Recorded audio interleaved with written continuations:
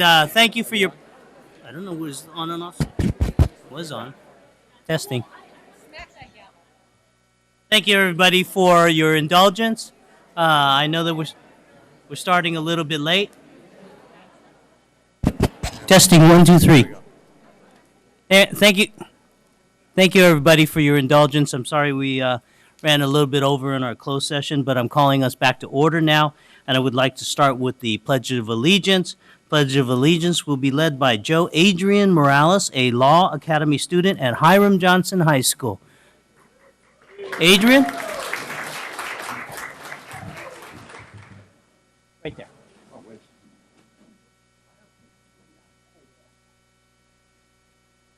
Hello, everybody.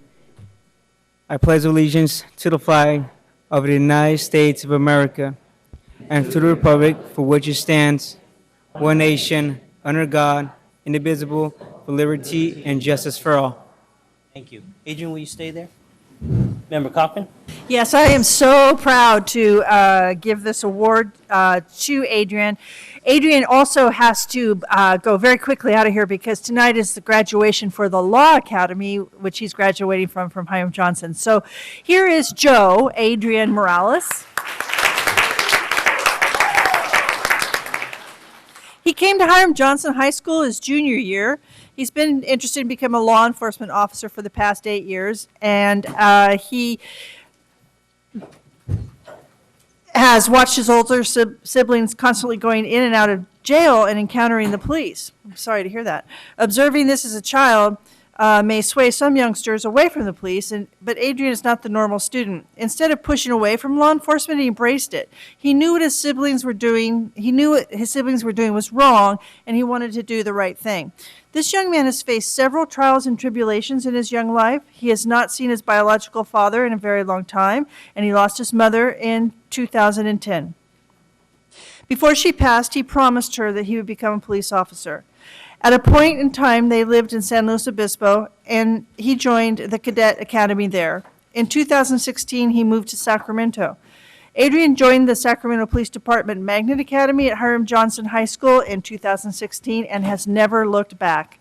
He quickly made an impact by winning a gold medal in the Regional Skills USA competition in 2016 held in Sacramento. He unfortunately was not able to attend the state competition that year. In April of 2017, he attended the state competition and in his typical fashion won a gold medal. Adrian has professional goals and is steadfastly working to accomplish those goals. In late June, he will be competing on the national stage against students across the country in the field of criminal justice. Last semester, he held a GPA of 3.5. He proudly represents Hiram Johnson High School, the Sacramento City Unified School District, as well as the Sacramento Police Department. He is on the path to be very successful in his future. I congratulate you, and I wish you the best of luck in Kentucky. Thank you, everybody.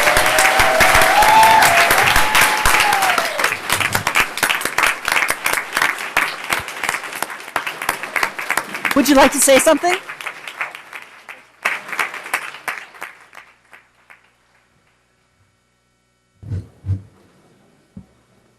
So I would like to say thank you to everyone for having me here tonight. Great night tonight. I'm graduating from the Law Academy right now in Hiram Johnson. I'm thankful that I'm here tonight, receiving this thanks from everyone from the district. I really appreciate it. Thank you all again.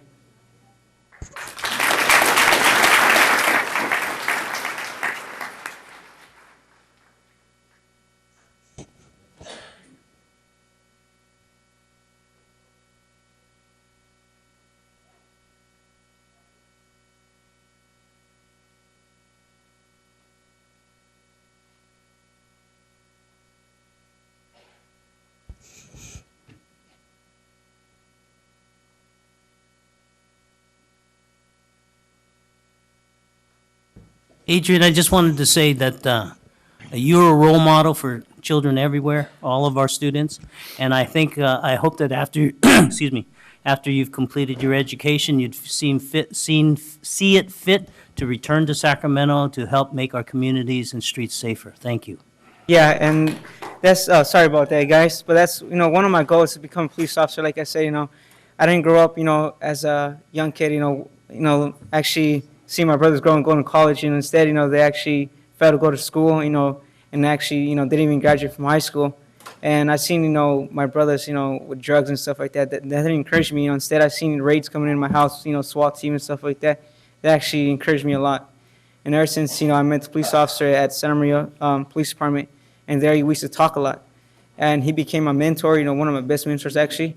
And ever since then, I knew that I wanted to be a police officer. Now that I have a chance, I want to take that chance and actually, serve my community also and, give back to the young people of the community also. I see you. Yeah. I see you not only serving our community, I see you as a future mentor to students who are coming behind you. Yeah, and that's one of my goals also, now that I graduate from high school, I want to make sure I leave a path for other students and train other, young cadets that want to also pursue this career. And to, what I learn, I want to pass down to them, make sure they also learn, what I learned, and make sure they make it to Kentucky also one of these years after I leave Hiram Johnson. Thank you. Member Pritchett? Thank you, Member Wu. I just have one question for you. What time is your graduation at? It actually started at 6. It's now, they have called me multiple times to start heading over there because I'm actually late. Just make sure that you drive the speed limit, okay? Okay, yeah, sure. Okay. Thank you. Thank you, Adrian. You're welcome.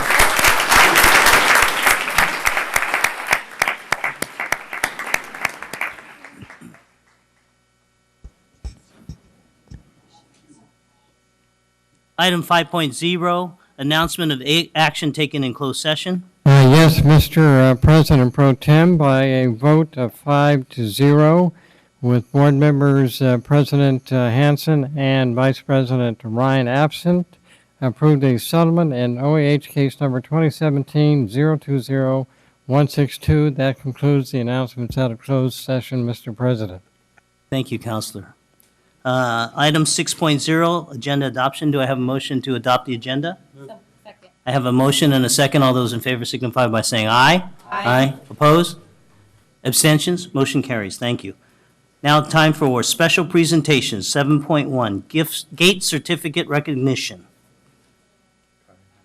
Carrie Hansen Smith.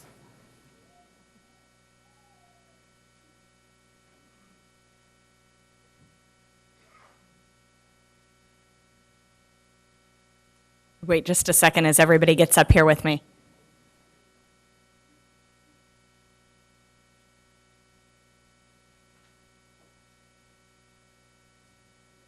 All right. Good evening. Good evening, Superintendent Bonda, Vice President Wu, and members of the board.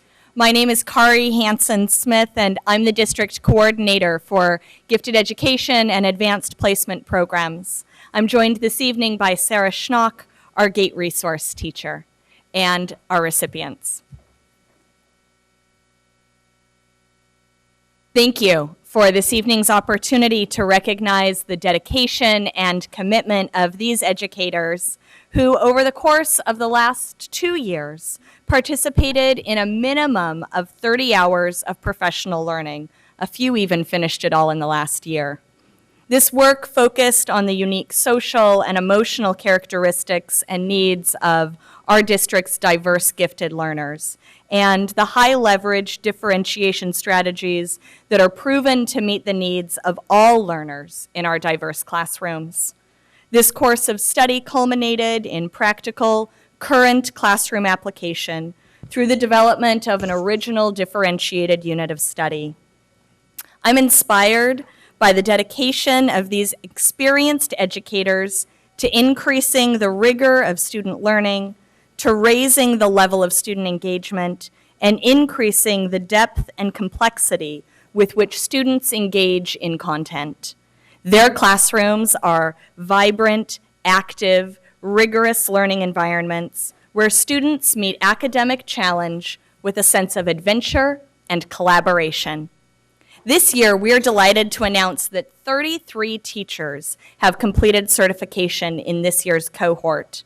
Tonight, I'd like to recognize those who were able to be present and at least name those who were not able to join us.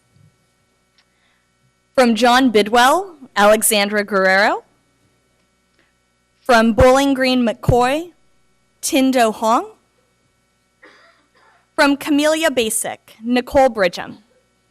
May Her, Kim Nguyen, and Rebecca Stone. From David Lubin, Karna Catalan, Tracy Hansen, Bridget Leiden McGrath, Kim Polo, Alicia Sandals, and Marianne Williams. From Hollywood Park, Kim Ehrenholt, Shannon Bliss, Rachel Bridges, Annalisa Collins, Jennifer Crawford, Laura Harvey, Cindy Johnson, Bibi Laguana, Elise Leon, Lisa Manna. From Matsuyama, Tara Nylander. From Martin Luther King, Beth Garland and Mabel G. From New Joseph Bonheim, Sandra Enriquez and Rebecca Van Nest.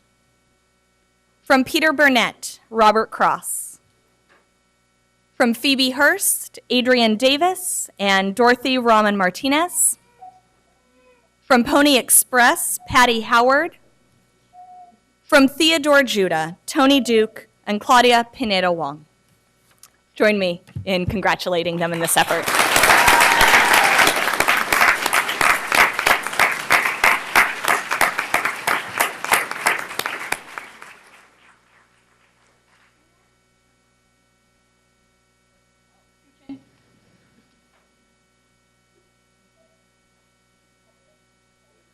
And we might need to make 2 rows.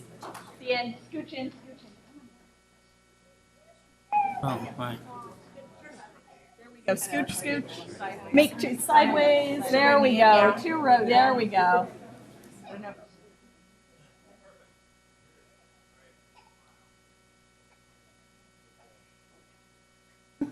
Carol, where's your Nixon move? All right. All right, thanks everybody. All right, thank you so much. Thank you for your dedication to our students, our children, and for our future scholars. Item 7.2, Seal of Biliteracy Recognition. Vanessa Garrard. Oh, do we have public comment on that? Sorry. Darlene Anderson. Okay, Good then. evening. Thank you, Board Superintendent and Board President and other honorable board members. This is a question of how we actually utilize our resources. I remember the last time we honored 10 GATE teachers, and I wanted to know, how do those GATE teachers help support the failing students in our district? We have a district of 70% poverty, and we cannot say how that support is given from GATE teachers to the rest of the teachers who are not successful with students. Let's say, where does the money come from to train these teachers? It comes out of the general fund. How does the general fund money support all children? Well, we can't say how it supports students who are not GATE, but we can actually congratulate all those teachers who went through the process and who've been going through the process for several years. They work with GATE students. Well, let's talk about students in special ed who may be gifted, who are not GATE. And we can't even talk about the failure rate in this district, but we cannot talk about really is how we utilize our resources. We have some excellent resources that are not shared amongst everyone. And we have a seriousness of failure in this district for most children. It really has to do with governance, it has to do with structure, and I asked at the CAC meeting, how can we get the GATE teachers involved in the oversight of what's happening with the failing students? Guess what the response was? I just don't know how we would make that happen. Well, if you use money, then you need to figure out how it benefits all children.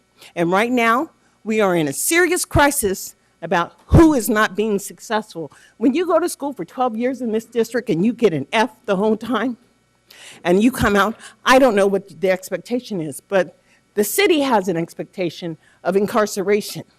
And we know that our kids are dying on the street. So I want to know how this district is going to better utilize all those resources that are generated from those kids who are below poverty. How are you going to affect their their ability to learn. And I think that it's going to take a conversation with all the people who are benefiting with the resources that they're getting paid on. Thank you. Ms. Anderson. Item 7.2, seal of biliteracy.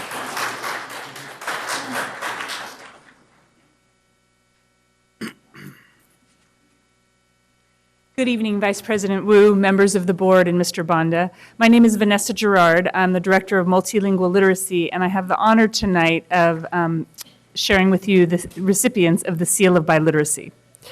The California State Seal of Biliteracy is an award created by the state of California and given to graduating high school students who have attained high levels of proficiency in English and in one or more other languages. These students met or exceeded the English language arts standards on the CASP test and show competency in a world language through high school coursework, testing through the AP or IB programs, or by passing a state-approved test in a target language. This test includes reading, writing, speaking, and listening.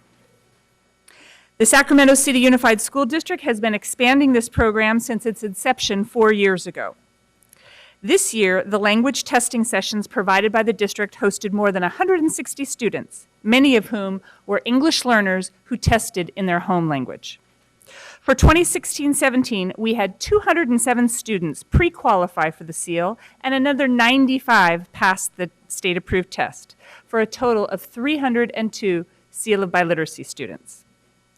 In addition to receiving the recognition tonight, the recipients of this award also receive acknowledgement through the state of California, which bestows upon them golden seals for their high school diplomas. This award will also be noted on their transcripts, a verification that will identify them as biliterate, a huge asset in the 21st century global market. We'd like to take a moment to thank the parents, teachers, administrators, and also our contacts at each school who helped us to coordinate the Seal of Biliteracy. I'd now like to introduce the Sac City recipients who are able to come before the board this evening. We have students, if you would just take a step forward so everybody knows who you are, okay? Kylie Wong from CK McClatchy, Japanese. Olivia Sassoon, CK McClatchy, French. Geraldine Castaneda, CK McClatchy, German. Lena Camille, CK McClatchy, French. Annie Jimenez, CK McClatchy, Spanish. Alma Rodriguez, Arthur A. Benjamin Health Professions, Spanish. Angelita Nambo, JFK, Spanish. Soshi Montes, Hiram Johnson, Spanish. Yasmin Isla Chavez, CK McClatchy, Spanish. Jocelyn Romo Gutierrez, CK McClatchy, Spanish. Jose Perez, CK McClatchy, Spanish. Amani Pierre Bagdir, CK McClatchy, German. Jovian Lin, John F. Kennedy, Chinese. Kiana Lee, John F. Kennedy, French. Kenji Fong, John F. Kennedy, Latin.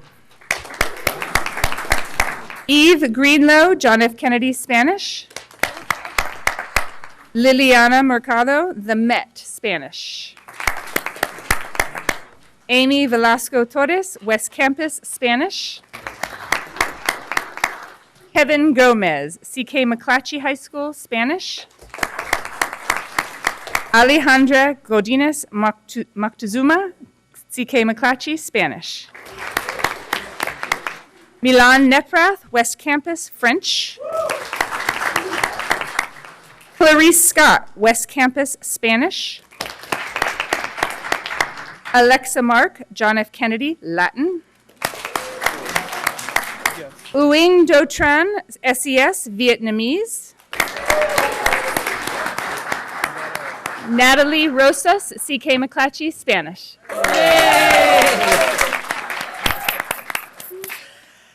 So thank you very much for allowing us to come before you and share this wonderful honor. We appreciate it. Congratulations, all. Member Pritchett.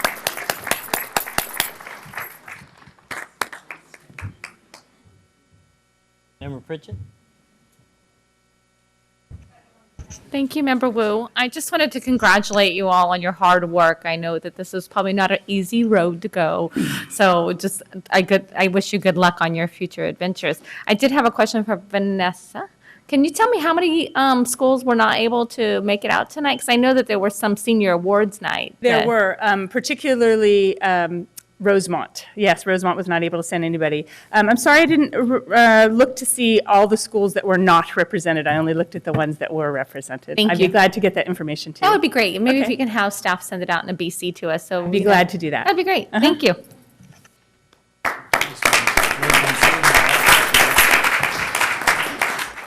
Picture time. Can you guys come in or? Do they need to line up here? Natalie, get down there. Yeah, just come in. Why not? Go around to the front, guys.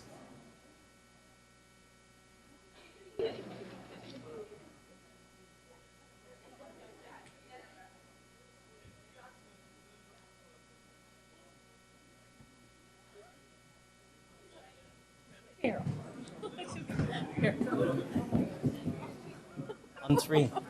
Are we gonna? 1, 3. 1, 2, 3.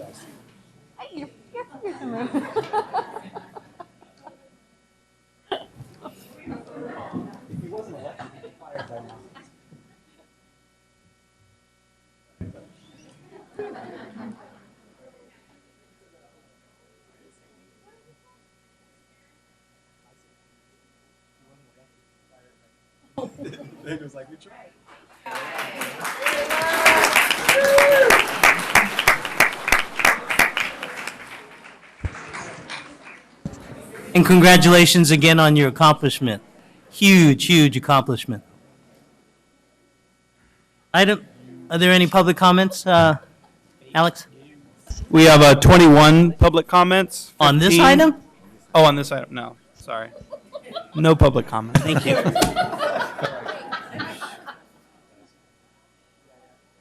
It scared me. Item 7.3, 2017 California School Recognition Awards, Gold Ribbon, Green Ribbon. Superintendent Bonda, Kathy Allen, Mary Hardin Young, and 2 Carews. Come on up. Last night at the 2017 California School Recognition Program, our district received 5 outstanding awards, and we'd like to acknowledge those awards tonight. The 2017 Civic Learning Award celebrates public schools' efforts to engage students in civic learning. The awards went to Arthur A. Benjamin Health Professions High School and Leonardo da Vinci K-8 School. Congratulations to both of these outstanding schools for their work in civic education. Our district was also honored with a Green Ribbon School Program Award and 2 Gold Ribbon School Awards. I'd like to call up Rachel King, our Project Green Specialist, and we do have Mary Hardin Young here representing Cal Middle, and then is Jim Hayes? Jim's in the back. Jim, come on up. Jim Hayes, Principal of School of Engineering and Sciences, to share the practice that was highlighted in their award. Good evening, Superintendent Bonda, Vice President Wu, and members of the board. As Superintendent Bonda mentioned, my name is Rachel King. I'm the Project Green Specialist for the district. I'm here on behalf of the Green Ribbon Award that we received. This year, we received a California Green Ribbon Award Gold level for 2017. This is our 3rd consecutive year winning this award. This is part of the National U.S. Department of Education Green Ribbon Award. So this is the state program that represents that program. I don't have a whole team of people like the rest of the awards you saw tonight, but I do want to emphasize that this is a district level award. So it is not an award that I accomplished myself, but with all of the various programs that we have here throughout the district. So some of the programs I'd like to highlight are based on the various pillars that make up the program application. Pillar 1 is resource efficiency. Programs that we do in facilities like energy conservation and the irrigation improvement projects we've made. Programs like Prop 39 where we make facilities improvement projects. improvements to our schools. The second pillar is health and wellness. Programs like our food literacy program that we have in multiple schools throughout the district, as well as our district wellness committee, are highly represented in this category. And then the third pillar is environmental and sustainability education. So programs that are highlighted in this category are Green Week that you guys adopted last fall, as well as Project Green and our Growing Together garden curriculum.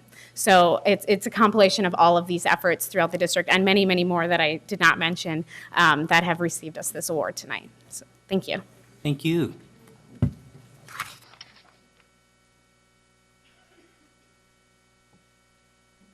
Andrea Egan, the principal of Cal Middle School, could not join us tonight. She's actually feeding her PTSA board to honor parents for their year of service.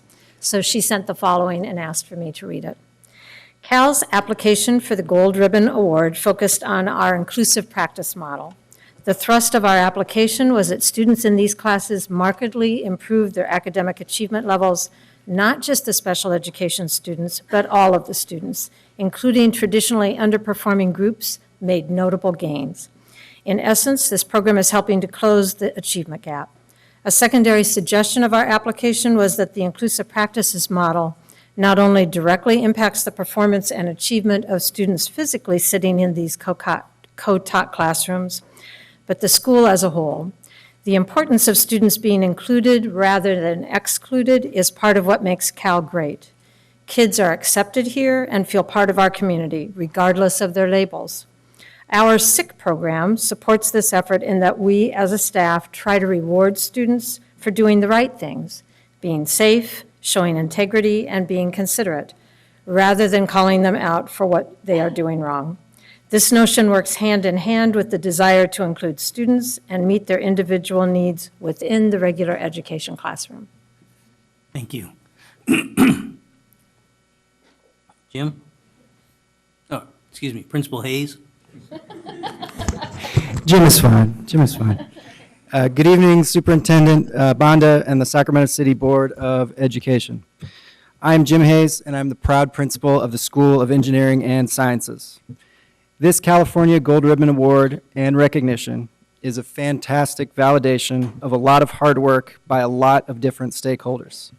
I'd like to thank the district for their support of our school, the parents for being a partner in their child's education, the students themselves for giving their best effort always, and the awesome staff at SES, which is an incredibly hardworking and collaborative group of educators. It is a privilege to work with all of you for the betterment of the youth that we serve.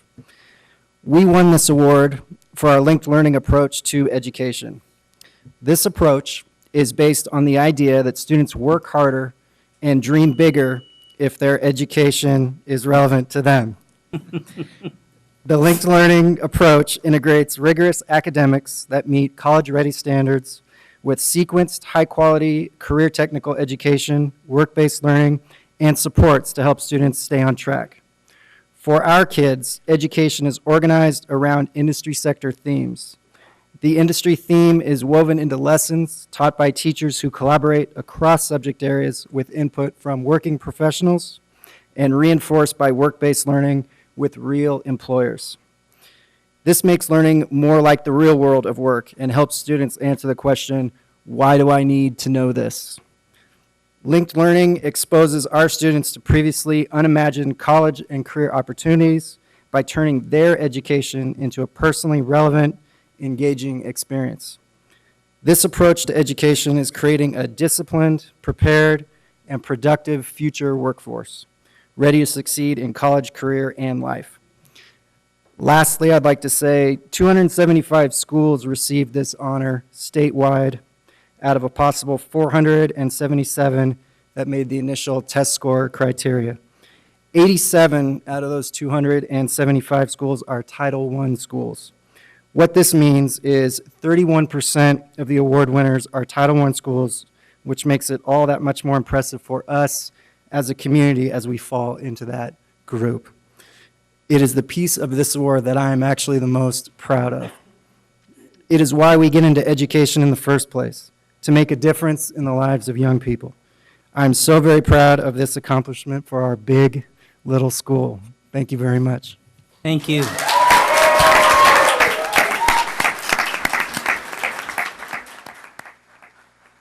I just want to say thank you to Member Pritchett and thank you to Second Vice President Wu for attending the award ceremony with us last night and showing your signs of support.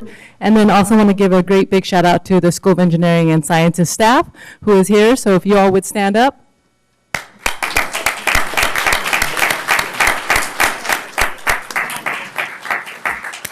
Thank you. Thank you. I think we have, do we have a comment? One public comment, Darlene Anderson.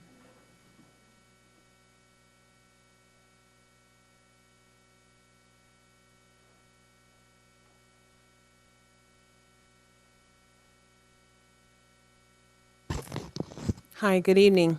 I want to say that SES was a great opportunity to understand how much parents' involvement makes a difference when your child has a disability.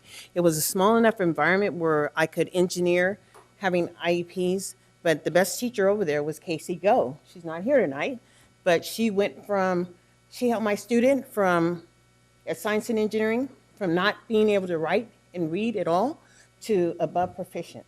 And that made a difference. And I'm saying that it's important to have a small enough environment to work with all kids.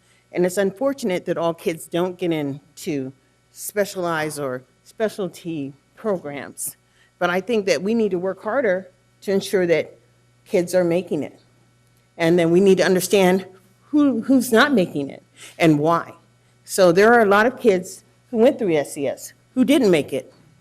But I would like the district to know some of those concept ideas and understand what's happening in the district. We have a small number of very efficient programs that are working, but they don't work for all kids. We don't do enough for the rest of the kids.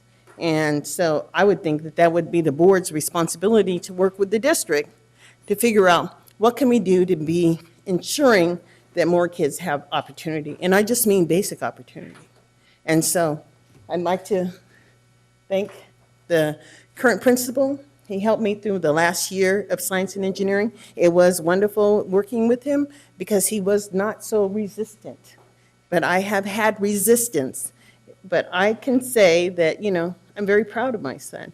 And I'm proud of the working atmosphere at science and engineering and proud that I had the ability to navigate the educational process at SES. Thank you. Thank you, Ms. Anderson. Mr. Barrios, any other question? Any other comments? No other public comment. Thank you. Thank you very much for the presentation and congratulations. Thank you.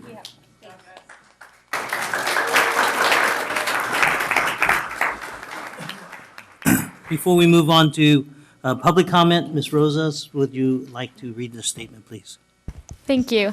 This meeting of the Sacramento City School Board is being recorded in its entirety and will be cablecast on Metro Cable 14, the local government affairs channel on Comcast, Consolidated Communications, and AT&T UVerse. Today's meeting will air Sunday, June 4th at 9 a.m., Monday, June 5th at 6 p.m., and webcast at www.sacmetrocable.tv. We welcome members of the audience to address the board. Please fill out a speaker form located in the back of the community room and give them to our communications representative prior to the conclusion of the items presented.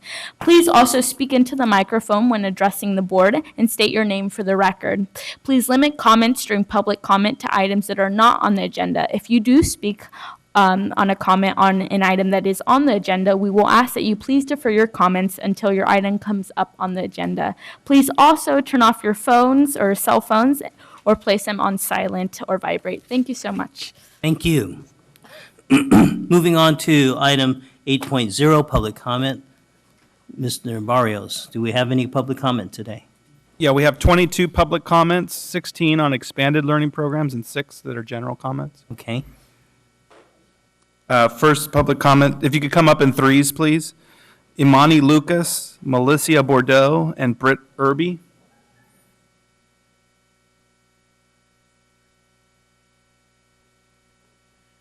Okay, moving on to late Jayla Shields. Okay.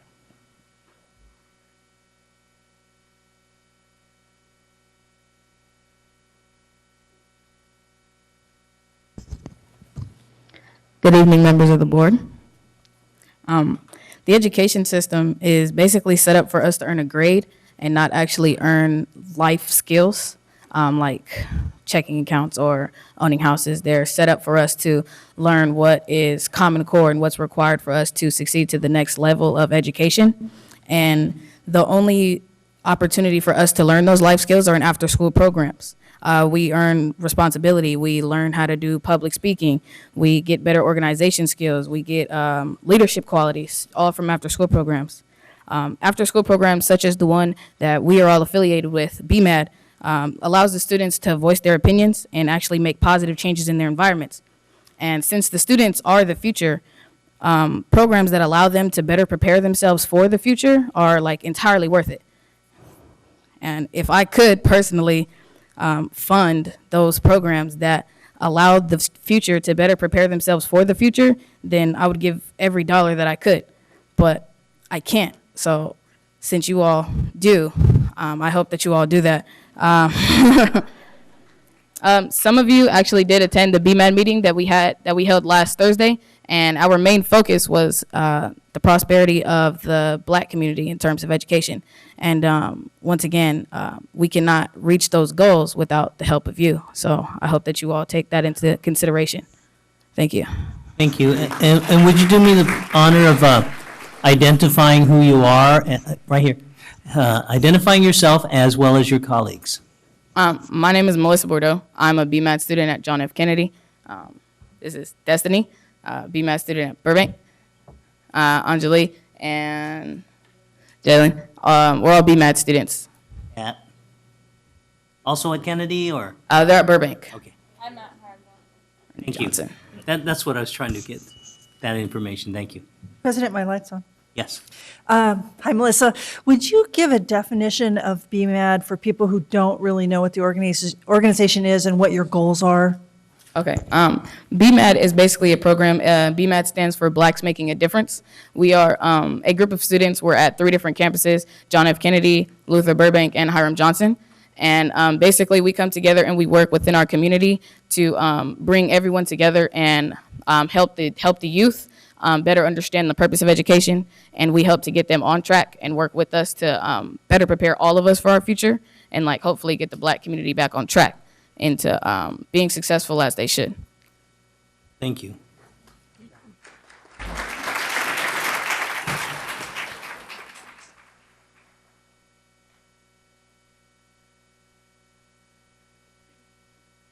Good evening. My name is Jayla, a current graduating student at Luther Burbank, and I wanted to address why do the staff and everybody at Burbank won't let us know. I'm not explaining it. Okay, so currently at Burbank, they want us to graduate, but they don't give us the requirements on time. They'll let us know late. So for me, I didn't know that I wasn't going to be able to walk the stage until I had checked in, and they weren't going to tell me. I had to check in myself personally to find out that because I was missing a couple classes that I wasn't going to be able to walk. And I wanted to know, why do they tell students so late or won't tell them until it's almost time to go? Because I graduate in 2 weeks. Thank you. We'll look into that, though.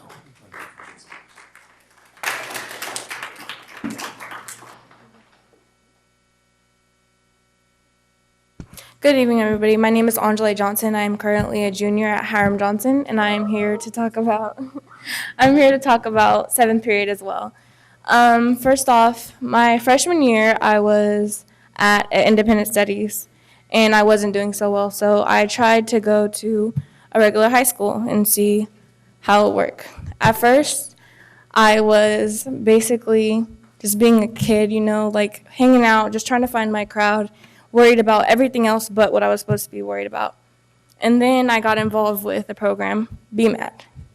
And with BMAD, before BMAD, I wasn't thinking about college. That wasn't really on my mind. But with BMAD, I met Marion and Jody, and I told them when I first really started talking to them about college, I told them I didn't think I was likely to graduate because of my grades, and Jody and Marion worked with me and showed me that if I do better, it wasn't too late, that I could actually graduate. And right now, all my grades are actually really well. I don't have any failing grades. My lowest grade is a C. And without BMAT, I wouldn't be here. Like, I wouldn't be at this point that I'm at right now. I would probably still be worried about going to a party or, like, I wouldn't actually have the motivation, because these teachers, they actually reach out to us and listen to us, listen to what we have to say, and incorporate our ideas with what we're gonna do. Say, if we have an activity, they listen to us, they ask us what we want to do, and actually put our ideas to work with what the situation that we're working with. For instance, we went to Davis, and there was a few workshops there, and in those workshops we were able to learn about our roots and where we came from, and we were able to choose it's not just mainly solely focused on blacksmithing. It's not just about the black community, it's also about getting your education. They're all about our education. Like, that's what BMAT is about. And I'm sorry, I'm repetitive. Without this program, I wouldn't be where I am. And I feel like if you guys take it out, a lot of the students who are being successful right now will most likely not. Thank you. Member Cochran?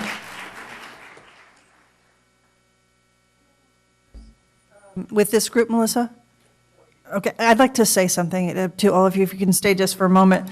So I had the pleasure of attending the BMAD meeting, and I left there inspired and in awe of the power and the intelligence of the students.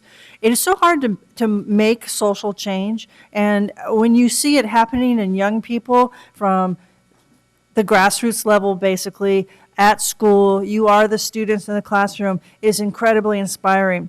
So we are facing some problems with our budget and after-school programs, and I understand that you are here tonight to advocate for your program so you do not lose this opportunity.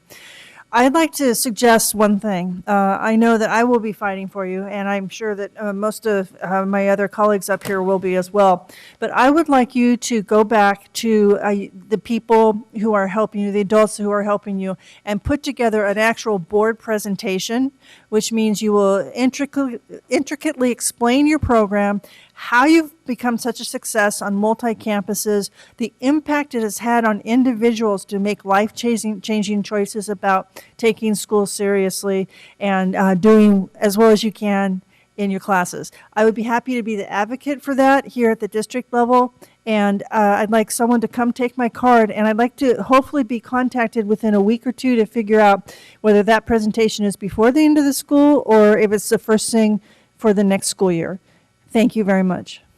Thank you.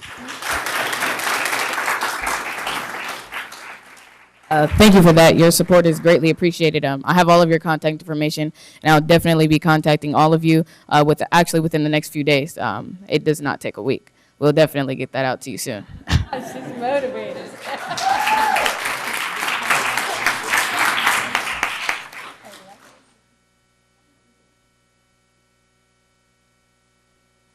If those are cards of support, you may give them to our communications director. I have a few up here already. Wait. Oh, You there's missed more? some. Well, the You missed rubber some. band broke.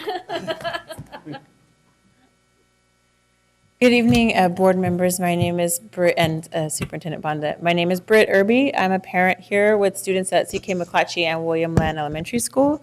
For some of you may know, I also was able to be a part of the youth development team over the expanded learning programs a few years back. I'm here to talk about after school, before school, and summer programming. As you know, we came in May 4th and heard the presentation and heard the news about some of the grants not being refunded. And you responded both in what you shared and also in action. It looks as though about a fourth of the gap in funding has been allocated now to protect some of those programs. So I'm back again, as are several other in the audience, to talk about fully funding that gap for the grant that was not refunded. So the 1/4 makes a difference, but it won't result in, ultimately, there will still be doors that are closed, right? The before-school programs at William Lyon Elementary will go away, period, be gone. School starts at 9. So for those of us that are working parents, we need the before-school programs. Our summer programs here not only engage young people, but they feed the community. Every single program is a feeding site for any child 0 to 18. So obviously, these are critical. I believe that you all support that. I want to highlight that many other districts, since transitioning, have had opportunity to work with other districts around expanded learning, and most don't have those grants. They use district funds, they use LCAP dollars, and particularly they use the supplemental concentration funds.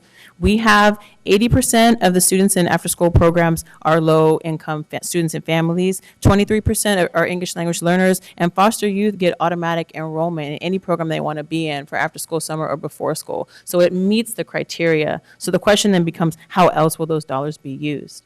This impact disproportionately hits our lowest income families. So for that reason, I really want to encourage and push for that full funding. We can look at a sustainable means to continue funding later, but for this year, we can't close those doors. Thank you. Thank you.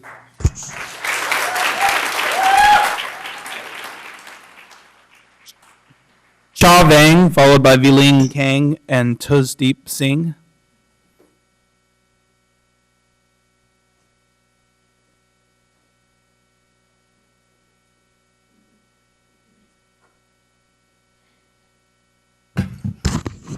Good evening, board members and Superintendent Banda. My name is Cha Vang with Hmong Innovating Politics. I just want to first thank the board members and their staff for moving the agenda items with students and parents up. As much as I think the parents want to stay here until 2 a.m. with you all, I think it's a school night, so we really appreciate that. Before I started working with HIP, I ran after-school program, extended learning, in 2 different school districts for close to 10 years, so Twin Rivers and Sac Unified. And in a lot of our programs, I've seen really positive outcomes in terms of the youth that come through our after-school programming, many of which come from poor communities of color, and now they are university students, productive university students who are leaders at the universities that they're at. And it's just a testament to a lot of after-school programs that happen at all the school sites, right? Not just with the programs that I ran. But that being said, it's just emphasizing the need for after-school program is so important because it does impact our most vulnerable community members and the populations that live in these poor areas. So this is really an opportunity for the school board members and the district to show our students that they really care and they want to provide that space after the classroom time for our students to learn, right? For many of our English learners, they don't have a place to learn after their school day. And so after-school extended learning programs provide that opportunity for them. So HIP is really here to support the board to fully fund the $3.3 million. And we're looking to your leadership to make sure that happens for our youth. Thank you. Thank you.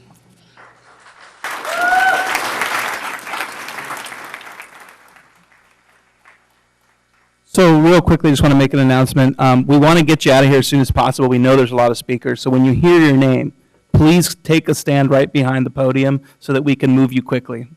Next 3 speakers, please stand in line. Viling Kang, Tuzdeep Singh, Elijah Crane, followed by Elizabeth Sparsa. You guys want to speak?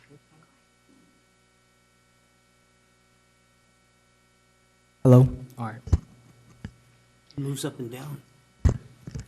Hello, my name is Yilan Gang. I'm a senior at Hiram Johnson High School. Today I will speak about how we need and want this after-school assets program. First of all, thing about me is that I'm a dancer. I enroll in this 7th period of dance. One thing about me is I love dance with all my heart. It's my passion. And then to be able to dance is the way to express myself and show who I am as a person. And for me not to be able to express that is heartbreaking because that's what I love. I don't want anyone to tell me that I can't do what I love. And also, speaking behalf of some students need this 7th period to catch up on classes they do need, such as A through G requirements required for high school. Some students I know also really took that class really serious. The one thing you can't really change about how if I wanted to dance, yet people needed it, you can't really change the passion of how a person actually feels about that class. I really need to express myself, yet I really want to express myself to you guys as if I was a person because I love dancing and that is my thing. I don't want to be told that I can't dance. And we need that. You can't stop the beat.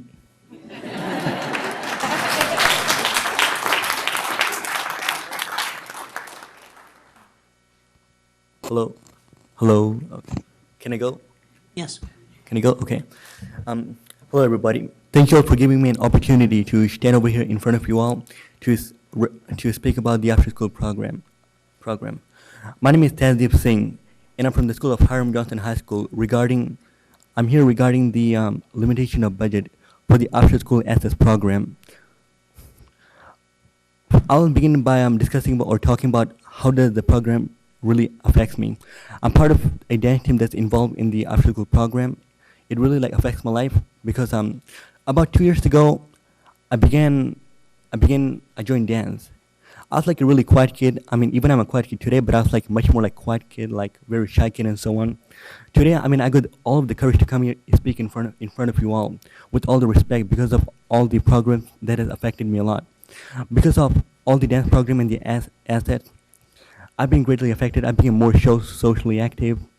And there are a lot of people who really affected me. I mean, I kind of easily got affected by all the people, more saying that whenever they say something, I really get affected. But now I'm because of the asset program, I'm more capable of making my own choices. I'm more independent. I can take leadership roles, and I'm more understandable. I'm also basically capable of adapting to any situation quickly. I would say please give the program because the reason is it can affect a lot of kids. It's more saying this program represents the school and we represent the city and the city represents the nation.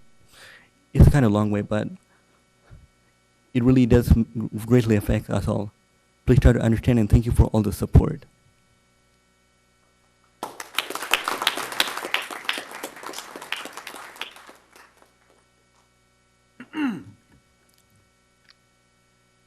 Hello there. My name is Elijah Crane. I currently work at Assets at Hiram Johnson. I just got my history degree, bachelor's, at Sac State, and I'm entering our credential program. So you guys should see a little bit more of me in the future, hopefully.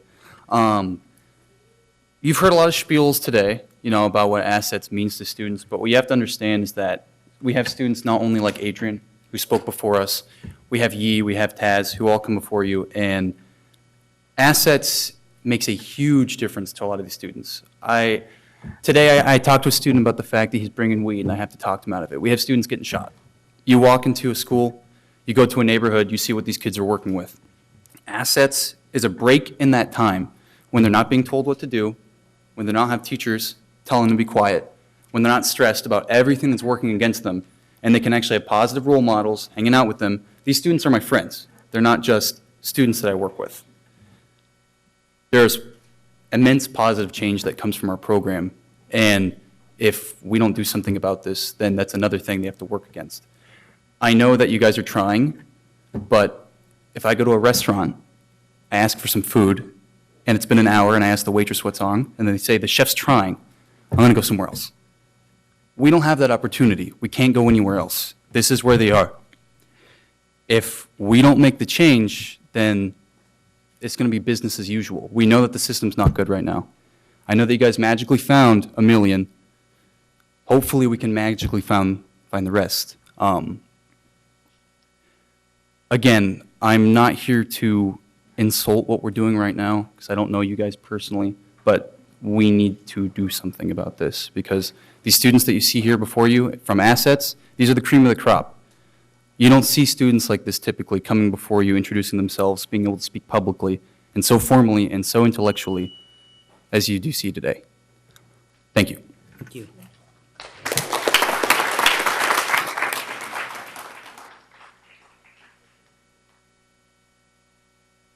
Elizabeth Esparza, followed by Brett Kwan and David Constanero.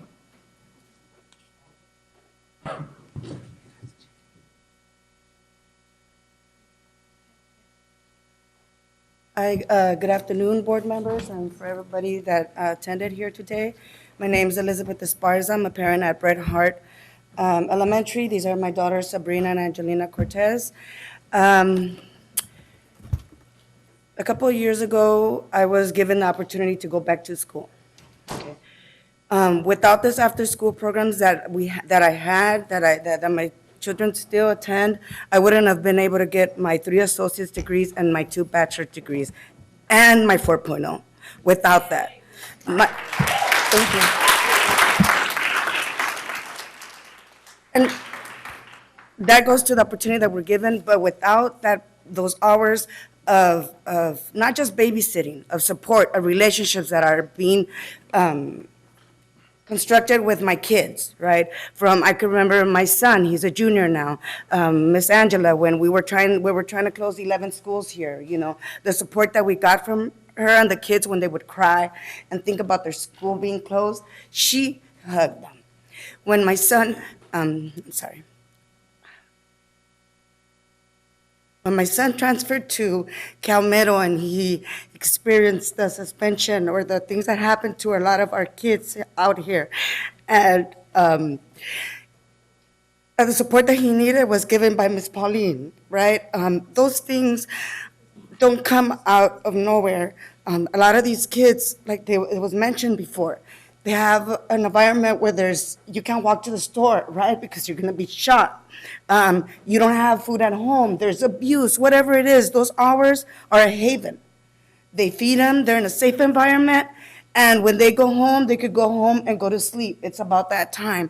But without those 4 hours, we don't have any kind of YMCA where all our kids could go. I mean, there's a YMCA, but I can't afford it. So please don't cut this. I know it's not on you, but we really need to join in and fight for these kids. Thank you.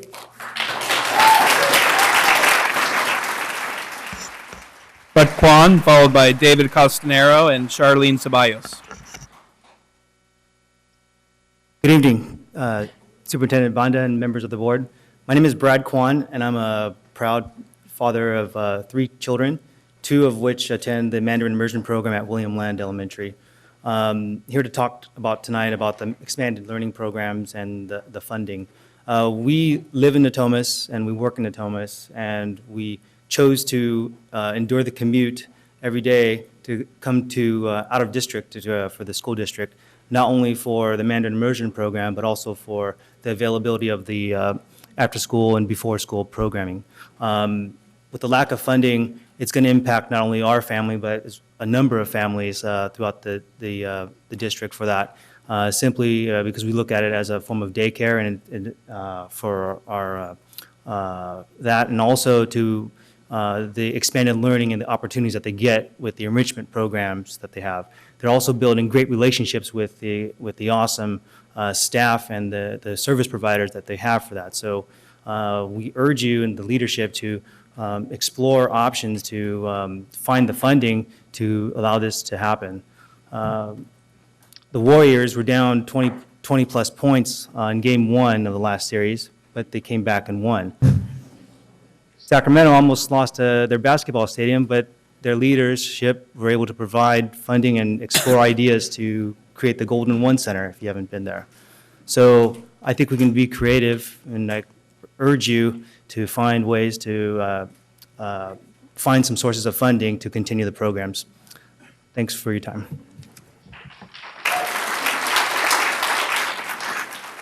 David Constanero. Good evening. My name is David Constancio. I am the program manager for the William Land Expanded Learning Program. Currently, we serve about 273 kids after school. Next year, we're slated to have 85 spots. We already had a registration night for next year for parents interested, and we received over 250 applications for next year. So again, as some people have shared, I am appreciative of the funding that has been identified. But with that, it's simply just not enough to fully fund the need of my community. I am actually a product of after school, was in the original 1996 pilot program at Harkness Elementary.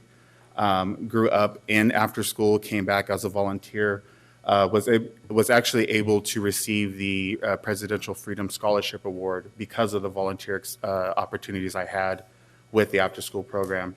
And eventually, as a employee now, working in after school for almost 12 years, I've seen those opportunities come back and able to provide those to the kids in my program. And that's kind of what my drive is every day, is to make sure those kids have all those same opportunities that I had, and even more than what I had in after school.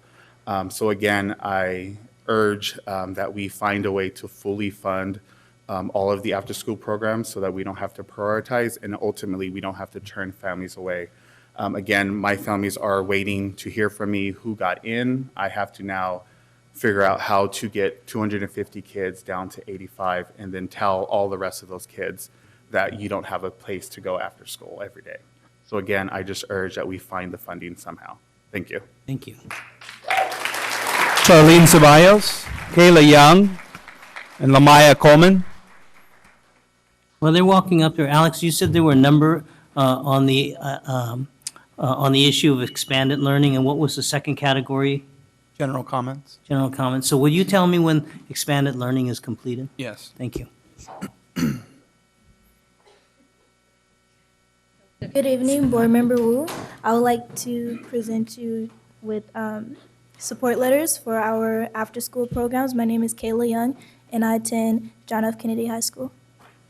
Thank you. I'll add it to the foot of cards I already have.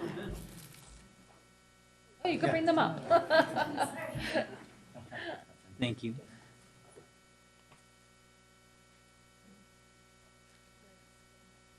Actually, they're gonna fall over. Good evening, board members. My name is Charlene Ceballos. I'm with the center. I'm also the program manager at Woodbine ACES. Behind me is the face of after school. Not only my staff at Woodbine, but also my colleagues. Not only does after school save our students, but it also saves us as well. These college students obviously depend on after school programs to gain the experience for their college careers and for everything beyond. And for us as program managers, not only do we help these students achieve goals and the things that they want to learn that they are interested in, but also we learn from them. So I feel like expanded learning programs not only benefit the students, but benefit those that are still continuing their education even outside of the K-12 system. So I'm urging you board members to please not only save our students, but save our learning as well. Thank you. Thank you. Thank you.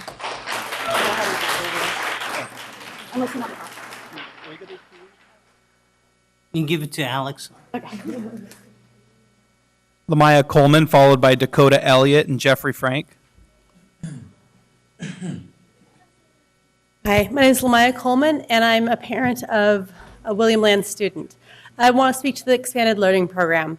When I heard it was getting cut, or the funding was partially getting cut, it was obviously a concern, but then when I heard the presentation at our school that they're wanting to move to a hybrid program where it's partially subsidized, partially paid, I thought that was a great idea. And so I really want to encourage you guys to support and make space for a hybrid program where it's not, where the staff don't know there's no differentiation between those who are subsidized, those who are paying. And, sorry, I feel like our family is a family that could afford to pay, and I thought it was really odd. I wanted to have my daughter in expanded learning at William Land and not have her go to the YMCA, but I thought it was odd that the only way I could get her there last year was by taking one of the subsidized spots. And so that meant that, in all likelihood, a family who couldn't afford after-school care ended up not getting a subsidized spot because my daughter did, and I wasn't willing to give it up. So I think having a hybrid program is a really great idea. I'm also excited that it may not be the same cost as something like Fourth R, because that's a ton of money. So I just wanted to support that. Yeah, thank you very much. Thank you. I forgot. Yeah, and in terms of how you guys distribute the money, I think it's really important that you look at the needs of the schools and the needs of the students in a global sense for where to put, how to distribute the funding. Thank you. Thank you. Dakota Elliott, Jeffrey Frank, and Frank DeYoung.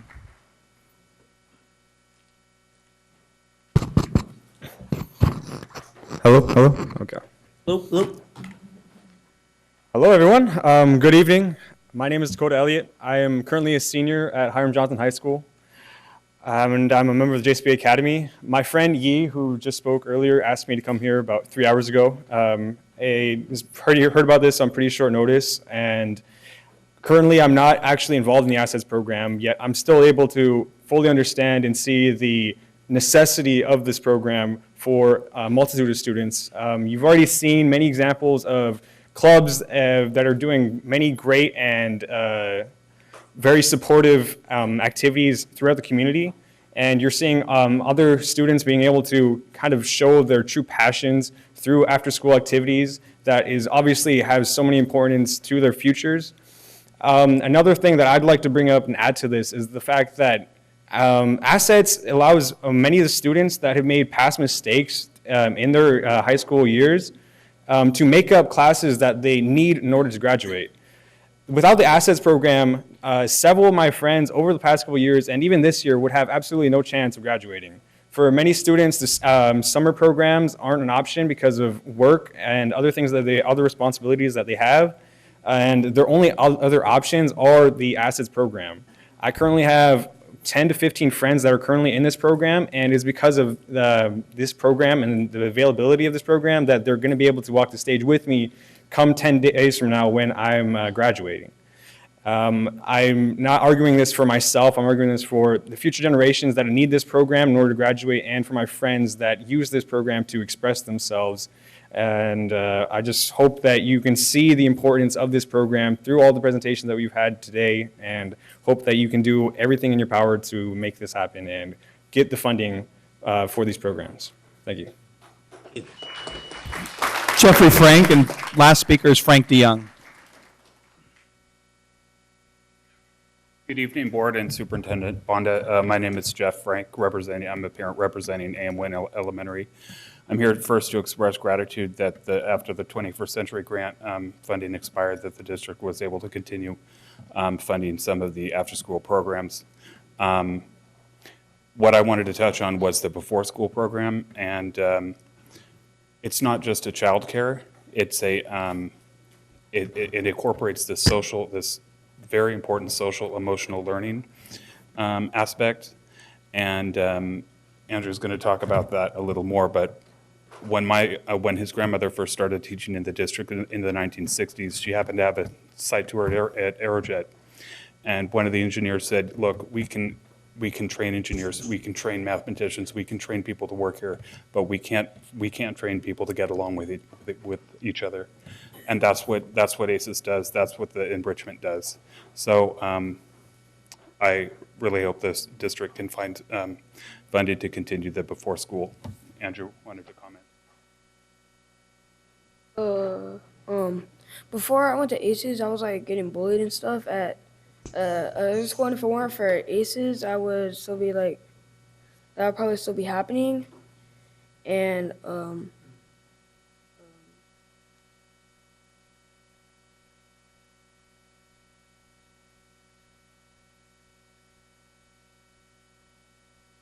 Yeah.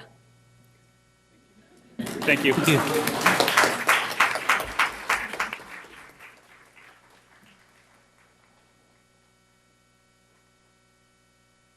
Good evening, Superintendent Banda, fellow board members. My name is Frank DeYoung with Hollywood Park Elementary School. I'm here to talk about expanded learning because I think it's vital to the children of our community. I know some of you on the board are probably thinking, we only have so much money. Well, let me paint this picture for you. You put these kids on the street, and where do you think they're going to end up? And what is going to be the cost of the community, the city, the county, and this district to try to keep them in school and get them graduated? Supplemental funding is exactly out there for the kids that are targeted in these after-school programs. How tough can this be? It can't be that hard. It's low income, English learners, foster children. I mean, really. I'll tell you what, my grandson will not be in an after-school program next year because he has a place to go, and I don't want some other kid to be deprived of that opportunity. But the rest of these kids don't. And once they're on the street, I don't think I have to paint you a picture of who's waiting for them. So you guys, every time this board has a tough decision, it falls on like Area 5 and the low-income schools. Those are the ones that get closed. The low-income students get cut. They're not allowed to get the things that they need so that they can succeed.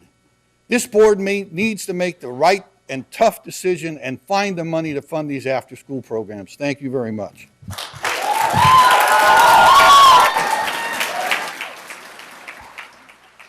Last speaker.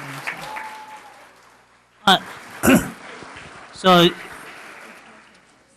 I'm going to exercise the prerogative of the chair to address expanded learning. I want to thank everybody for their comments, and I'm really, really distressed that that our funding was eliminated. But we up here need all of your help. Because if you have not been following the federal budget, our new Secretary of Education has completely eliminated Title I funding for expanded learning. So next year, there won't even be any money to pass to the state to pass to us. So we need your help in contacting our congresspersons to say that it is also important for you to have expanded learning in your classrooms, because we get a lot of blame because we're ultimately a decision maker. But the money is coming from Washington, D.C., and Secretary DeVos has recommended eliminating the program completely. $9 billion throughout the United States, completely. So we need your help to let our congresspersons know that it is important to you just as you're telling us it's important to you. Because Washington needs to hear that they need to continue to fund Title I. They need to continue to fund after-school programming because it is that important to you. I understand we're trying to find the money to continue the program, but the reality is if next year there is no money, I don't know what we're going to have to do to continue the program. So please help us, help you, so that your programming can continue. Thank you.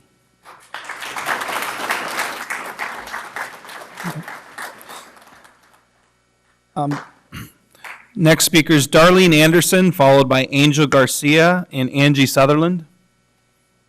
If you could please stand in order while you wait. Thank you.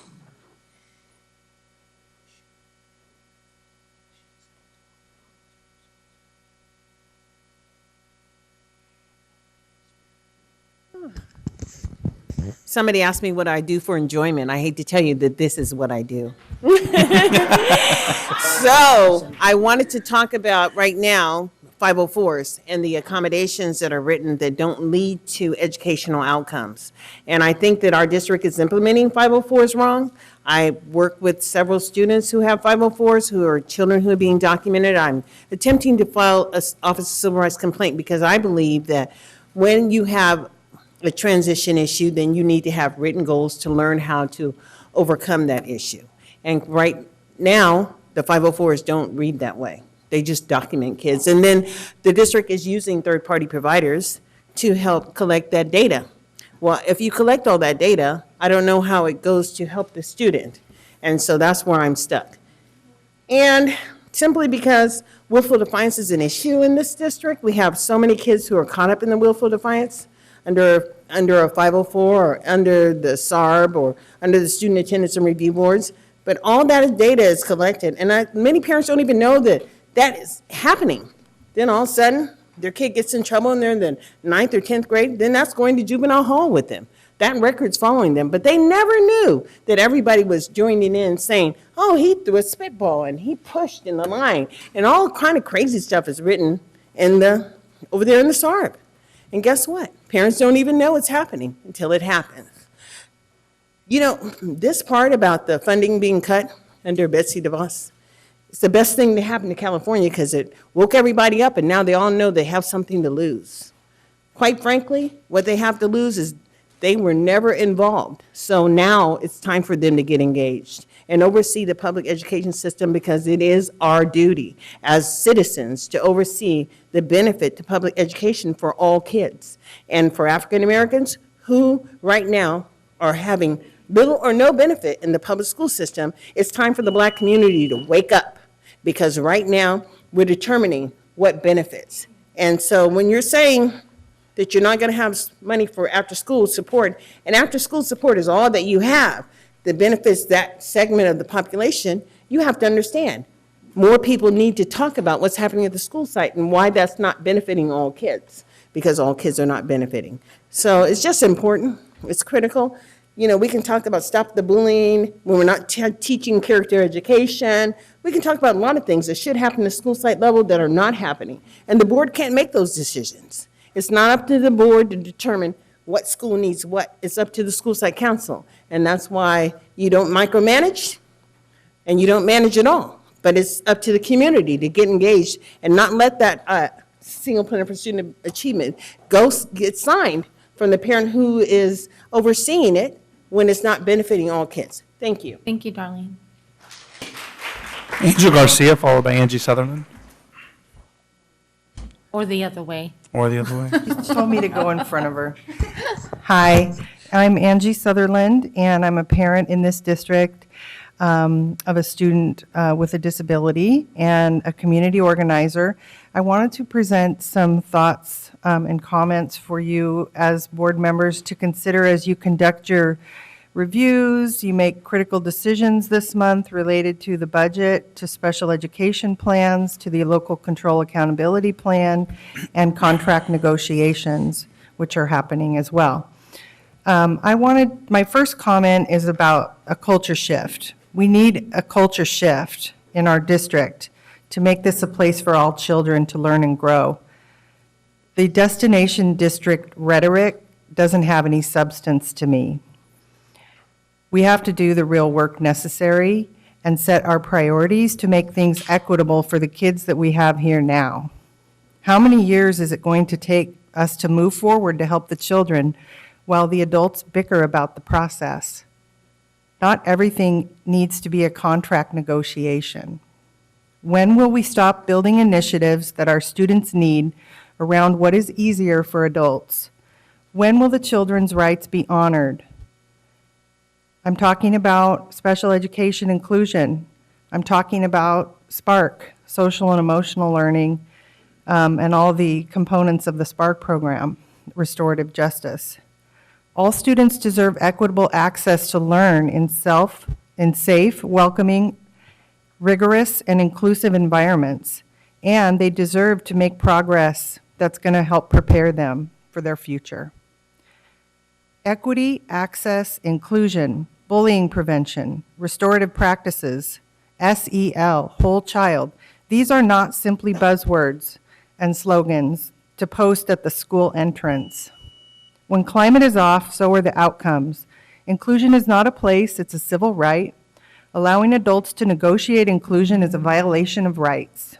With SEL, as it stands now, and leaving the school sites to make their own plans where they discuss a word of the week, they send a robocall out to the families to say, this is the word of the week. They post it on Facebook. It's not making a huge difference. We need to do more to closely monitor the climate and practices in each school with the goal of making every school a place where everyone belongs.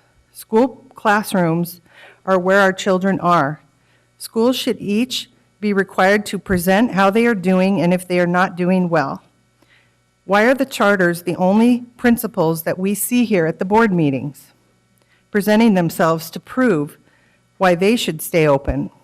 How are you also reviewing data, posing questions, and giving directives to the 60-plus other schools where most of our kids are? I'm not complaining. I know we have a lot of work to do, and I want to help, and I'm looking forward to transformative change and want to be part of the solution. Thank you for your consideration. Thank you, Ms. Sutherland. Good evening, board member, Superintendent Banda. My name's Angel Garcia. I'm a parent of 4 children and also a part of the CAC. I just wanted to piggyback on what Angie was saying regarding climate. We really need to look at not just the initiatives that we propose, but look at implementation to ensure there is a culture shift, as Angie mentioned. We need to look at outcomes to ensure that what we were saying we were going to do and what we did worked with not only students, but parents and staff. And we need to collect data to do that. It shouldn't be only special schools that do that. I want to give a shout out to the Met because thank God they're opening their doors for my son to go there because they're so supportive in such a school with a warm, inviting, welcoming climate. And it shouldn't just be those schools, and it shouldn't just be the after-school programs. And I do want to highlight the after-school programs because we have about 25 sites that I've noted that are at risk of their funding or their funding's being cut. I want to give a shout out. I heard Miss Pauline's name from Cal. When my son started getting bullied at Cal, Miss Pauline was his safe haven at the after-school program where he was okay. He didn't go into a crisis because he had that.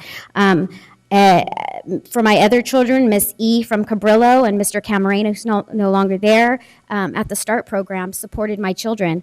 And now Miss Nguyen at Cabrillo has opened her doors so that my son Adrian, even with his depression, has a place to intern, and he volunteers there at the after-school program at Cabrillo. And it shouldn't be just the after-school programs and the special schools that have that welcoming climate. It should be all schools that are impactful. So, I look forward to working with you all, but I really hope that the initiatives, the resolutions that we talked about really come to fruition and they're not just in the form of a strategic plan, that they're outside the purview of just an initiative or a resolution. Thank you so much. Thank you, Angel. Maria Flores, followed by April Ibarra and David Fisher.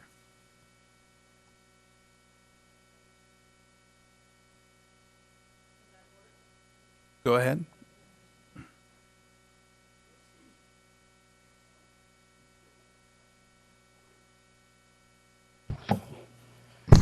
Good evening, board members and Superintendent Banda. Mi nombre es Abril Ibarra y yo soy una madre en el distrito de Sacramento escolar. Yo pudiera dar mi comentario hoy en español, pero no lo haré. What I just said was, good evening, my name is April Ibarra and I am a parent here in the Sacramento district.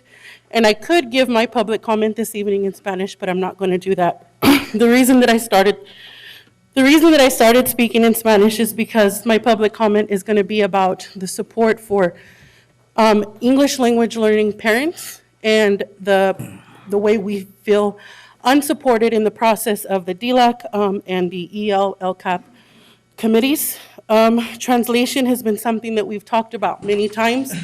When the LCAP draft came out, it was not translated into Spanish, and you have some wonderful and amazing parent leaders that don't speak fluent English and needed that in order to be able to have the same time frame given to the LCAP committee to be able to give you their feedback and have that meaningful time to think about what they were going to say. Something else that I often hear from some of the parents that I get to work with as a parent advocate in the district is that as English language learning parents, we often feel that we're not treated the same, and we are often requested to give input, but some of the input that we give is ignored. A couple of years ago, I got to meet with Superintendent Banda and some of the staff here in the district, and one of my concerns was around reclassification for English language learners, but also around graduation and the A to G requirements. Before I left one of the meetings that we had, I was reassured that we do support ELs in that area.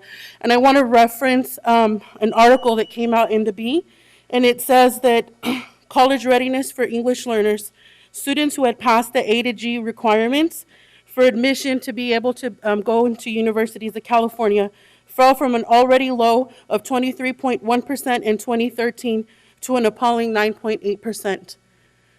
We are willing to work with you guys. We want to continue this collaboration to be able to reach out to the community and to those parents who are telling us what their needs are. Some of them came out to those town hall meetings that you had in the search for the superintendent. I sat in just about every one of them, and they were there, and they were ready to give you guys their feedback. So they're there and they're ready, but we need the respect, and we need to be treated equally because our students are generating a big portion of income that is coming into this district. Thank you. Thank you. Member Pritchett? I just wanted to reiterate what I think I saw that I heard our last speaker say. So if I understand correctly, was the LCAP presented to the DLAC in English? I wasn't there because I couldn't be there. I don't have the answer, but we have Ms. Teresa here, and I can translate the question. Okay, maybe if you guys can come up to the microphone. Can you repeat your question? Yes, so was the LCAP presented to the DLAC committee when it was presented to them, was it written in English? Cuando presentaron el LCAP al comité de DILAC, ¿estaba imprimido en español o en inglés o en otros lenguajes? No necesariamente en español. ¿O solo en inglés? A mí me lo entregaron en español. So it was turned into her in English, pero en la junta de DILAC. ¿En la junta de DILAC? ¿En español? At the DLAC meeting, it was presented to her in Spanish. Okay, that's what I needed to know. Thank you. But when it was released, it was only translated, the only thing that was translated was the actual format of what needed to be filled in. And in my opinion, part of that is because there's a lack of translation for the people working on that in general. So not necessarily their work, but the support that's needed so that they can get that information out in time. Thank you.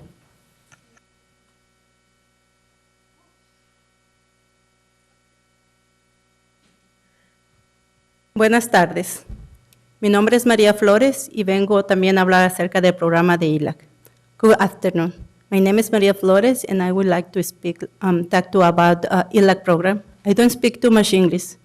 And I don't have any person over there because to speak English for me, translation, because she say only this meeting pay only for 8 o'clock. To traduce to me in Spanish. I don't know if you understand me. I'm so sorry, but I tried to, okay? Again, my name is Maria Flores. I have like 18 years in the district. I have four children in the district.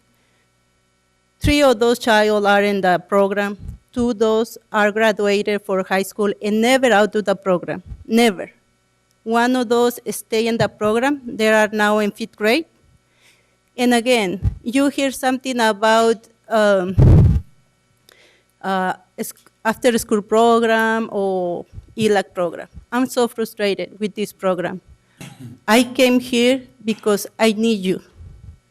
All this, and I don't know if behind me are a person who have child in second language program, or I don't know, I can express, okay?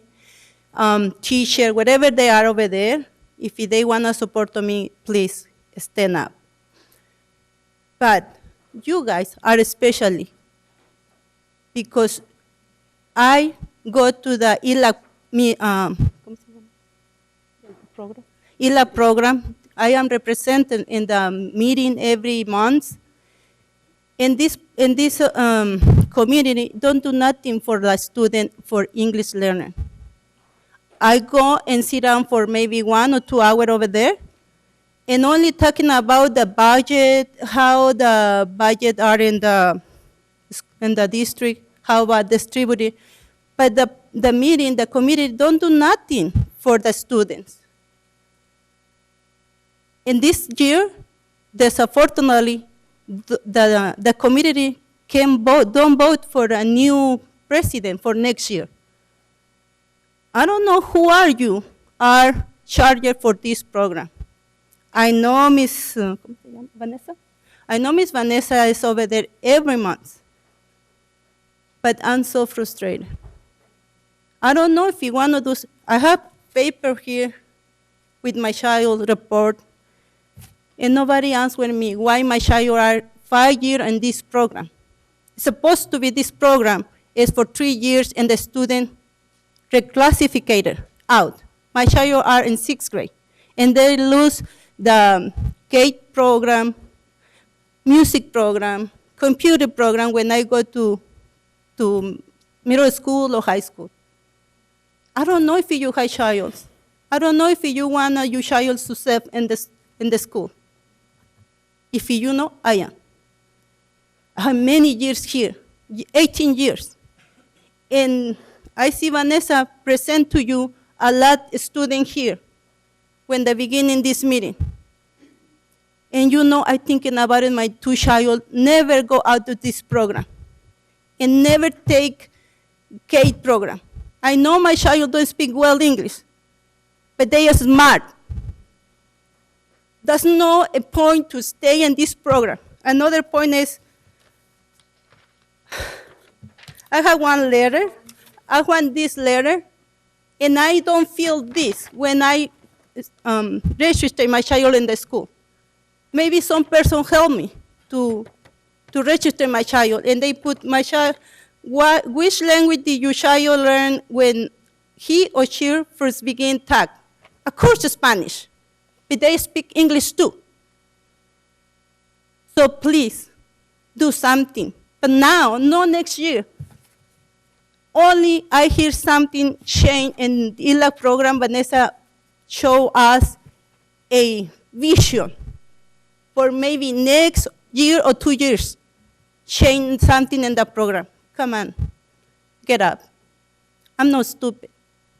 I know speak well English, but I'm not stupid. And my child not stupid too. Sorry for you guys. I'm so frustrated. Thank you. Thank you. Member Pritchett and then Member Cochran. Thank you, Member Wu. First off, I just wanted to thank the last speaker for being an advocate for your child and coming here. I know how frustrating it can be to come in front of the board and how these people, they come here late at night, they're away from our families, from their families, I should say. You're our families too. But just thank you for being that advocate. I do want to ask, is there still an area superintendent in the audience? Two, can I ask you that you please pull her aside and have a conversation with her tonight? Get her information so we can reach out to her and help her with what's going on at the moment. The last thing I did want to say, real quick, sorry, David. I think I heard her say that our interpreters leave at 8 o'clock. And I don't know the reason why, but I do want to say, like I said earlier, these people come here, and it is 8:30, they're away from their families, they probably haven't even eaten dinner yet, right? You probably still have to go home and make dinner for yourself and then put your kids to bed. I want to make sure that when we offer interpreters at our meetings, that they stay until we don't need them any longer, and that they check in with the people that check in with them that have the headphone sets. We need to hear all of your voices, and you all need to know that we want to hear from you. Member Cochran. Señora, por favor, espérate. Señora, por favor. Laura, señora Rios, ¿puedes traducir para mí? Gracias. So I've just asked Laura Rios to translate for me in lieu of not having a professional translator here from the district during a school board meeting, and I appreciate that. Thank you. So, señora, gracias. Thank you for coming. Please tell us what school your child is enrolled in. John Bidwell. So I'm not sure who has John Bidwell, but I think that that's a start here, is that Representative Mai Vang will very much advocate and help for you to solve your personal problem. But there's a larger problem here than the personal problem of the senora. I attend almost all the DLAC meetings, and I am frustrated too.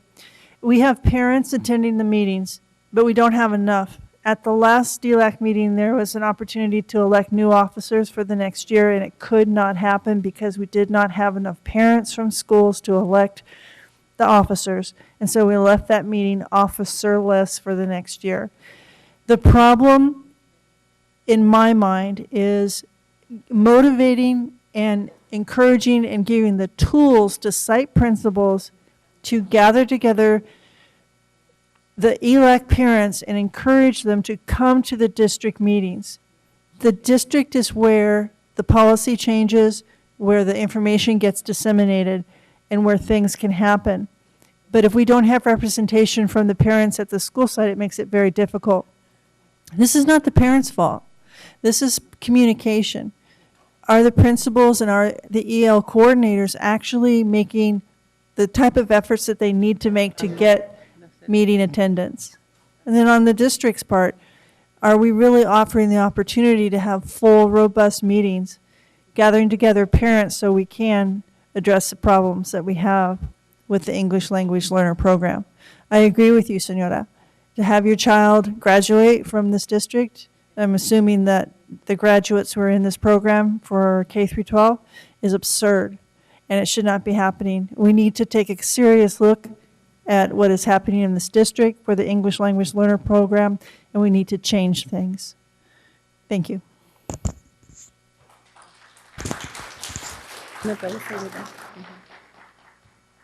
I speak in Spanish and Laura trusts to you. Quisiera nada más pedirles, por favor, yo no sé cuántos comités haya en el distrito, pero el comité de ILA tiene muchos padres. She's asking for a favor. She's not sure how many committees are here in the district, but she does want to have the full support on the DLAC committee. Pero no se nos permite a los padres hacer un cambio para nuestros estudiantes. But it's not permitted for them to do that change in the DLAC.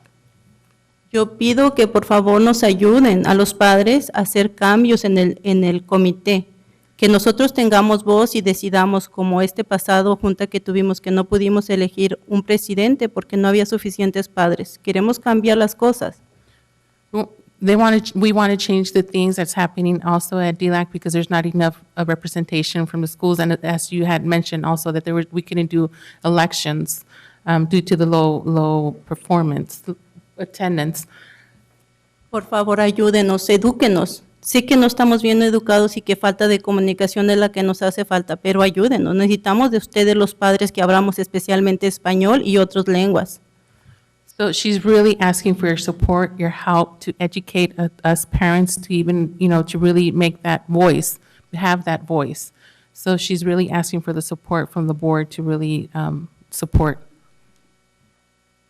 Thank you. And I just want to add a little bit about DLAC. I'm currently, the secretary of that committee.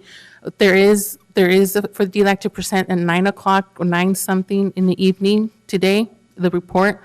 And as Ms. Pritchett was saying, that's too late for us. I mean, the translators had to leave. They don't want to stay overtime, so it's hard. I mean, that there alone just lets you know. So I don't know what's protocol, policy, or if there's a way that they could actually move the DLAC report, at least, so that way we could report back to what happened, and because we have some numbers for you, for each board member. So it's up to you. Thank you.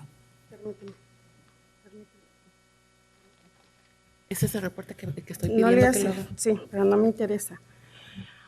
Sé que no es mi tiempo, sé que no es tiempo para hablar. Le pedí que a ver si podía mover el reporte para la hora. Pero se va a ir ella, ¿te vas a quedar? Quiero que se So, quede. she wants to do the report, but I'm telling her that there's a time that I just asked you, what was the policy behind that? How could we do that? And she's like, I don't have time for that, so I don't know. No entiendo por qué no gastan dinero en cosas que en realidad son prioridades. She doesn't understand why there's not any money spent on things that are a priority. Ahorita hace falta una intérprete Right now, we need an interpreter.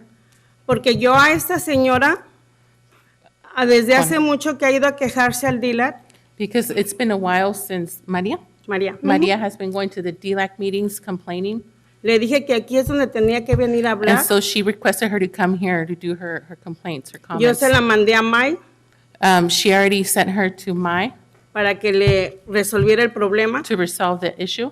Para mí es vergonzoso que vengan a decir, For me, it's embarrassing for ¿quién venga a decir quién? que venga a decir que el comité no sirve, Oh, for just people to say the committee is not working, porque estamos haciendo todo lo posible por escuchar a los padres, because we're doing the best possible that we could do to listen to the parents, pero no podemos hacerlo solos. but we can't do it alone.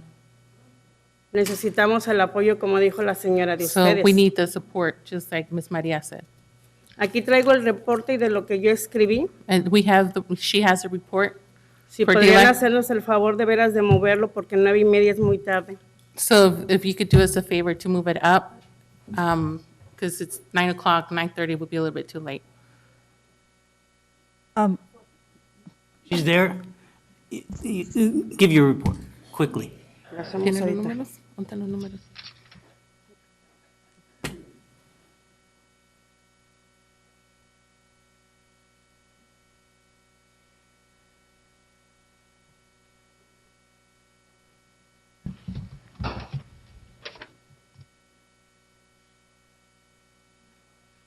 Estos son los números. Empieza con el reporte. Y tienes 3 minutos y ya van 10 minutos. Ok, yo quiero decirles que con respecto al comité, la culpa no es toda de ustedes.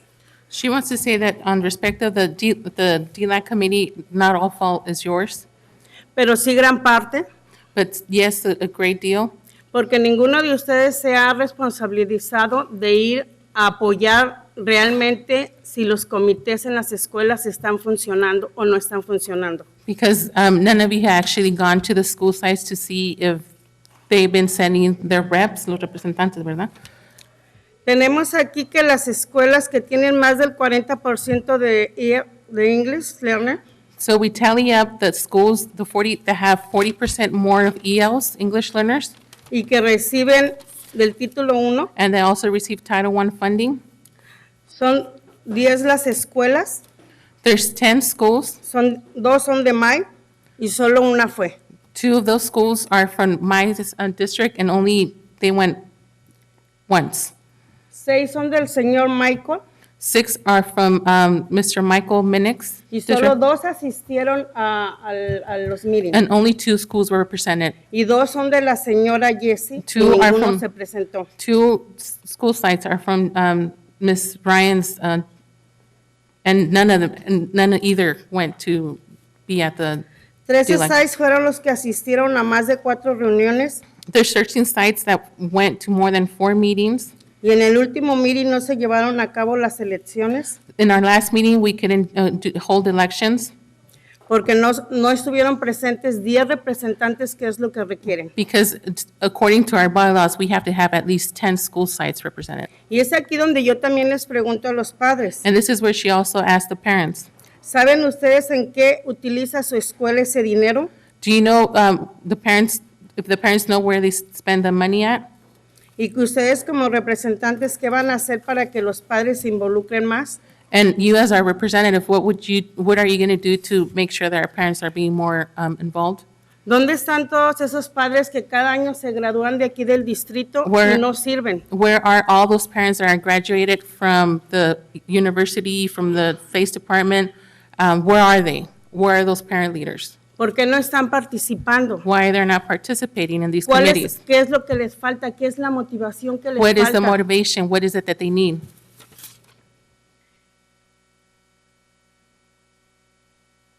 Para mí es vergonzoso que hayan venido a decir eso porque yo no sé si me vaya o no me vaya a quedar el próximo año como vicepresidenta.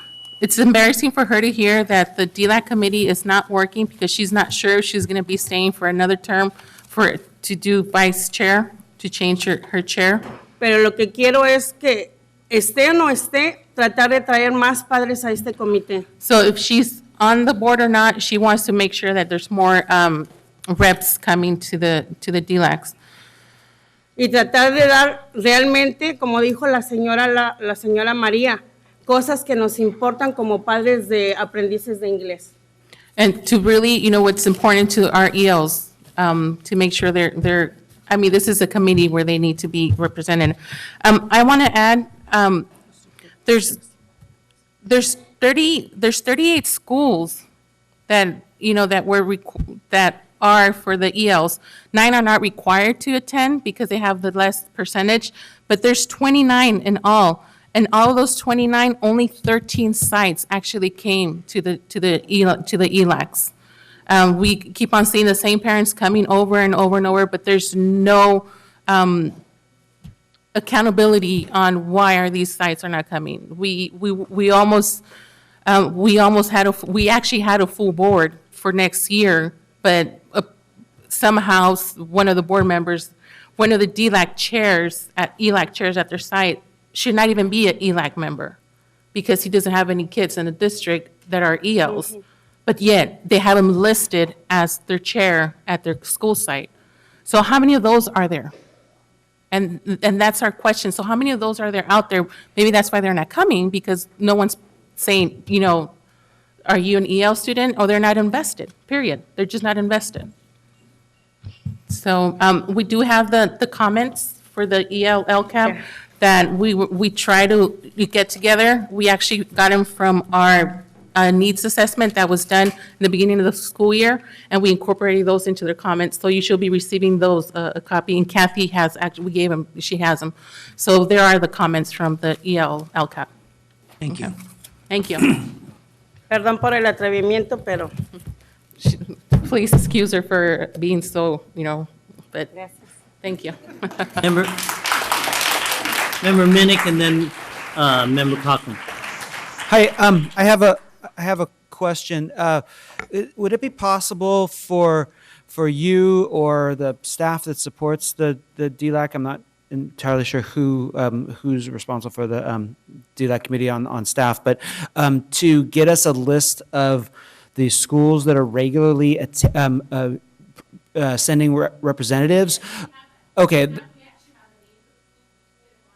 Yeah, we don't. I don't want to put them on blast, but what I would like to do is follow up with those schools that aren't represented, not to shame them into coming, but to find out what we need to do to make this committee worthwhile for them to attend.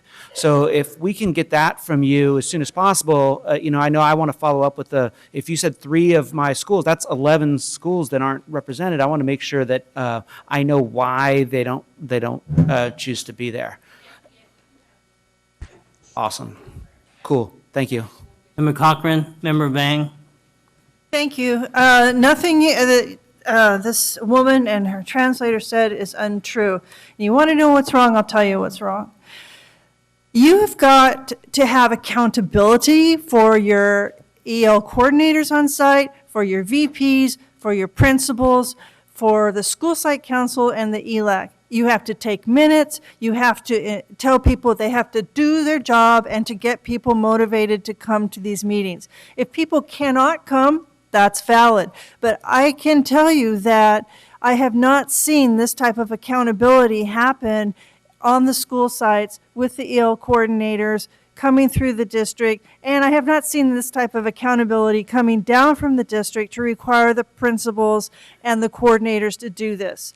Every cog in this machine has to work well, and what we have here are frustrated parents. We have regulars who come all the time. They couldn't elect officers because we did not have the support on the school sites to get the ELAC parents there.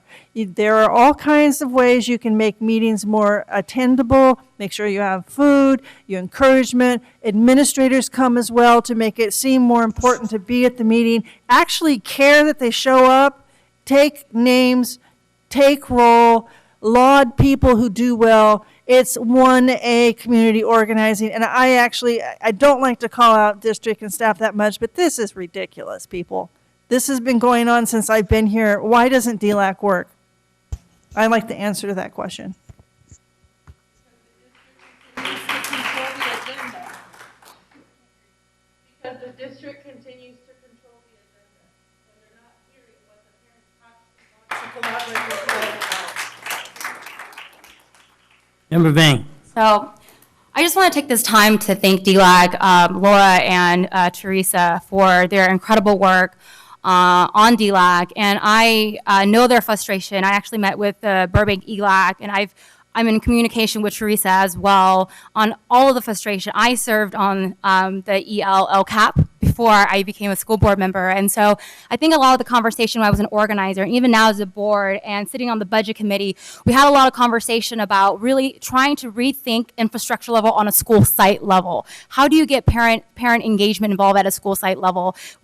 Member Minnick talked about what is it that we're going to do in terms of DLAC to bring parents to bring parents to CERNA. And I think a big part is that we have to really rethink what parent engagement look like. We got to rethink what DLAC looks like. And I know that board member Crocken is the liaison to the DLAC. And so I know Vanessa staffs the meeting. And so I know the last meeting we weren't able to appoint members, but I want to work with Vanessa, and I think we do need to have some accountability and really work with our parents to really rethink what that needs to look like to make sure that we get more parents involved, because it needs to come from the district. And so Teresa, I want to let you know that I hear you and that we have a lot of work to do.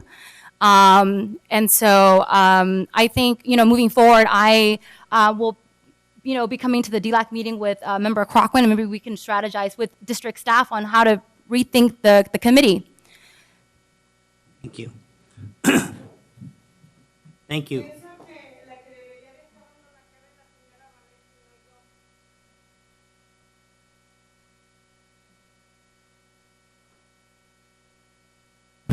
Pienso que la que debería de estar dando la cara sobre este comité es la señora Vanessa y no yo, porque yo solamente soy voluntaria. Yo agradezco mucho el apoyo que la señora Ellen nos dio, porque fue por ella, por lo que nos escucharon. De otro modo no nos hubieran escuchado. Nosotros teníamos una agenda y la agenda no se llevó a cabo.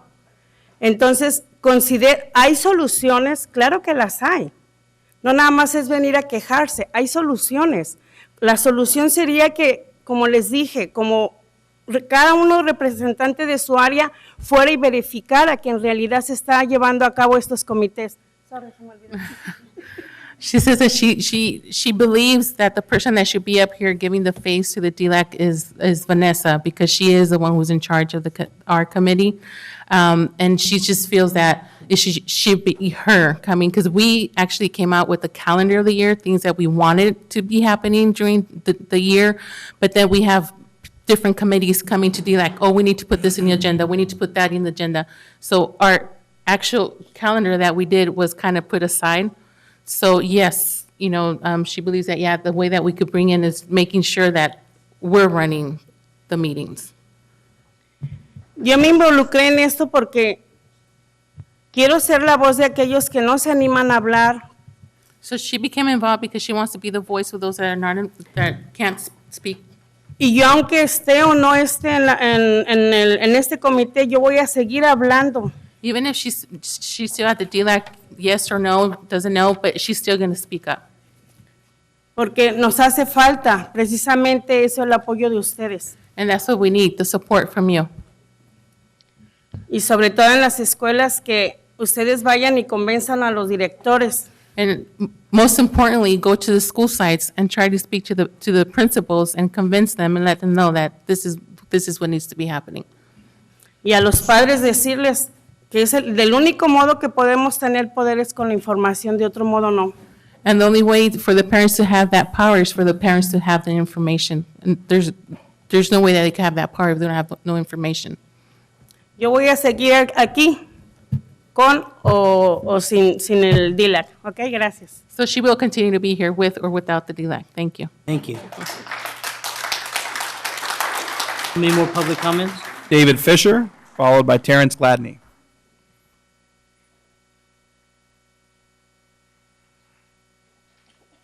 Good evening. Oops. I'm David Fisher, Vice President of SCTA. Before I start my prepared remarks, some of you may know it. My children are both English language learners. My wife is, her first language is Spanish. And I will tell you, it is confusing. Once you fill out that form that say you speak another language at home, to get redesignated, it's extremely confusing. The children have to not only pass or score high on what's called the CELT, they have to also get score high on a standardized test, which in many people's opinions are culturally biased. So sometimes you have parents confused. My child speaks perfect English. The teacher says they're doing well and they're still not reclassified. I did actually petition to have my son reclassified so he could take the electives at the middle school. So it took up a minute of my time, but I think it's important. I want to, if you need some help moving on and what it's like for a parent, I'd be glad to do it. That being said, it was great to see that some students received the seal of biliteracy. I think that's a skill that is worth recognizing, especially in this district that may be the most diverse district in the nation. Congratulations to them and congratulations to all of us. It is June, and all the hardworking educators and employees and students. You only got a couple weeks left. Every year, I must be getting old. It seems to fly by even faster.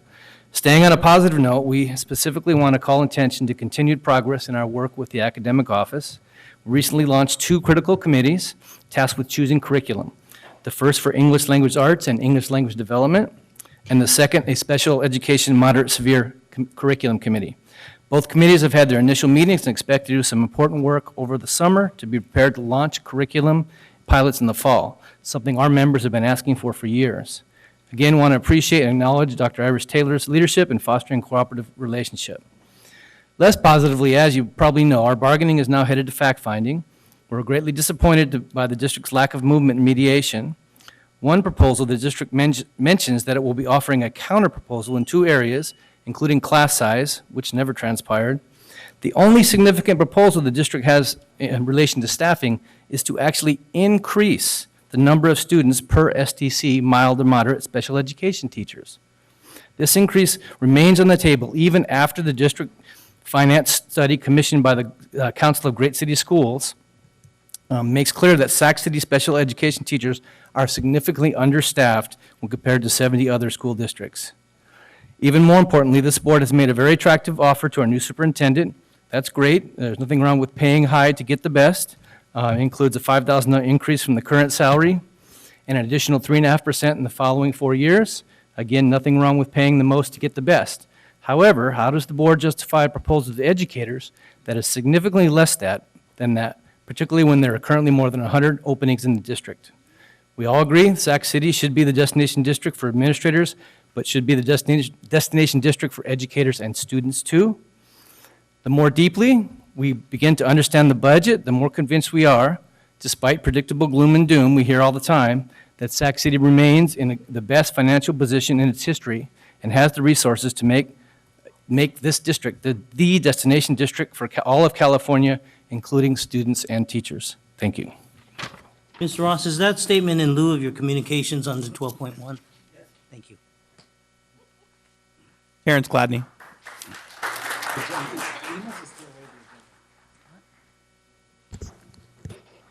Good evening.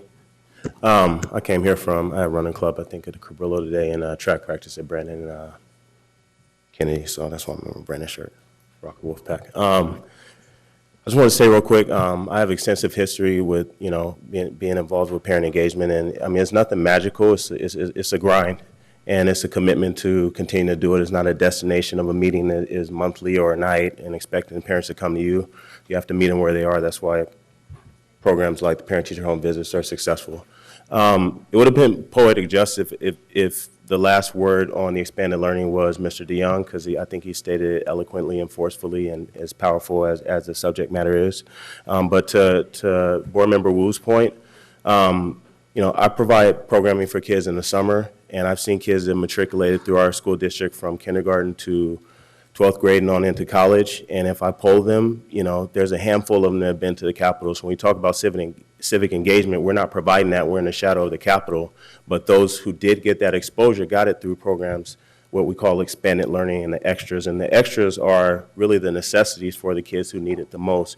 You know, we talk about ADA and supplemental and concentration dollars. We're really talking about students. Those are people. And, you know, I was on the first LCAP committee, and as part of my own understanding of what the scope of everything looked like, you know, as a district, you guys are responsible, and we're responsible for the safety of that child from when they leave home to when they return. That's the foundational responsibility we have, is their safety. So if we're calling after-school programming expanded learning, it's part of the core programming and supports that we should be providing for those kids. And they get the things that attract them to our school district in those things that we call extras. So whether or not it's grant funded or not, I mean, you know, this was part of the same LCAP discussion we had in that first cohort of the LCAP committee. You know, if our priorities are kids first, then spend on the things that are going to keep the kids in school first. You know, I don't see people from the Cerner Center going and sitting in buildings at the school sites without air conditioning or without roofs and with leaks. You know, if the kids are first, then put them where the safest building is, which is here. Remove the adults from the equation and make our kids safe. You know, we're a safe haven district, but we have EL parents that are coming up here saying that they're not supported and they don't feel safe within the walls of our own district in this building that we you know, I like to call it the Glass Palace. You know, it disturbs me that when I look through the meeting minutes that were included in this packet, that the current LCAP committee is expressing the same concerns that we had, that there's not enough data. There's not enough information to make decisions. We're asked to comment, but we're not asked to really impact what is coming before you guys as a budget that these dollars or these kids, whatever we want to call them, this ADA is generating. You know, we had the audacity in the first LCAP draft to talk about spending over $1 million or $2 million on police officers for kids who come from communities impacted and seeing people like them murdered by police officers, but that was a priority. You know, it's a priority to pay for adults' positions. It's a priority to pay for buildings and structures that are going to take care of adult positions, but we're struggling to take care of the basic necessities of the facilities where our kids attend every day, and we want to say that they're first.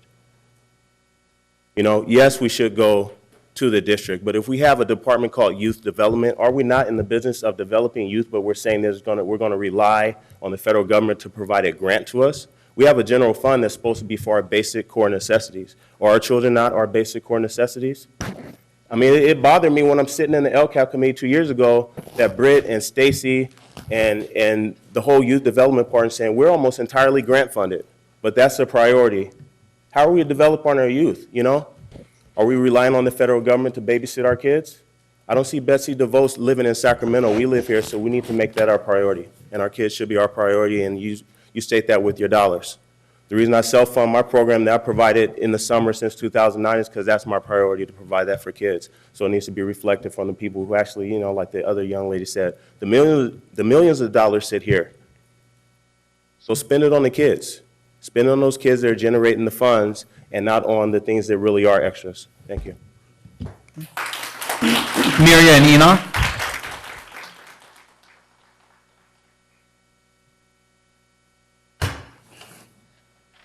Sorry, we're a little late to the show. She had a softball game, but we did want to get a chance to just speak on behalf of Expanded Learning Programs as my daughter Miria Young, so giving her a chance to speak. My name is Miria Young, and I am in 4th grade at William Land Elementary School.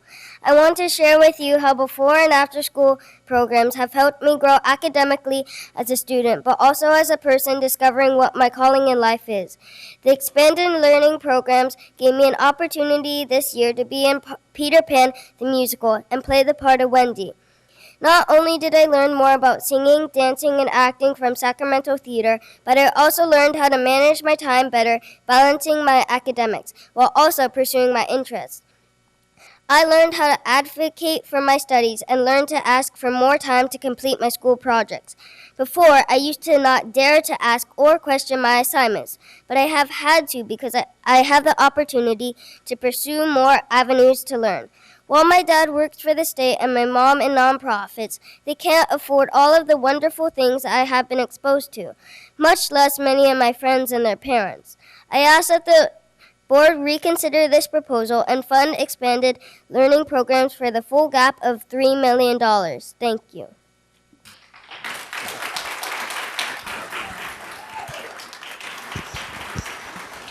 I'm know say it's you were really a hard very to good follow that. Wendy, I must say. What? I said, and she was a wonderful Wendy. Thank you very much. Yeah, it's really hard to follow that, but I think Mr. Wu, you've seen just the power of how expanded learning can affect a school, and I'm just a big believer. I see it firsthand. 1/3 of the funding is clearly insufficient, but we also know that you have fiscal constraints, and so I would really love to just propose that you stick with the 3 million plus as a placeholder for next year. Give us time as community members to work with you as staff and as council, as board members, to really figure out a fiscal solution. I think that avenues are opening up, and Mr. Wu, you know that we've been able to leverage other fundings from City of Sacramento to do the Mandarin Immersion Summer Program. There are so many chances, but I just encourage you not to kill the momentum that has been established through all these years of the funding. So I just really want to encourage you to just hold firm for next year. Give us more time to figure out a solution to make it even bigger and better. Because as you know, the 3 million was just a baseline. It just helped us to just maintain status quo. It can be a lot better, and we all know that. And so I really want to encourage all of you to just hold that line for 3 million for just 1 year and give us the time to figure out a solution. Thank you. And since you came in late, I will repeat to you that we need your help. The Secretary of Education, Betsy DeVos, in Washington, D.C., has, in her budget, completely eliminated 21st century. Right. So we may hold the line, but we got to figure out what's going to happen moving forward. So, As a family, we would be glad to help you in any way possible. so at least write letters to Congress, tell them that 21st century Title I funding is important. We must continue it instead of the complete elimination and vouchers to those who will not be attending our public schools. Absolutely. Thank you. Thank you. Alex, any more? Well, we can't vote with only 3 members, so I wish my 2 colleagues would return to the dais, or at least one of them.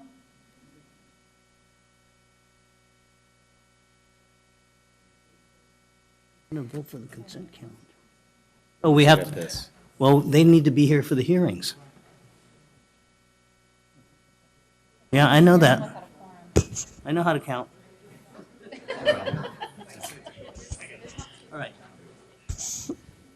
We'll take a 5-minute break. Hopefully, my colleagues will return. We'll reconvene at 9:05.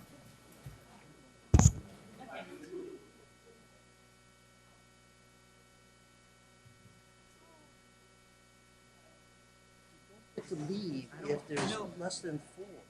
You're telling me. Educate your friends. Let's see if I can find some. No, that's all right. I understand that, but that gave me the impetus to.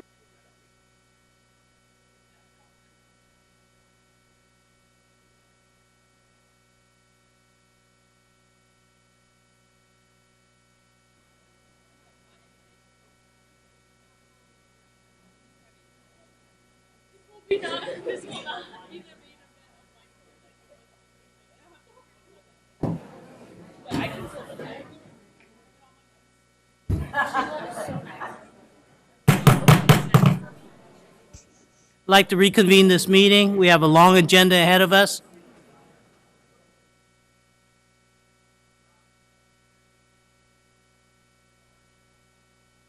That was a timely break. Thank you. Yes. I could use one more board member up here.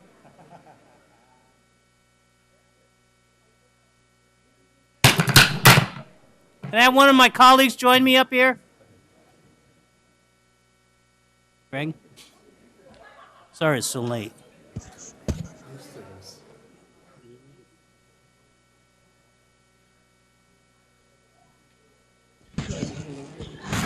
They pay us big money. They pay us big money. Being facetious, mind you. Okay, we need to continue. I'd like to call item 9, public hearings. The first hearing item will be 9.1, consideration of district initial proposal to classified supervisorial association. Ted, thank you. And Akansi Clone.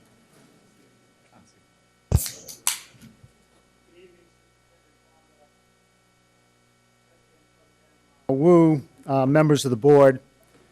Tonight my name is Ted Appel, Assistant Superintendent for Labor Relations.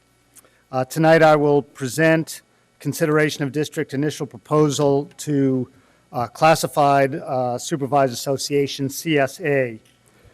For 2016-17, it's a reopener, compensation only, and for 2017 through 20, it's a successor contract negotiations pursuant to Government Code Section 3547, the Sacramento Unified School District hereby submits the following proposals to the Classified Supervisors Association, CSA. Articles 1 through 5, to revise these articles necessary to reflect changes in state and federal laws and regulations and or update outdated language and cross-reference.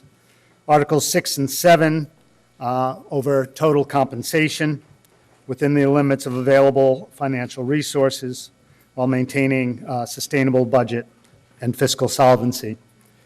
Articles 8 through 23, to revise these articles as necessary to reflect changes in state and federal laws and regulations or update outdated language and cross-reference. And Article 24, propose amendments including but not limited to updating the term of successor contract for a 3-year term. The district proposes comprehensive review of all articles, appendices, and attachments to identify any language and or documents that is outdated, obsolete, or no longer applicable to further update the successor contract for the benefit of unit and members and their supervisors. The district further reserves the right to present any other proposals in accordance with the requirements of EERA, California Government Code Section 3540, etc. Questions and comments? Thank you for that dispassionate report. Mr. Barrios, do we have any public comment? Dennis Peterson. One public comment.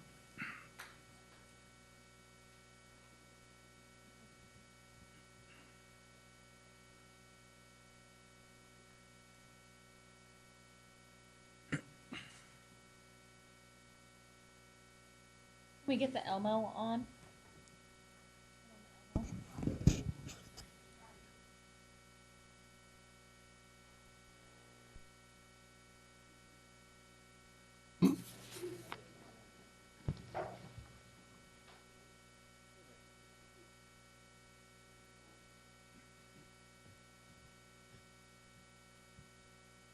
Mr. Wu, distinguished board members, Superintendent Banda, and staff.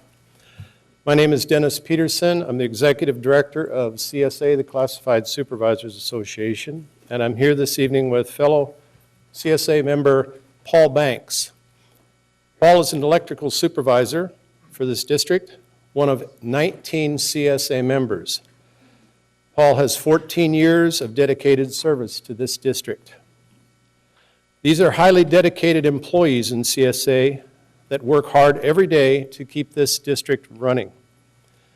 Attached, and I sent out an attachment to the board so you had that information prior to this meeting, but attached is a list of the job classifications that were originally included in the Operational Support Services Unit, now referred to as CSA, under Article 1, Association Certification and Recognition in the CSA contract.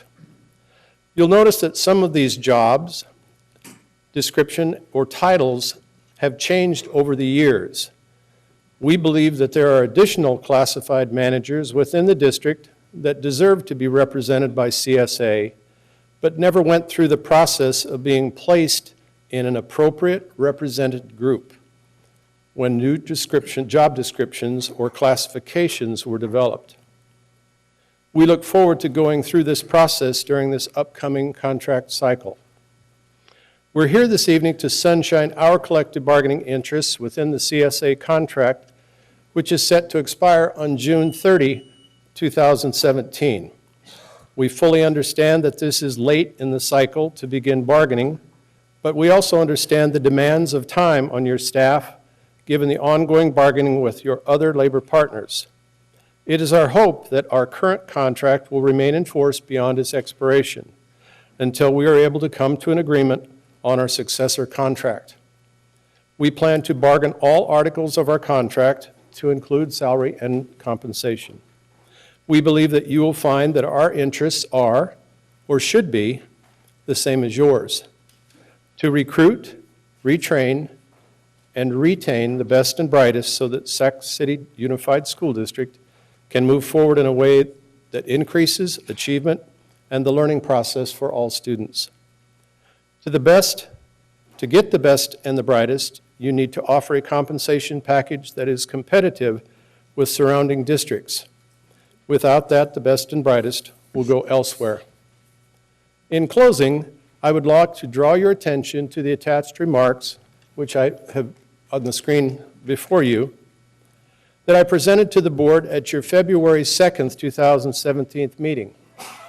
Please pay attention to page 2, which lists the disparity in health and welfare benefits among your different labor partners within SCUSD. What is the reason for this inequity? And when will SCUSD consider uniform health and welfare benefits for all of its employees? We look forward to meeting with your selected representatives to engage in the collective bargaining process. Thank you. Do you have any questions? Thank you, Mr. Peterson. I have no questions, and my colleagues have no questions. I do have a question, Ted. So this information was brought to us. We've now taken comments on it. So is the hearing on this matter closed, and I can close the hearing on this matter? We have one more public comment that Where's just that got from? added. From Darlene Anderson. Ms. Anderson.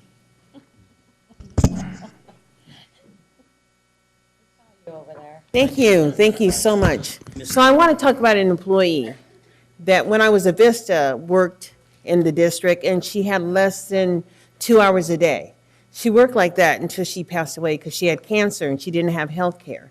And I'm going to talk about another employee, Lynetta Hughes, that was over there at that school right over there by the freeway. Well, she worked for the district too for more than 20 years with less than 3 hours. So she didn't have any benefits. So guess what happened when she lost her job over there? She became homeless. And guess what? She's still homeless after 4 years.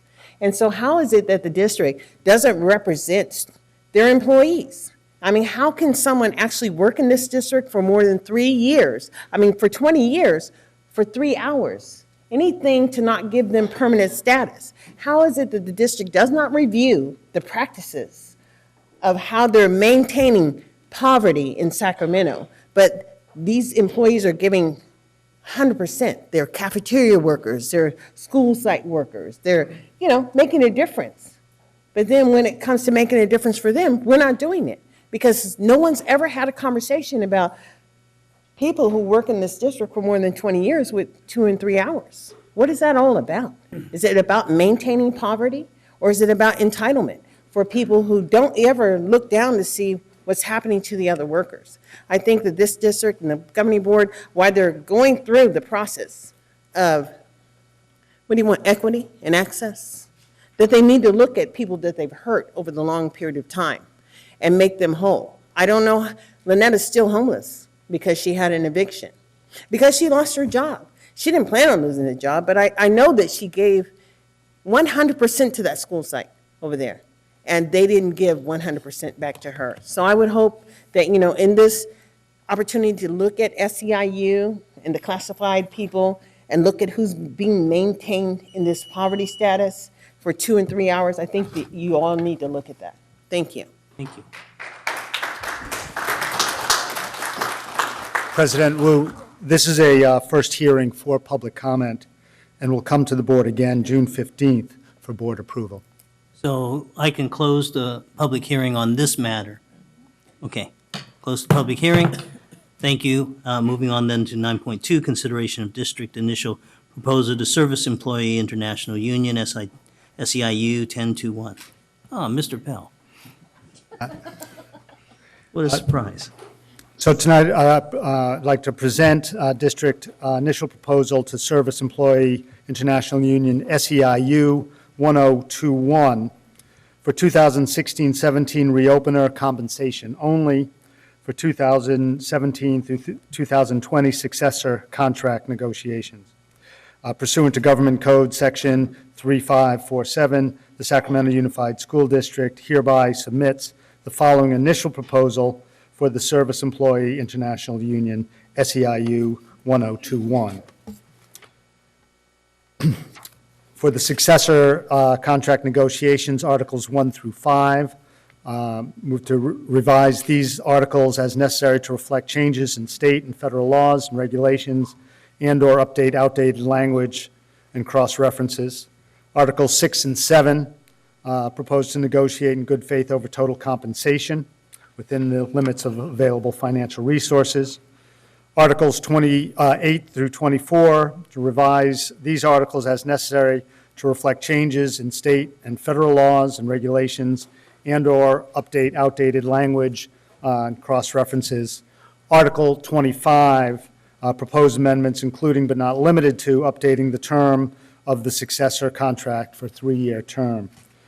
Further, the district proposes a comprehensive review of all articles, appendices, and attachments to identify any language and/or document that is outdated, obsolete, or no longer applicable, to further update the successor contract for benefit of unit members and their supervisors.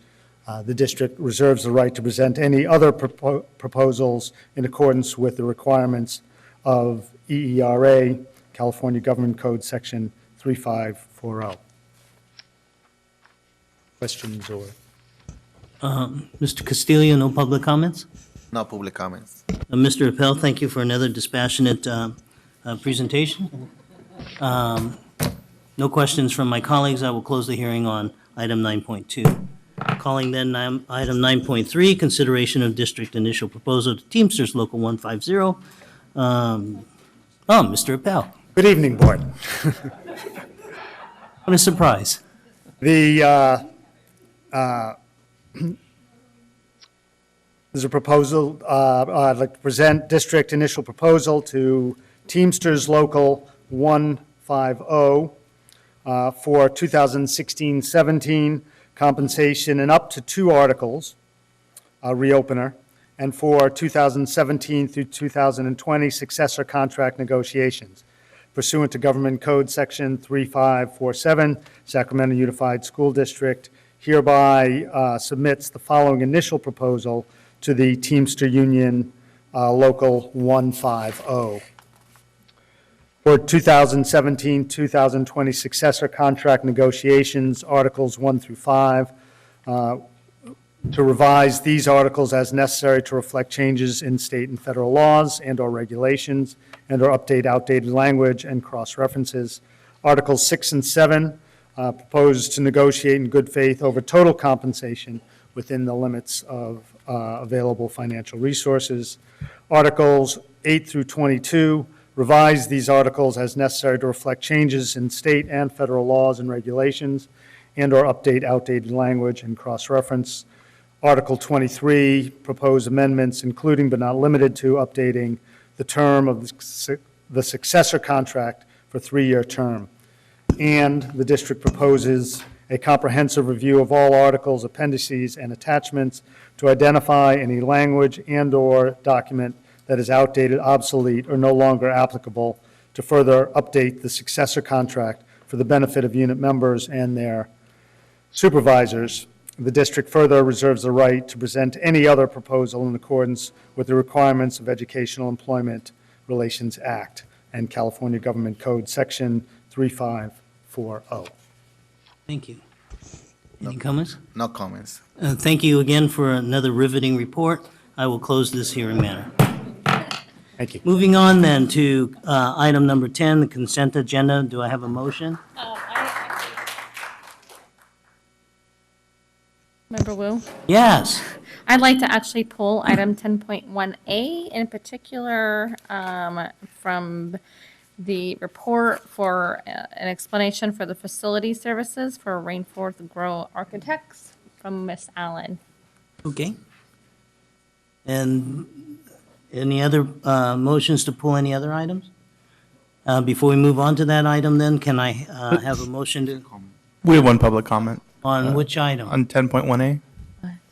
Yeah, wait till we call it. We haven't called it yet. I'll Thank move to, Can I have a motion to approve the rest of the consent calendar? I'll move. Thank you. And a second. All those in favor signify by saying aye. Aye. Okay, thank you. 10.1AA. Yes, Miss Allen.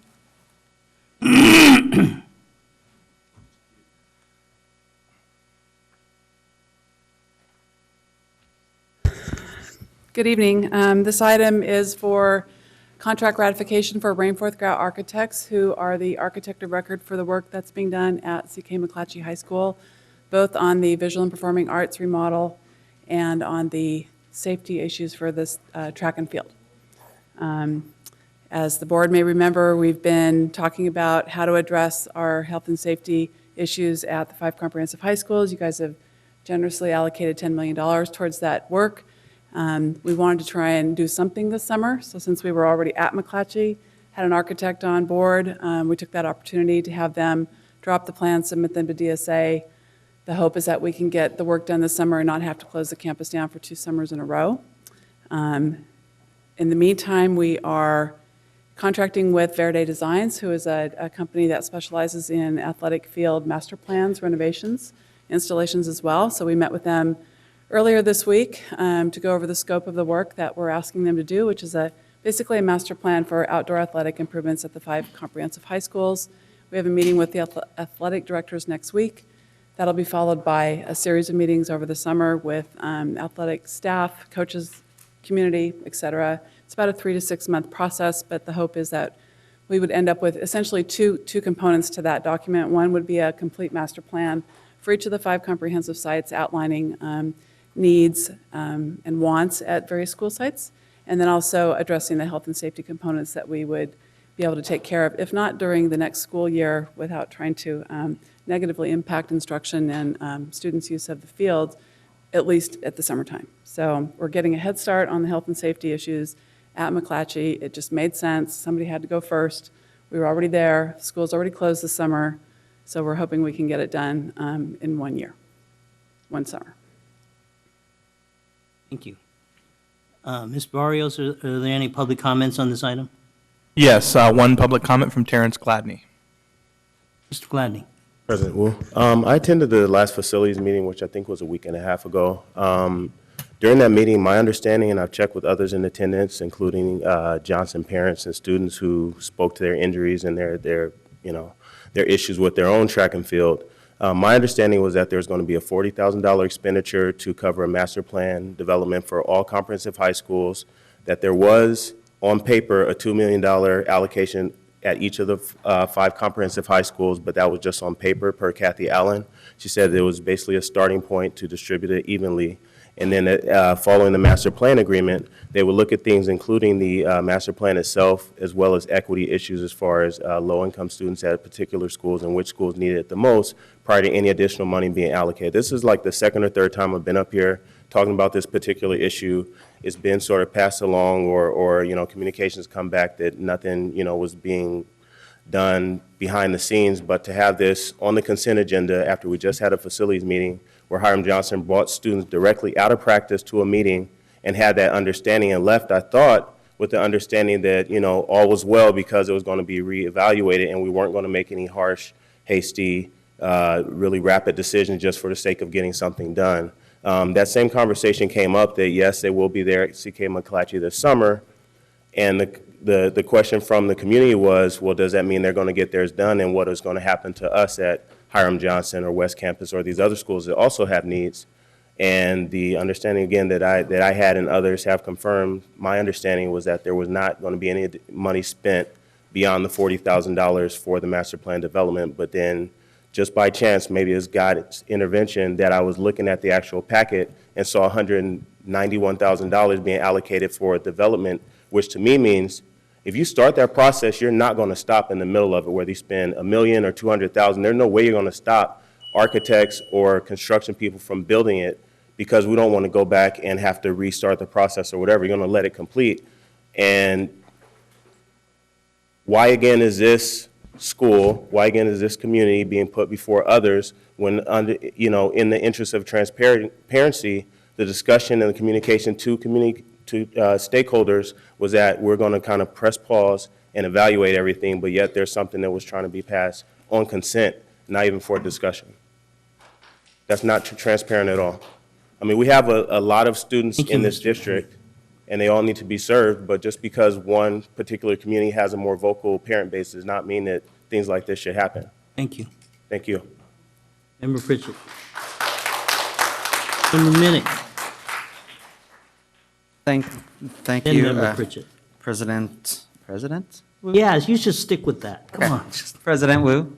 So I just had a question. So I appreciate your comments, because I was trying to kind of completely understand kind of where we're going next, and I understand, Ms. Allen, that part of this is efficiency, right? We have construction going on and we want to move forward. I think that there's concerns that it's yet another thing getting taken care of at McClatchy when Johnson is sitting kind of waiting, and so I absolutely understand like how this looks, and I have concerns too. And so I guess my question then is, would we hold up the process much if we brought this item back on our next meeting on the 15th, because between now and then you'll have had that meeting with the athletic directors, where we can talk about the potential for a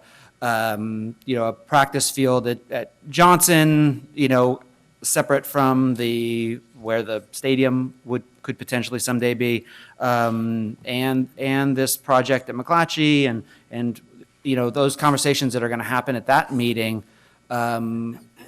By moving that back those 2 weeks, what kind of impact does that have on the project? Well, Get me straight. We have moved forward. We've had conversations about moving forward. We're listening to the community. Again, somebody has to go first. So even if we come back in 2 weeks, don't take action tonight, and report out on that meeting with the athletic directors, nothing's going to change at the other 4 high schools this summer. There's just no physical way to get anything done at those other 4 high schools this summer. So I get the optics of this. I wish it would be a little bit different, but it isn't. We do have a wonderful opportunity to at least address one field's safety problems over this summer. So that's still the goal, as I understand it. Waiting 2 weeks, yeah, we'll postpone it 2 weeks. So let me just clarify what you just said. So when you said that there's, either way, there's no chance of any of these projects kind of getting started this summer at those other 4 schools, is that because we already have construction being done at McClatchy and that allows us to start that now, and that we don't have at those other schools, or is it because we can only start one? So the projects that we're anticipating to be done to address the safety issues at school sites, so again, just the $10 million, 99% of those projects are going to require a DSA set of plans. Based on just the pure dollar amount alone, it triggers a DSA review. Because we were already at McClatchy, because we already had an architect of record on board, because we'd already looked at some of those issues with the other project that we have out there, it just made sense. Let's add to that contract, get this thing going, get it to DSA, get it through, and maybe have a chance of getting it done this summer. So 2 weeks goes by or a month goes by and we have a master plan, I still can't get anything done at those other 4 sites this summer. And if my understanding is correctly, in order to have the Department of State architect out at those other sites, there's a wait list. Is that correct? Is that right? And so there's like a time thing that we don't have to deal with at McClatchy because we're already engaged with them? Is that? Pretty much. We already had an over-the-counter, called it over-the-counter with them, and we don't have an architect on board for any of the other work, any of the other sites. We wouldn't know what scope to give them until we get the master plan done. For McClatchy, it was pretty easy based on everything that we heard from the community. that their track and field was their biggest safety issue. The money, the $40,000 that Mr. Gladney referenced was kind of a shot in the dark at the time on what I thought a master plan might cost. I'm telling you it's going to be more based on our needs and the analysis that has to take place at all of those 5 comprehensive high schools. The $2 million, again, that was addressed, again, you have to start somewhere. I have to have something on the books. So at no point in time, are we planning on investing any more than $2 million out of the 10 to McClatchy. If the board decides after balancing all the equity issues and what's been spent, and if we want to look at free reduced, whatever triggers we want to use to evaluate how much to spend at each site, if the board says we want to add more to McClatchy, then we'll add more. If the project comes in over 2, which it will, right now, their core academic renovation budget is picking up that difference. So I guess the hard part would be is if the board, again, after we have this evaluation, decides that less than $2 million should be spent at McClatchy, then we'll have to look at their core academic to reimburse some of that $10 million. That's actually what some of my concern was, is because by saying like we can go up to 2 million now, we're essentially saying we're just dividing it up 2 million a school, and that's not really the discussion we had. So I'm just trying to figure out what's the best way to do this and still be efficient and get this work done. So thanks for clarifying that. I appreciate it. Thank you, Member Wu. Okay, so I can understand how this looks. And being on the Facilities Committee now for 2 years, we've been talking about the processes, and we've tried to do this out in the open, and we've now made our meetings where we're meeting at school sites. We had a good 30, 40 people at our last facilities meeting. And so we're really trying to be transparent. When it comes to things like this, it does look kind of fishy, because we did say we want to know the big picture before we go to spend any money. Okay, well, like you said, somebody's going to have to go first, and if we want any work to go forth during the summer, then we have to move now, right? We know for a fact that Hiram Johnson, JFK, and McClatchy are our 3 schools that probably need the biggest amount of that 10 million, correct? Of the 5 comprehensive high schools. We know that because of the what did you bring to us that was like 2 years old? That showed not the master plan, but whatever it was called. It was a 2008 master plan that was 2008, done. okay. So we know from that master plan, those are the schools that need the most work. We know that those schools are probably going to take more than 2 million. Other schools are probably not going to get that much, if that's the way that the board votes, correct? So I feel comfortable moving forth with this, but no more than this 2 million until we know the entire picture. And I instructed Ms. Allen at our last facilities meeting that before we start voting on, we are going to give one school 3 million, one school, I'm just making up numbers, one school 5 million, one school 1 million. I need to see the entire picture to know this is what's needed in our district. 10 million, this is something that's said in our facilities meeting. 10 million might sound like a lot of money, but it's not. It's going to be a Band-Aid, and we're going to have to look at future options down the road. So I feel that I feel comfortable as the chair of the Facilities Committee moving forth with this amount, but no more than this amount. Can I clarify? So it's no more out of that 10. If I need to borrow money or take money from their core academic, if you need to pull that out of their core academic, then that's fine. That's an agreement with the school site, not us. Got it. Okay. All right. Is that a motion? Is this a votable item? Yeah. Oh, because it's on the consent. Also, yes. I have a second on that. I'll second. I have a motion and a second. All those in favor signify by saying aye. Aye. Aye. Opposed? Abstentions? Motion carries. Thank you. Moving on. We are now at board workshops. Item 11.1, Ethnic Studies Update.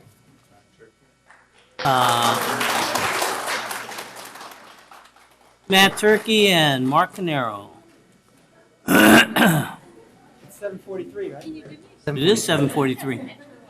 We're like the legislature, we stopped the clock.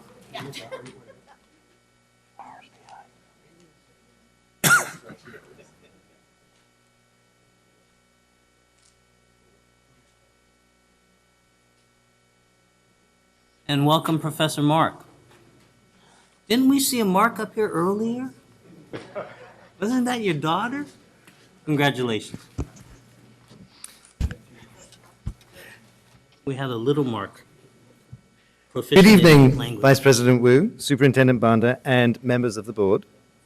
My name is Matt Turkey, Assistant Superintendent of Curriculum and Instruction, and it is my great pleasure to present to you an update on our Ethnic Studies course. Firstly, I would like to recognize the many people who have come out in support of our Ethnic Studies course this evening. Those who are here in support of Ethnic Studies, please stand.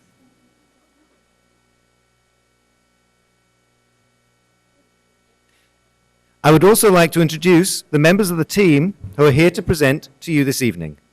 Dr. Mark Carnero, who has been leading our work on Ethnic Studies. Natalie Rosas, current student board member. Dr. Dale Allender, College of Education, Sacramento State University. Dr. Gregory Mark, College of Ethnic Studies, Sacramento State University. Dominique Williams, Ethnic Studies teacher at Burbank High School. Aria Russell, Malia Howard, and Elia Rios, all 9th grade students at Burbank High School. And also Jim Peterson, the principal of Burbank High School.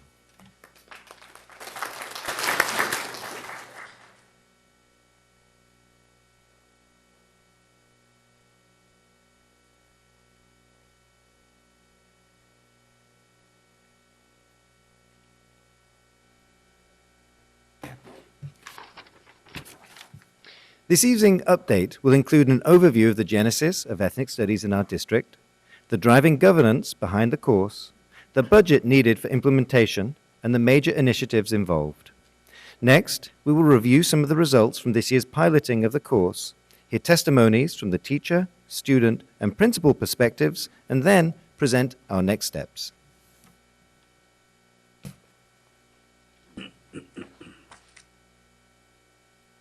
Hello, good evening, Superintendent and members of the board. I feel like around this time I should be saying good night though, but good evening. I would like to begin by saying that today we are here to celebrate the power of youth and community. In 2014 and 2015, the Student Advisory Council conducted a youth action research project which analyzed over 1,000 student surveys and developed out of this research 3 youth development initiatives. The initiatives covered 3 topics, including dress code, college preparation, and ethnic studies. As a result, the SAC students, in partnership with several community organizations and Sacramento State University, developed Resolution 2845, the Ethnic Studies Resolution. The resolution was widely embraced throughout the community as more than 2,500 petition signatures were collected in support of it. On June 4th, 2015, the SEUSD Board of Education unanimously voted to approve the resolution. The night the resolution was voted in, former President Darrell Wu said, "This may be the most important resolution that I ever signed as president of this board." I agree with what he said. Since the Ethnic Studies resolution was passed, a big clap for that. Since the Ethnic Studies resolution was passed in 2015, Sacramento City Unified School District has continued to lead the state in taking huge strides towards our goal of implementing ethnic studies as a graduation requirement by 2020. The Ethnic Studies pilot that we celebrate tonight is proof that when youth and adults work together in partnership as equals, great things can be achieved. Thank you.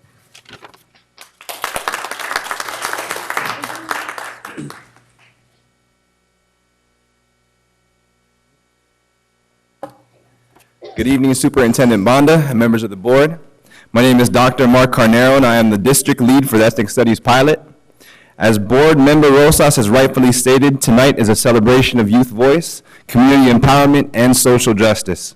Tonight, we acknowledge that the youth, our teachers, the community, and our school district are pushing forward the legacy of people of color who have struggled for generations to have their stories and histories recognized and included within the broader United States narrative. Our youth leaders from the Student Advisory Council, in solidarity with the community and SUSD, have reignited the push for ethnic studies that started in the late 1960s with the SF State student strike. When Resolution 2845 was signed, SUSD was one of 7 California school districts who openly pushed for ethnic studies to be implemented district-wide. In 2015, SUSD was one of 3 California school districts who declared that ethnic studies would become a graduation requirement for all 9th grade students. In 2016, SUSD, in partnership with Dr. Gregory Mark and Dr. Dale Allender, was the first and only school district in California to develop and implement a 9th grade ethnic studies textbook tailor-made for the region. We are trailblazers within the state and throughout the nation. Our school district moved ahead of the state legislation AB 2016, which called for a model ethnic studies curriculum to be developed and made available at all California school districts.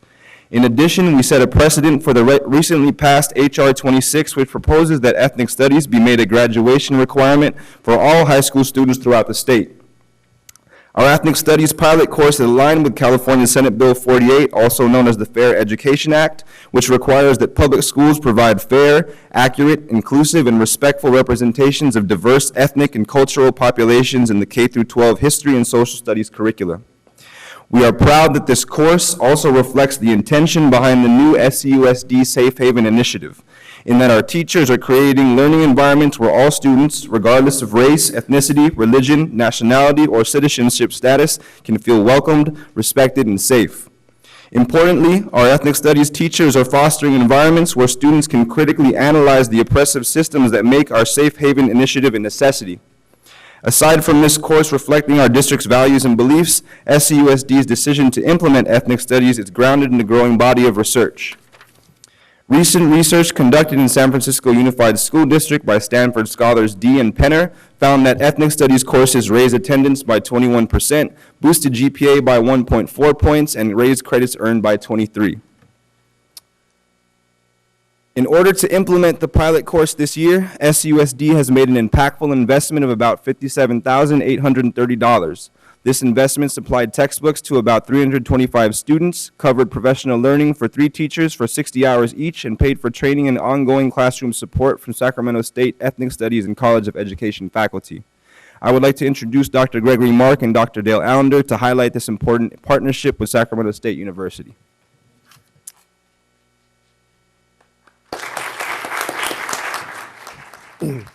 So my name is Greg Mark, and I'm the Director of Asian American Studies, which is in the Department of Ethnic Studies at Sac State. And as Mark mentioned up there, that really our discipline is new. Students and staff and faculty at San Francisco State in November 1968 went on strike. A few months later, in January, UC Berkeley went on strike. And I'm proud to say I was one of those students 48 and a half years ago. So, thank you. Daryl, you were there too, right? Yeah. So I was going to say I was crawling in those days, but no, okay. We had kind of 4 founding principles, and it has evolved and changed over time. And one was a reinterpretation of U.S. history, and for it to be inclusive of all people, not just certain people. Number 2, we thought it was important for young people to study their own ethnicity and ethnic identity. Number 3 is social change. Today, we frequently call it social justice. And number 4 is service to the community. So here, in part of the partnership with SAC Unified, is Sacramento State, the Ethnic Studies Department, created the 65th Street Corridor Community Collaborative Project. Since its inception, we have serviced over 30,000 people along the 65th Street Corridor, targeting Hiram Johnson High School and Will C. Wood Middle School. And over 2,400 Sac State students have participated in this program. And so we're very, very proud of the partnership and us making a difference in the quality of lives of people along the 65th Street corridor. The next part of looking at partnership is within the university, we have developed ethnic studies, a partnership with the teaching credential, in which my colleague here will talk a little bit more from the College of Education. And what we want to do is to work together collectively and also with the district to have the teachers who could teach the courses starting in 2019, of which we have 2 of them here tonight. And you'll hear from one of them, Dominique. And so I want to thank you very much for listening to us, and my colleague Dale.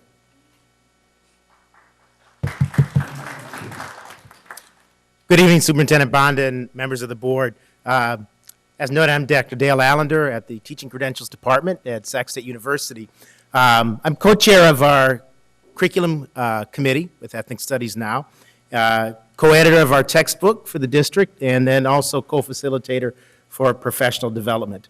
We want to thank you for the opportunity to reflect on our efforts to provide quality instructional materials and professional learning experiences to prepare teachers to teach ethnic studies to 9th graders in the district.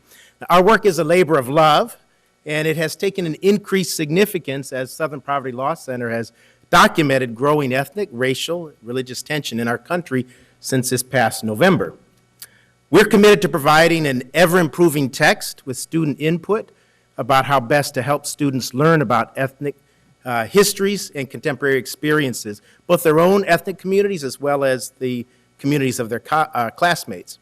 In addition to the authentic voices represented in the essays, photographs, and illustrations in the textbook, I also want to add that the textbook is organized with brain-based learning principles of color-coded text, nuanced repetition, as well as affirmation. Text also includes an extensive glossary of ethnic studies vocabulary and a workbook with close reading and critical literacy strategies.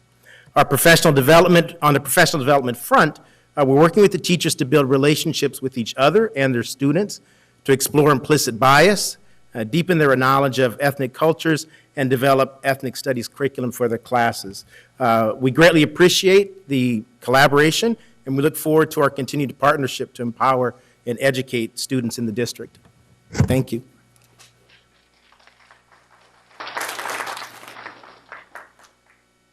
The 3 pilot sites that were selected this year were C.K. McClatchy, Luther Burbank, and George Washington Carver High School. These schools were selected for 3 reasons: the willingness and support of the administration, the education background of the pilot teachers, and the demographics of each site. Principal Peterson at Burbank, Principal Lambert at CKM, and Principal Alessandri at Carver should be commended for being forward-thinking and trusting their teachers to implement the pilot at their respective campuses. The 4 teachers who implemented the course, Bridget Martinez, Dominique Williams, Stephanie Cook, and Keone Chalk, have extensive backgrounds in ethnic studies and social sciences. We were lucky to have their vision and expertise piloting this work. Before students took the course, a pre-assessment was developed and used to explore students' perceptions about race in specific regards to their own identity, family, neighborhood, community, and school experience. The pre-assessment consisted of 67 questions. The data produced from the pre-assessments reinforced the need for ethnic studies pilot within our district. About 68% of students feel that they experience more obstacles in their life because of their race or ethnicity. More than 50% of students feel that their personal safety is affected by race or ethnicity. Close to 68% of students feel that there are problems between students because of their race and ethnicity at the school. When students were asked to describe a time when they felt that their race or ethnicity influenced others' actions towards them, either positively or negatively, they provided examples like the one shown here on the screen, some of which I feel uncomfortable to read. The major findings from this data concluded that many students have experienced race-related interpersonal discrimination from peers at school and within their own community. It is our hope that this course can create an environment where students have the ability to process, analyze, and transform the many institutions within our society that promote systemic racism and interpersonal conflict. In addition to the pre-assessment data, post-assessments were taken by students after the course through multiple focus groups to determine what they took away from the course. The data showed that students were able to challenge racial stereotype images for the first time. Students discovered missing histories of people of color. Students raised their empathetic capacity for others. Students grew respect for classmates. Students developed ideas about their social responsibility in regards to race relations, and students began to build a critical perspective on history. Tonight, we have our teachers, administration, and students here to give you a personalized account of their own experiences with the course.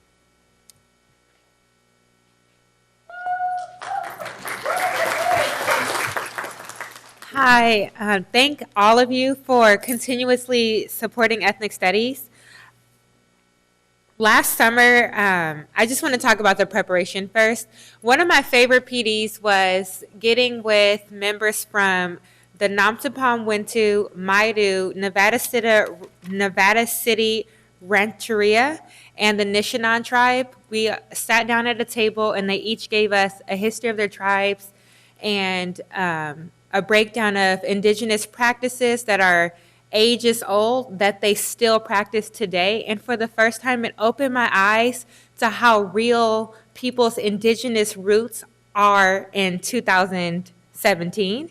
And these panelists also happen to be writers in our textbook. So when I was teaching the class, it wasn't just reading out of the book. I had this rich PD, and that wouldn't be possible without continuous support from this board.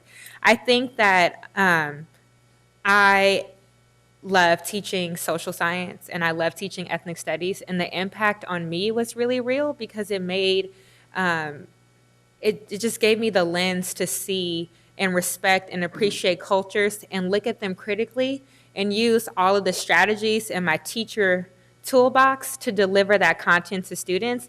And I think that that impact is super meaningful. And as a teacher, beyond simply teaching content or teaching literacy skills, I was able to put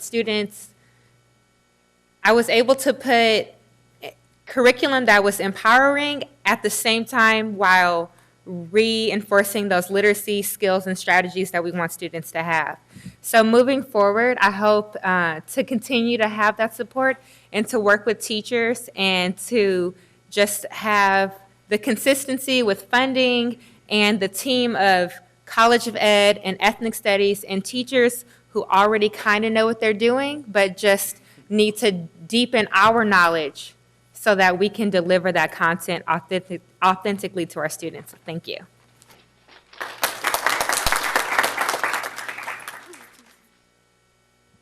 Hello. My name is Arya Russell. I'm a freshman at Luther Burbank High School, and I'm here with my ethnic studies teacher, Miss Williams, and two of my fellow classmates, Aaliyah and Mila. I learned a lot about ethnic studies, and during ethnic studies, I learned a lot about mine and other ethnic backgrounds. I learned about victories, and I learned about struggles. I've learned a great amount of stuff. For instance, my favorite units we've studied have been the Brown versus Board of Education case, the Jim Crow laws, redlining, the Cedar Tribe's United Farm Workers Movement, American boarding schools, and the African history. I never knew about any of those situations, any of those events, anything until I started taking Miss Williams' ethnic studies class. Ethnic studies has impacted my view on who I am and where I come from. We've studied my personal ethnicity. I am Black, white, Creole, and Native American. I will take this powerful information that I have learned along with me throughout the rest of my educational journey in life. Thank you.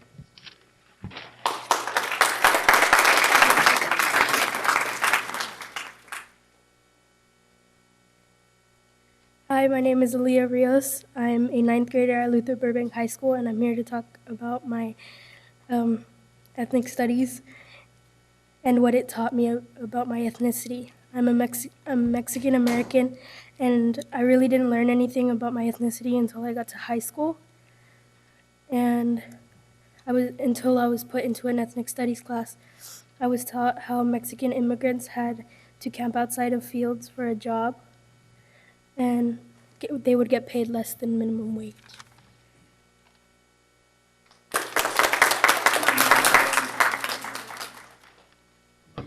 My name is Mila Howard, and I'm a freshman at Luther Burbank High School.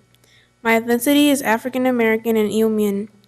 What I learned about my background is that African Americans were beaten by whites for not sitting on their side of a restaurant. They also fight for the United States to finally grant them the same rights as other Americans, knowing how badly they needed them. My ethnic studies class impacted me a lot because I learned how much my African American ancestors tried and the punishments they received for trying to get what they deserved and what their ancestors didn't have the courage to do. They never stopped until they got what they needed, which taught me that if I needed something, to always go for it. What I will take into the future is that no one of any color or any kind should feel different nor out of place in any situation. Ethnic studies really helped me learn the history of many ethnic backgrounds and what I was never taught by my ancestors. Thank you.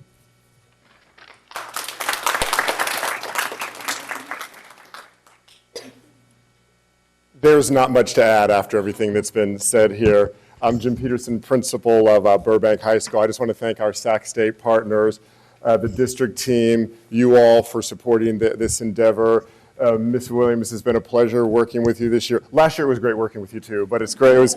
It was great hearing the passion in your voice every time you talked about this curriculum. I want to thank our students for engaging and this has been a wonderful opportunity for everyone. Thank you for not offering it to our school. I had a conversation today with a young lady who is in this course, and I asked her to narrow down, to distill down what this course means to you, what it makes you feel, and she said empowered. And I think that's important, and I think that we should allow this to continue to grow throughout the district. Thank you.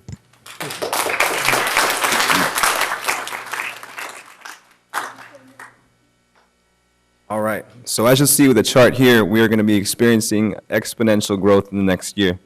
SUSD will continue the implementation of Ethnic Studies Pilot Initiative into the 2017-2018 school year. American Legion, Health Professions, CK McClatchy, Luther Burbank, Rosemont, Hiram Johnson, Carver, Kennedy, and New Tech will be included in the second phase of the pilot. In the second phase of implementation, SUSD will continue to build and add more sections at each school site. There will be approximately 45 sections of ethnic studies offered in 2017-2018. The program will serve approximately 1,485 students. 24 teachers will receive 60 hours of professional development in preparation for the school year, and SUSD will continue its partnership with the students, teachers, parents, community, and CSUS to ensure that the multiple voices and perspectives are included in the continued development of this course. And now we'll open up for questions. Thank you all. Thank you, Dr. Caneros. Are there any public comments? Yes. There are 12 public comments in order. If you could come up and line up in order, please. Elizabeth Esparza, Rashad Badir, Bridget Martinez, Dro Margarita Berta Arvila, Mario Galvan. Those are our first 5 speakers. Hi, again, I was here earlier. A couple of months ago, maybe 2 months ago, I was volunteering in my kid's school. One of the kids was having a bad day with a substitute, 1 out of 9 in 1 month. I'll come back later to that. Anyways, he's having a bad day, and I take him to the side, and I'm like, hey, what's going on? I know you since kindergarten. Don't try to fool me. I know you're a good kid. Like, you know what I mean? You're smart. And he gets upset, and he tells me, they always do this to me, and they don't like me. And I said, what do you mean? He said, they treat me different because I'm black. This kid told me. I said, what do you mean? Yes, I could tell when a teacher is good and then when a teacher doesn't like me. And I know it's because I'm black. I said, no, it's not. I said, I don't think so. I'm gonna validate that you feel that way because of everything that goes on and what you might be seeing, but I would really hate for you to grow with this hate in your heart. I said, you know what? I just seen a book. So I went and I got a Nelson Mandela book. I said, you read this. When you feel this way, just look through it, and you're going to see how this man didn't have that hate in his heart, besides everything that happened to him. Anyways, it's been a couple of months, and this kid still has that book sometimes out, okay? Ethnicity is not about people of color. White people have ethnicity, too. They're Scottish, they're Irish, they're Polish, there's many of us. And so, going back to what I told you guys about going back to school, I started sociology because I identified with a lot of stuff that was going on and that I didn't know the names they had for them, but I knew what it meant. When I went to Sac State, then I started taking ethnic studies classes. That made me realize that sociology also had it wrong because they were talking about European immigrants, not about me, right? Now when I look at the history books, I go to the thrift stores, and I skim them. I love to skim them because I'm not in there. I am not in there. There's a couple of Indians, there's a couple of blacks, and they just talk about slavery and how they, they won the West, and then that's it. I used to say, oh, I wish I was born in the 50s. That's so. But now that I'm educated, I'm like, no, the 50s were not good. My life was not happy days. My life was not Greece. My life wasn't what they represented me back then on TV as a Mexican greaser. Anyway, I'm here to say that we need to teach all of our students, all of the ethnicity, so that the ignorance isn't there, so that these killings stop, the ignorance, the hate, and not just in our communities, but in our government. So thank you. Thank you. Rashad Badpir. Next. Bridget Martinez.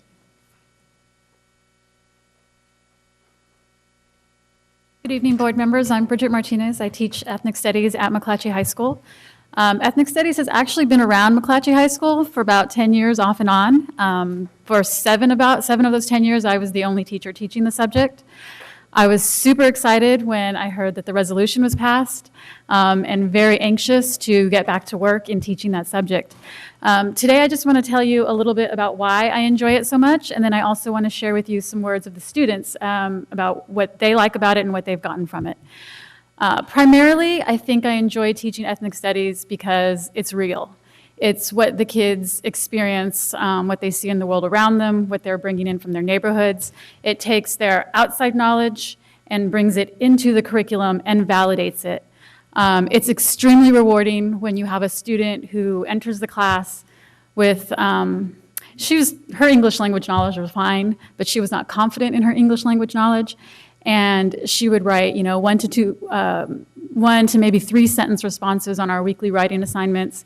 And as the class progressed and she realized that we were talking about her life and her experiences in a validating and affirming way, I saw her writing grow from half a page to a full page to flipping it over and continuing it on the back.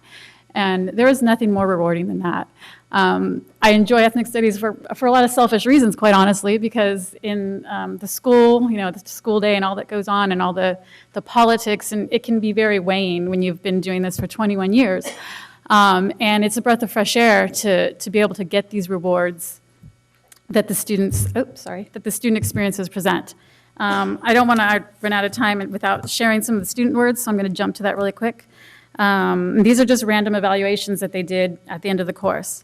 It has opened my eyes to things I didn't realize about myself and others. The school district needs to make this a requirement because it equips people with knowledge about social issues, which is beneficial to making society better in the future. It showed me things I wouldn't have learned anywhere else. This class has helped me compare problems of today and how they were created in the past. It's really something you can relate to. It's a more realistic class compared to others. There are more, but I'm out of time. So thank you for your continued support of ethnic studies. And I look forward to being able to do this for a really long time. Thank you.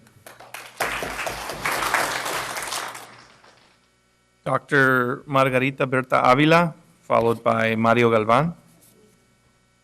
Good evening. My name is Dr. Margarita Berta Avila. I'm also part of the faculty in the College of Education that's been working with this endeavor, as well as chair of Ethnic Studies Now Sacramento here. And it's been a great pleasure working with everybody on this team, and close to the date of 2 years ago that this resolution was actually passed. And I want to commend the board for the moral courage that they had at that time. Obviously, we were not foreseeing the political climate that we're in right now, but still to have the continuous moral courage to continue to support ethnic studies, especially in this day of age. Whereas was shared by our teachers that just spoke and our students that spoke, how the impact of ethnic studies, what the impact of ethnic studies has made on them every day, and not only right now in the current as current youth, but in the future as adults, and them being able to then relay their responsibilities. And so there's an active change that is happening with this. I don't know if you know just the impact that Sacramento City Unified School District has made statewide and nationwide. Every day, or at least every other day, there are calls, emails that we receive asking, how is it that you all did this? How is it that you have been moving forward with the textbooks that were been spoken of, the professional development that has been spoken of, the curriculum that has been developed? And Sacramento City is being looked to be able to move their districts forward in the work that needs to be done. And at Sacramento State, with our ethnic studies and teacher education coalition, we are working as well to make sure that we have the teachers ready to be teaching ethnic studies, because just to have a social science credential is not enough. There needs to be a background and discipline of ethnic studies. So we are committed to that. And we want to continue, lastly, to encourage the district, as you have demonstrated, I'll just take a few more seconds, as you have demonstrated, to support the funding of ethnic studies, to support that all ninth graders have access to ethnic studies, as well as the teachers continues to have that continuous professional development, and mostly to have intact here in this district the support staff that is needed to make sure that ethnic studies is a success. And Dr. Mark Carnero has been absolutely fabulous in this process, as well as others that have joined him on this team. Thank you. Thank you. Mario Galvan, followed by Ramon Diaz and Carolina Flores.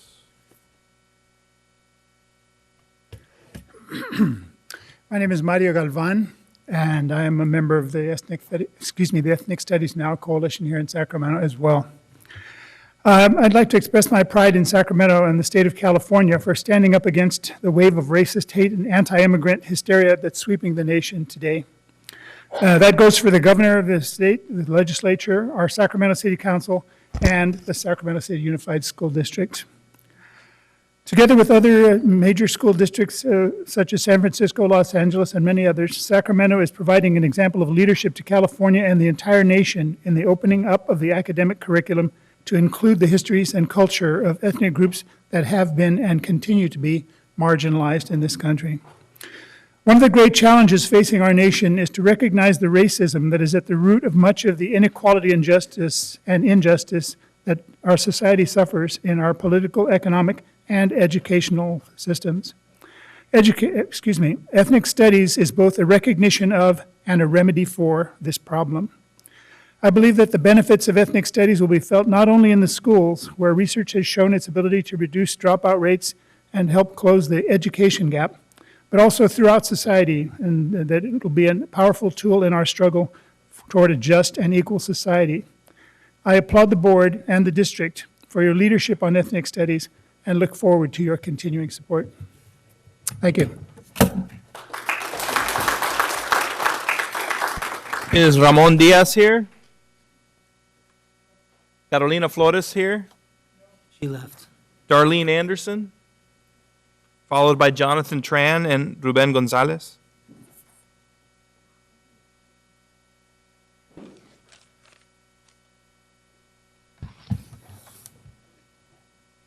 Darlene Anderson. What a leap. Ethnic studies. What are we really talking about? We're talking about the same struggle that we're having in the district. Why would we even do a pilot program? We need a district-wide initiative to make sure that all kids have an understanding of who we are as Americans.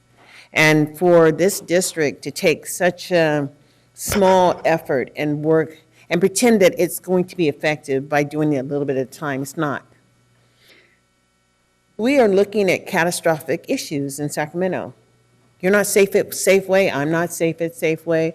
I'd like to go to Safeway and feel that my kid, when I have grandkids, that they can run out and be safe into the store, but guess what? They can't, because we do have to fear shootings. We have to fear the unknown.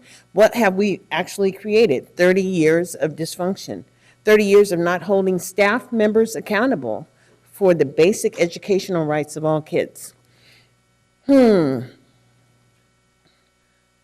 never really knew a lot about Malcolm X and Never really knew, only the things I knew were the things that happened every February, Black History Month. That's the only thing I ever really knew. And then I started reading up on it. But then I really understood the struggle when I had children and was fighting for them to have a basic right. Why are we still fighting for basic rights in the public education system when the law demands that our kids attend? But the law does not protect the children when they're here failing. And then when the district allows staff to gather dysfunctional information about kids who are not participating in the level of growth and development that they should be. Well, I don't know how you can do that when you can't read and you can't do basic stuff. And so, this district needs to take on a different perspective when you're talking about ethnic studies. We're talking about American history. We all know the struggle. We all understand the struggle, but how we look at it at the school site is differently. And when we only elect one or two people to stand up and say, oh, we're going to teach, you about your history or your ability, we're not holding the same accountability for all staff members. It has to change in the leadership. The leadership has to be here. It cannot be, one or two teachers defending the right to teach ethnic studies. What is that all about? Thank you, Ms. Our history Anderson. doesn't change. All right, thank you. Jonathan Tran, Ruben Gonzalez, and Tony Tinker. Good evening, President Wu, Superintendent Banda. My name is Jonathan Tran. I'm a member of the Ethnic Studies Now Coalition and a proud member of it. When this resolution first passed and we met with staff, I think I left that meeting feeling a lot of skepticism, just in terms of the commitment of the district in terms of moving forward. All of that changed with a shift in the leadership within the academic office. So I just want to take a moment to thank the academic office, Dr. Taylor, her entire staff, and in particular, Dr. Canero, for their leadership in making ethnic studies possible. More than ever, leadership is needed here in our country at a time when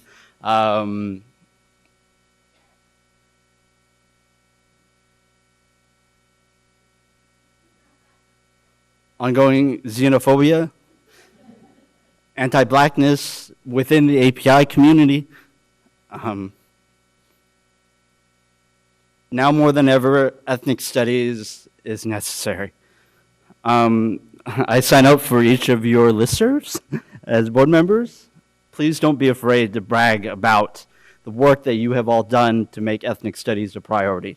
There's a lot of work ahead. We have a lot of doom and gloom in terms of talking about budgets. But this is something we can be proud of here in Sac City Unified. Your leadership made a difference, will continue to make a difference. So thank you.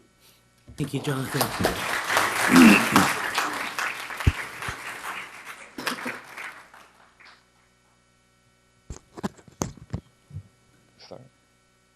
Hello, good evening. I'm Ruben Gonzalez. I'm an English teacher at Elk Grove Unified School District, Florin High School to be exact.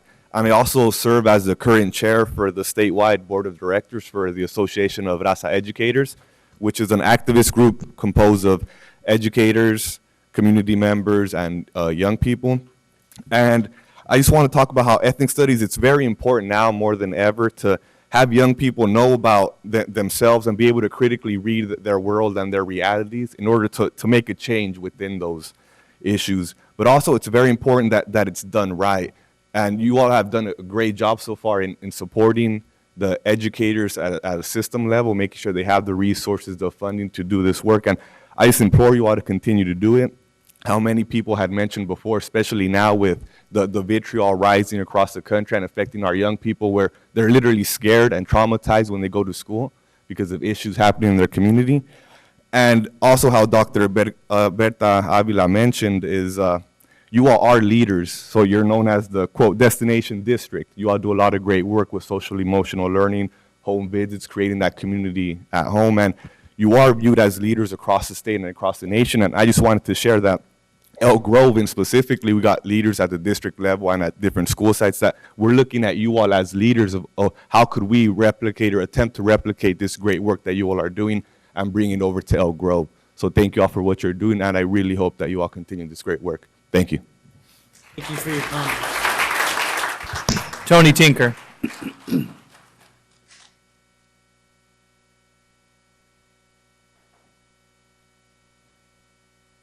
Good evening. Thank you for always hearing about ethnic studies. You know, I always come to this board and talk about this great work that's being done, and now you actually get to see all of the great work that's being done. But, you know, I was part of Corridor 65 when it first started, and I was able to see the impact that it had on Sacramento at a time when I was very young in college and just starting out, and the impact that it had on the community in Sacramento and all that it served. And now looking at what it's grown to in ethnic studies and what this board has done for Sacramento, to be able to say, we have an ethnic studies textbook. We have an ethnic studies course that is throughout, slowly moving throughout our district. And it is so vital and so important when you have students who look like me and are able to come back to this board and talk to you the way that I have been able to talk to you over the course of these few months. I want to continue to encourage you to push forward with Dr. Taylor, with Dr. Canero, with all of the people at Sac State to continue to fund this work and continue to make sure that it doesn't get lost in the 3-year funding and the LCAP, that it continues to move forward so that students look like me that come back and take places that we all can retire and say, we're raising young people to look like us. We're raising generations of Sacramentans to speak for us. I've been going up and down the state and looking at CCEE and working with LCAP and working with students and working at the Capitol to talk about the different things that are happening around ethnic studies. We are being looked at as a destination school.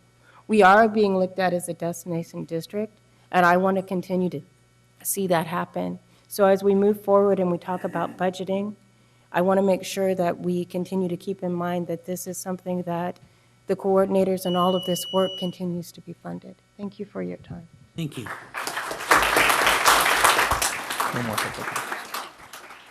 Member Vang? So I just want to take this time to thank Dr. Canero and Dr. Iris for all the hard work that you've done to really push the pilot program. I also want to thank Dr. Mark from Sac State, our Sacramento State partners, and community groups like HIP and Ethnic Studies Now for working so hard to get this pilot off the ground and running.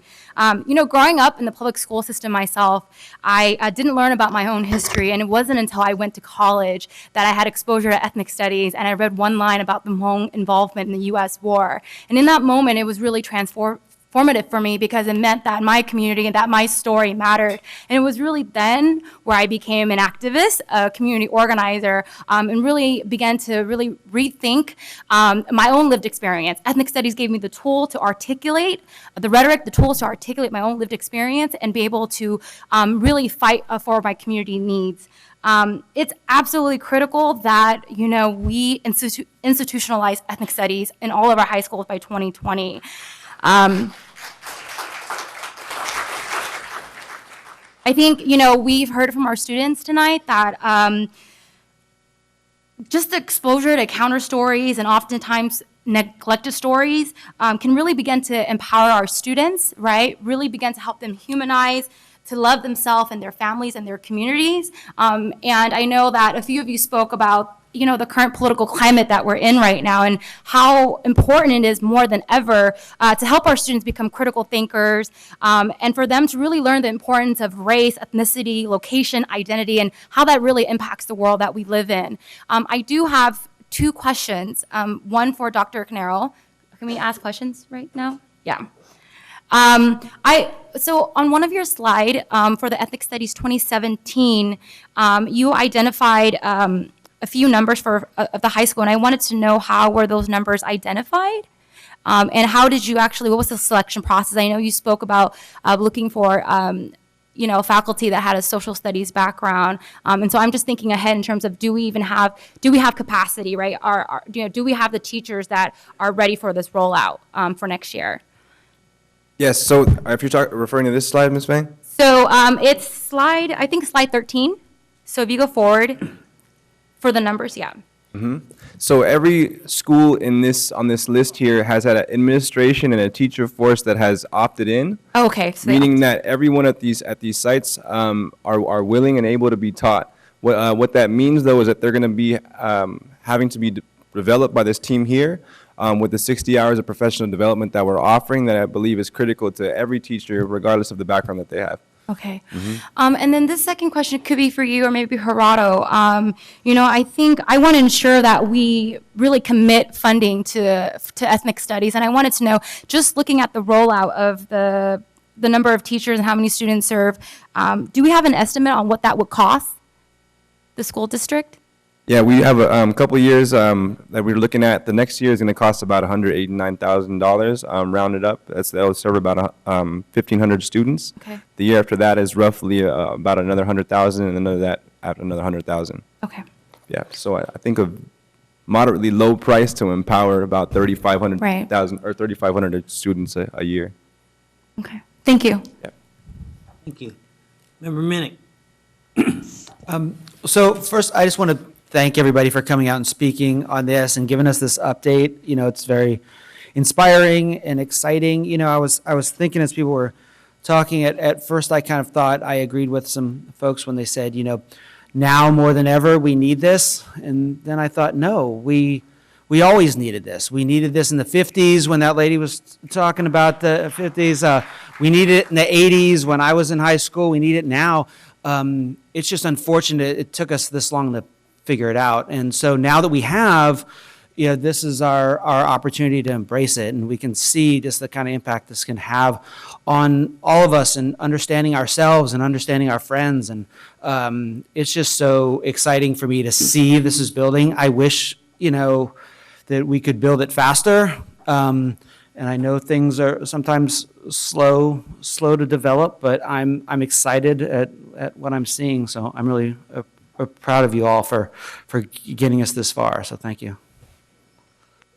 Thank you, Member Minnick. And I want to say thank you as well.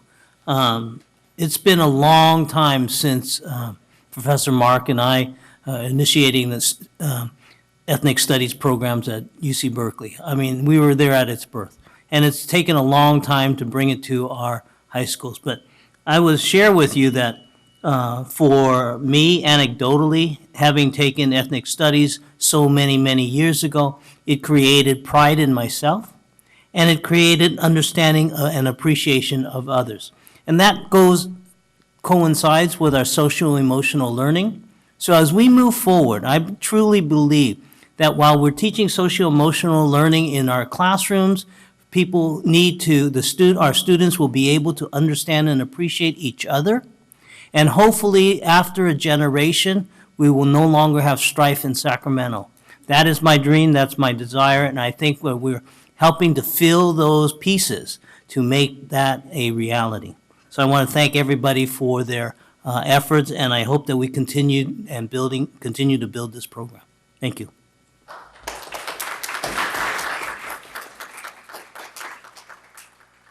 Moving on now to item 11.2.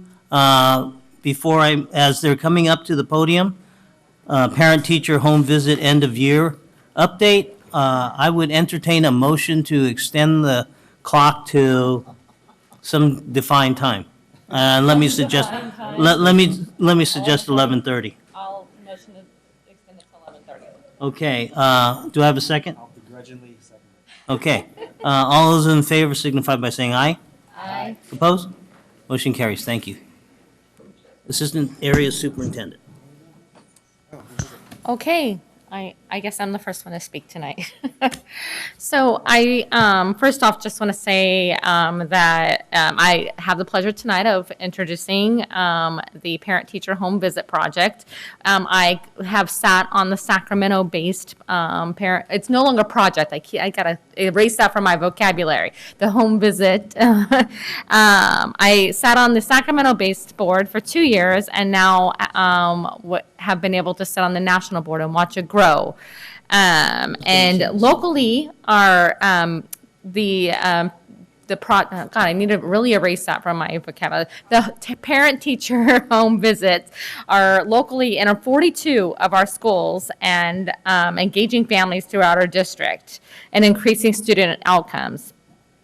Because of the local efforts that we've done here in Sacramento over the last 20 years, we are now national and doing work in 19 states. That's very, very impressive.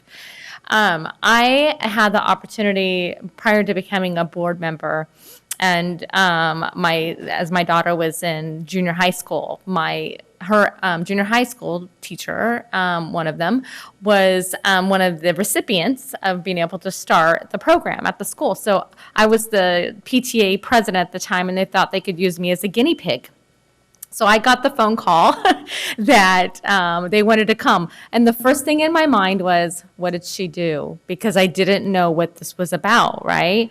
And so when they came to my house and they explained to me, I was just flabbergasted and just amazed on what they came for and what they wanted to know about my family and what they wanted to know about my daughter, about her hopes and dreams and what she wanted to be when she grew up.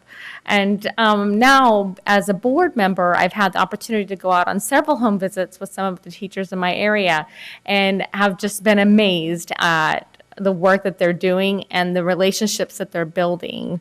And then bringing that on to the APTT events at the schools. And I've attended those, and I'm always just amazed by the work that is being done.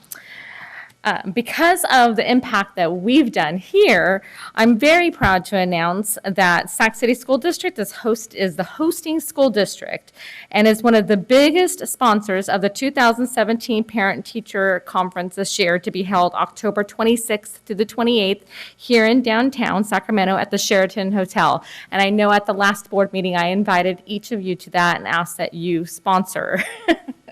So I'll be reaching out to you. But I do encourage everyone to attend, and as we get more information, we'll put it out. But I believe that you'll have some information in your presentation as well, correct? Great. Well, I will hand it over to Tumua. Thank you, Board Member Pritchett, and thank you for the introductory remarks for this very special relationship we have with our parent-teacher home visit friends here tonight.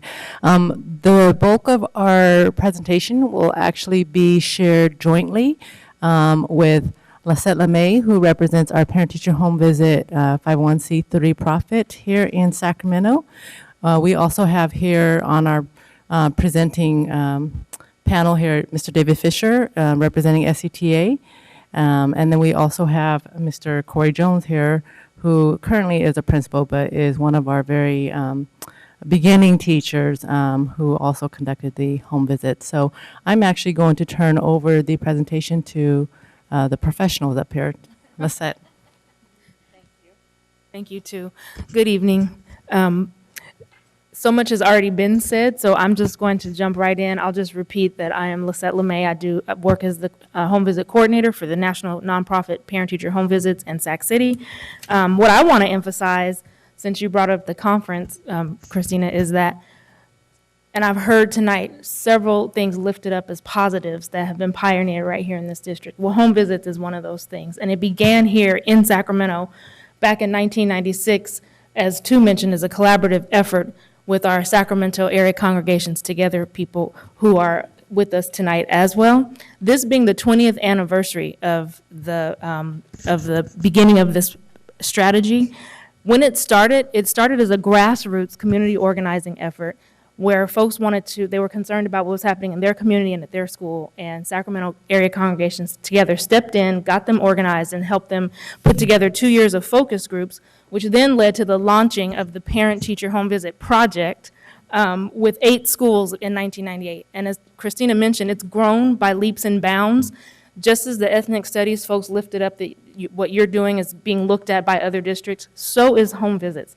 And so in those 19 states, including Washington, D.C., this model that was created right here in Sacramento has been adopted and adapted and is being used and lifted up as one of the highest impact family engagement strategies. So something else for us to be super proud of. And at that conference, I expect us to be there in numbers as the pioneering force behind this strategy. So I want to give a little end of year update around parent-teacher home visits and academic parent-teacher teams. And for those of you that don't know, the academic parent-teacher teams are family-style meetings that are being hosted at least 3 times a year by teachers at 13 of our elementary sites. And it's a way to take a traditional parent-teacher conference and flip it on its head to make it more engaging and more interactive and to focus on a specific skill that families can then go back and work with their students at home on. So as Christina also mentioned, we have 14 participating home visit sites. Those 42 sites, have conducted approximately 3,400 relationship building home visits this school year alone. We have 13 elementary schools that are participating in academic parent-teacher team meetings, and they've been able to reach approximately 1,400 families through their academic parent-teacher team meetings, building the efficacy of our families to engage in those academic conversations with us classroom teachers around the academic and social emotional success of their students.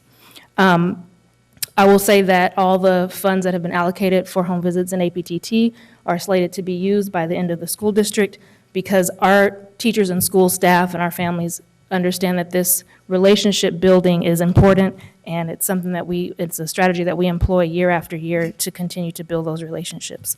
So speaking of academic parent-teacher teams, I'm going to ask Mr. Jones to please come up and speak about the impact that that strategy has had for his staff, students, and families at Earl Warren.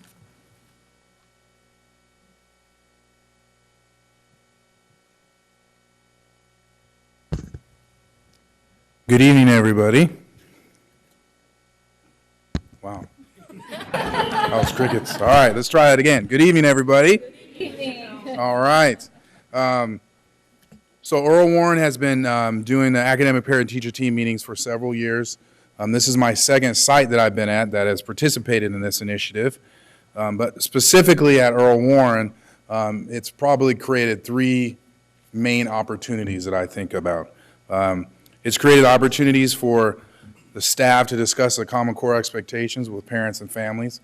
I know you're all aware that the expectations we have out of Common Core were, in some instances, a great leap from what we had before with the old standards. There was a lot of confusion about that, and this provides an opportunity to create some dialogue around that and some teamwork around those things. It also created opportunities to build community between classrooms, grade levels, the school, and students and families around positive student academic and social emotional outcomes. So once again, getting people together, talking about how we can support each other, how we can support our students, how we can support families, how we can support our staff members to boost student achievement in those areas. And since the Earl Warren teachers have decided to conduct their academic parent-teacher team meetings as grade levels, they don't do them individually as classrooms, they do them as grade levels together. This is also another opportunity for teachers to collaborate and align their expectations and supports.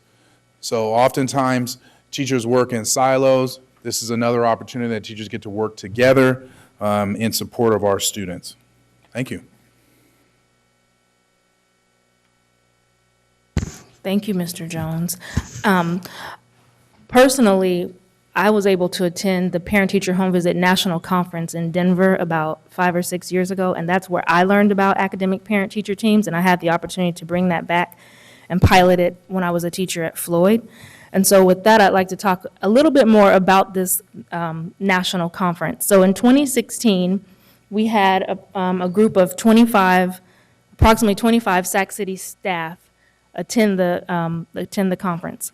And of those 25, approximately 8 of them were presenters in different workshops, presenting on everything from how home visits, building relationships supports their academic parent-teacher teamwork, to trauma and how we use our relationship building to address those things in our classroom. And so I just want to emphasize again, it's the 20th anniversary of this strategy that was pioneered right here in Sacramento. I saw somebody do that earlier, I thought I'd do it. That's my job.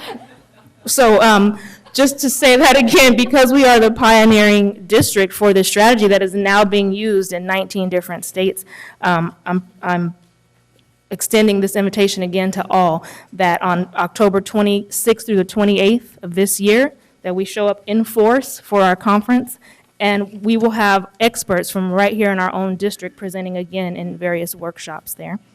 One final thing that I'd like to touch on before I have David come up is that we are in the very beginning stages of a national evaluation that is going to be a 3-part study that's going to look at mindset shifts. This first study that's happening, we're looking at mindset shifts. So I've heard a lot tonight about bias, unconscious bias, implicit bias, assumptions that we make about each other. So we want to find out if this strategy of getting to know one another on a human level causes some of those things to shift for us. We're also going to discuss the need for fidelity to this model because it is a very specific model of home visiting, and we're going to later look for outcomes for families, students, and staff conducting and receiving home visits. We have 3 participating sites, Leah Tata Floyd, Fern Bacon, and Luther Burbank. And the first set of data around the mindset shifts is going to be presented during the national conference, again, October 26th through the 28th of this year. So be looking for that. This practice has been sustained for 20 years, not only right here in our district, but again, it's being lifted up and used and adapted across the country. And so Mr. Fisher is going to come up and talk about how that all started and why it's been sustained for so long. Evening again. I'm David Fisher, as you know, Vice President of SCTA, but also one of the founding teachers for the Parent-Teacher Home Visits, it's called now. I just can't believe it's been 20 years, for one. So it just seems like a few years ago when a Sacramento ACT organizer, Mr. Jim Kennedy, came and talked to a few of our teachers about, you know, what our experiences were. And we had some focus groups with parents and this idea based on the one-on-one organizing concept of just meeting face-to-face with somebody. It's gone from there to our pilot that had 8 schools to the, you know, the big national model that you've heard about today. So 20 years, you know, a lot's happened. Of course, the standards have come and gone a couple different times, right? We've had, of course, curriculum come and gone. We're getting new curriculum again. Management comes and goes. Superintendents come and go. It's just part of life, right? But what's kind of stayed all this time and expanded is this parent-teacher home visits. And I think it's for a couple of reasons. Number one, it's about relationships. I mean, this is about connecting teachers with families and valuing each other's expertise and being co-educators of the students. Not a lot of education type reforms and programs are really built on relationships. So I think that's the main thing. It just works. The other thing, I think the way it started as a grassroots effort, as a collaborative, a bottom-up, site level, the community level, with resources primarily at the community and the school level, and then built up from there. I think that's another thing that's helps sustain it. And when we go out and do trainings, we talk about how important that is, that you get the buy-in at the local level. In fact, we at SCTA have used the model to develop proposals, in particular restorative practice proposal. Our hope is that the district join with us not only to continue the parent-teacher home visit project, but to expand it to opportunity for other teachers and sites as we've proposed, and also to replicate this model in other areas. So that's my part. I'm up to Ms. Moa up. And before we close and take questions, I don't know if everybody knows, Board of Education members, our Sacramento Board of Education members, and our members of the public know that our Executive Director of the National Parent-Teacher Home Visit, Ms. Carrie Rose, is going on after 20 years. And Carrie has really dedicated the last 20 years her life at the expense of her children, her family. We know this because we've seen it, and gosh, I probably shouldn't have said that, but. I made the announcement at the last board meeting. Oh, okay. Give her some props. Okay. Well, Carrie Rose is going on, and she's in the audience, and I just would like for us to give her a big round of applause and honor her.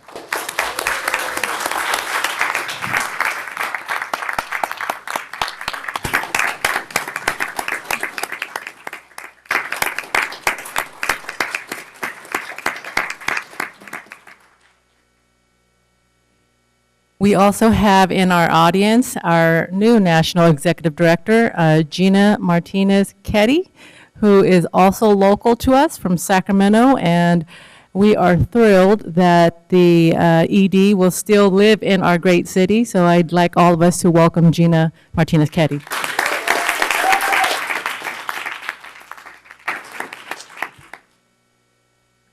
So at this time, I'd like to turn it over to you, Vice President Wu. And Mr. Barrios, do we have any public comment? Yes, we have 3 public comments. Lanaya Coleman, April Ibarra, Teresa Flores.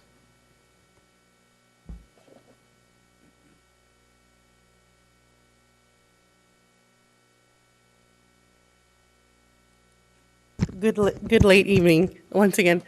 So April Ibarra, and my public comment is going to be that home visits has been transformational in my life personally. I don't have the time to share my story with you, but I would love to reach out to me, or I can reach out to you. Anyways, my children go to Oak Ridge Elementary School, which is a school where I also attended as a child and had some very not so good experiences. And because of that, I had the mentality that the public education system was not something willing to work with me. And because of a home visit, I saw that wasn't true. And so a teacher came into my home and told me that she wanted to know what my hopes and dreams were for my child, who, as I mentioned, I have an English language learner, was way below grade level. After sharing what my hopes and dreams were, and they are that she can succeed, and not just her, but the kids in our community can succeed and not be told that they can't because of their economic status or because of their language barrier. And her teacher worked with me, and my daughter was at reading level at the end of the school year.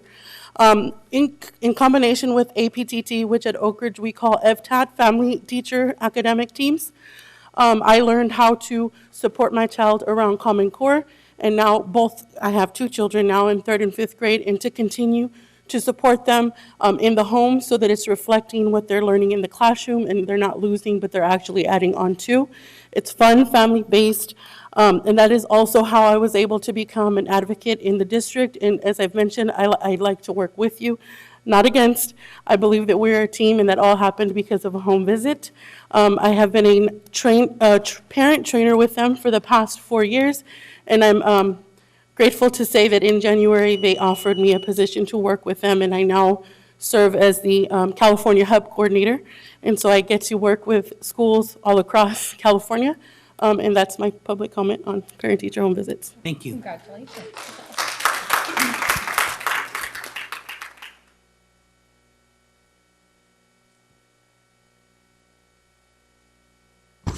Good evening. My name is Teresa Flores. So as you probably noticed, we switched up all the order because that's what organizers do. And I'm an organizer with Sacramento ACT. I was not here actually 20 years ago. I was actually just coming to the U.S. at that point. But as you've heard, Sacramento ACT was one of the organizations that helped found this project through listening to parents and working with teachers and working with the district. So I'm very proud to represent Sacramento ACT tonight and just commend the tremendous work that Parent Teacher Home Visit Project has done in the district, again in collaboration with SCTA and the board and the district. I think it also really shows the importance and what community organizing can do. I was sharing with one of our leaders, it's incredible to see that something that community organizing that was really grassroots, that was really something from the parents and from those, that were struggling to support their kids, something that started from there and has now grown to a national model in a national organization.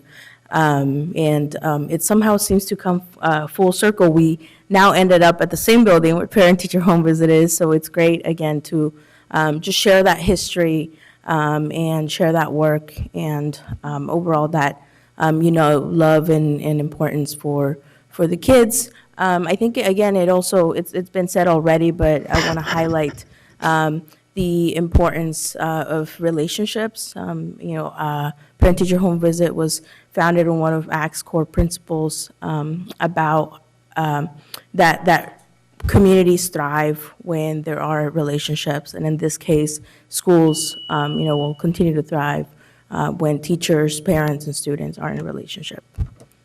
Thank you. My name is Lamaya Coleman, and I'm a member of SAC ACT, but as I said earlier, I'm also a parent of a child at William Land. And as a parent, I'm really grateful for this history, this past collaboration that between the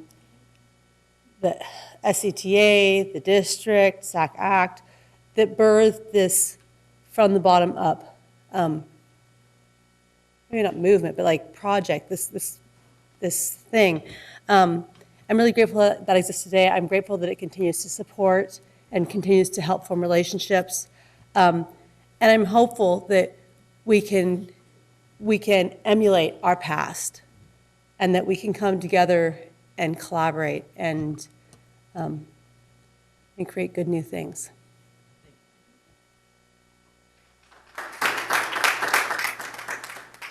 I think it's it. That concludes our presentation. Thank you so much for your time. Are there any questions? Member Pritchett. Of course I do. No.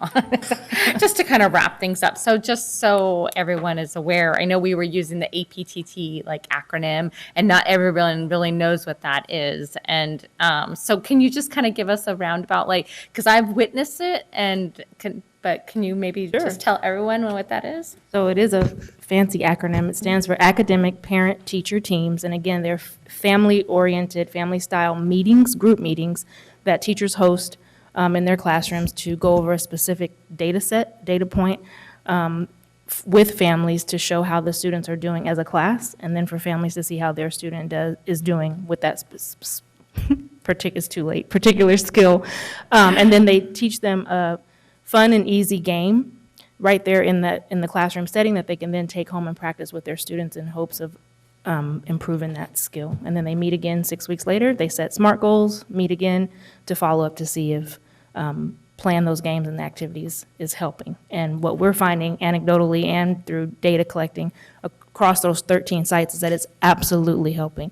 And part of that, again, is the relationship piece, but it's also building the confidence in our families that they can have those academic conversations with us and not feel intimidated.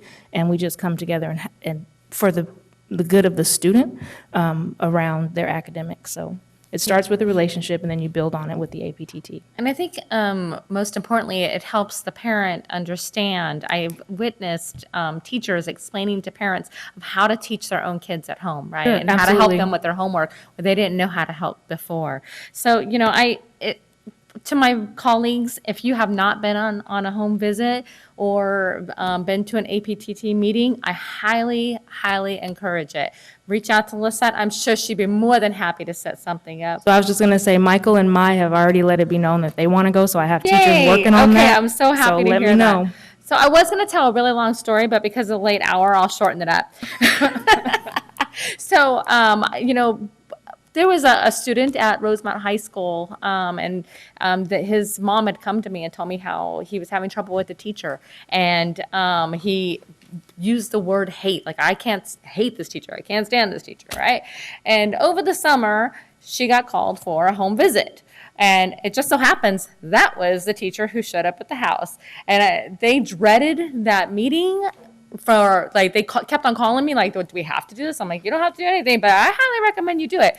After that meeting, minutes after, I got the phone call of like, thank God he came to our house because we have a whole new understanding of this teacher. And the next year, the kid ended up having the same teacher and succeeded in his class. And that, to me, said it all. I was like, this is Absolutely. why we do this, right? The power is So- in getting to know one another, moving away from assumptions and really getting to know. Exactly. So as we move forward and, you know, with our next two agenda items are talking about budget and LCAP, I highly would like to, you know, urge the board of just thinking of programs that make such an impact in our district and think about how we can grow these programs, because I think that in the high school levels, we probably could use, well, I think at all levels, but I think we should probably also think about at the high school level of how we can grow those type of programs, because these are the kids that probably need to see their teachers outside of the school campus rather than inside and build those relationships. I'm biased, I'll say it's all kids, but I get what you're saying. I agree. Yeah, no, I think it's all kids too. So what, you know, what I'd like you to do is maybe just send the board a list of all the schools that are participating and maybe how many visits. I don't know if that's readily to you. If you could just send it to us. That way we can help encourage our schools to sign up, and then we can make decisions in the budget process to help grow these programs. Absolutely. Great, thank you. And I want to say thank you as well. I want to share with my colleagues that Assistant Area Superintendent Karas had a presentation at the last Council on Great City School Conference, and she shanghaied me into participating with her because I wasn't prepared for it. But I want to share with you that throughout the country, in our, for those urban school districts who are members of the Council on Great City Schools, they were really enthusiastic about the presentation and the stories we told about going on these parent-teacher home visits. And they just, I think that they were just enthusiastic about getting it into their school district. So I want to thank you for your work. Congratulations on 20 years of doing this work. And may we all be at the conference in October. So thank you. And Carrie, you better keep in touch. You're not riding off into the sunset, are you, Carrie? I actually have no idea what's next, but I'm delighted that Gina's taken the reins. Thank you. Moving on, we have to continue our agenda. We're on 11.3, second draft of the LCAP 2017 to 2020. Ooh, looks like a 3-year program. Elliot, Kathy, Liberty, and Sarah.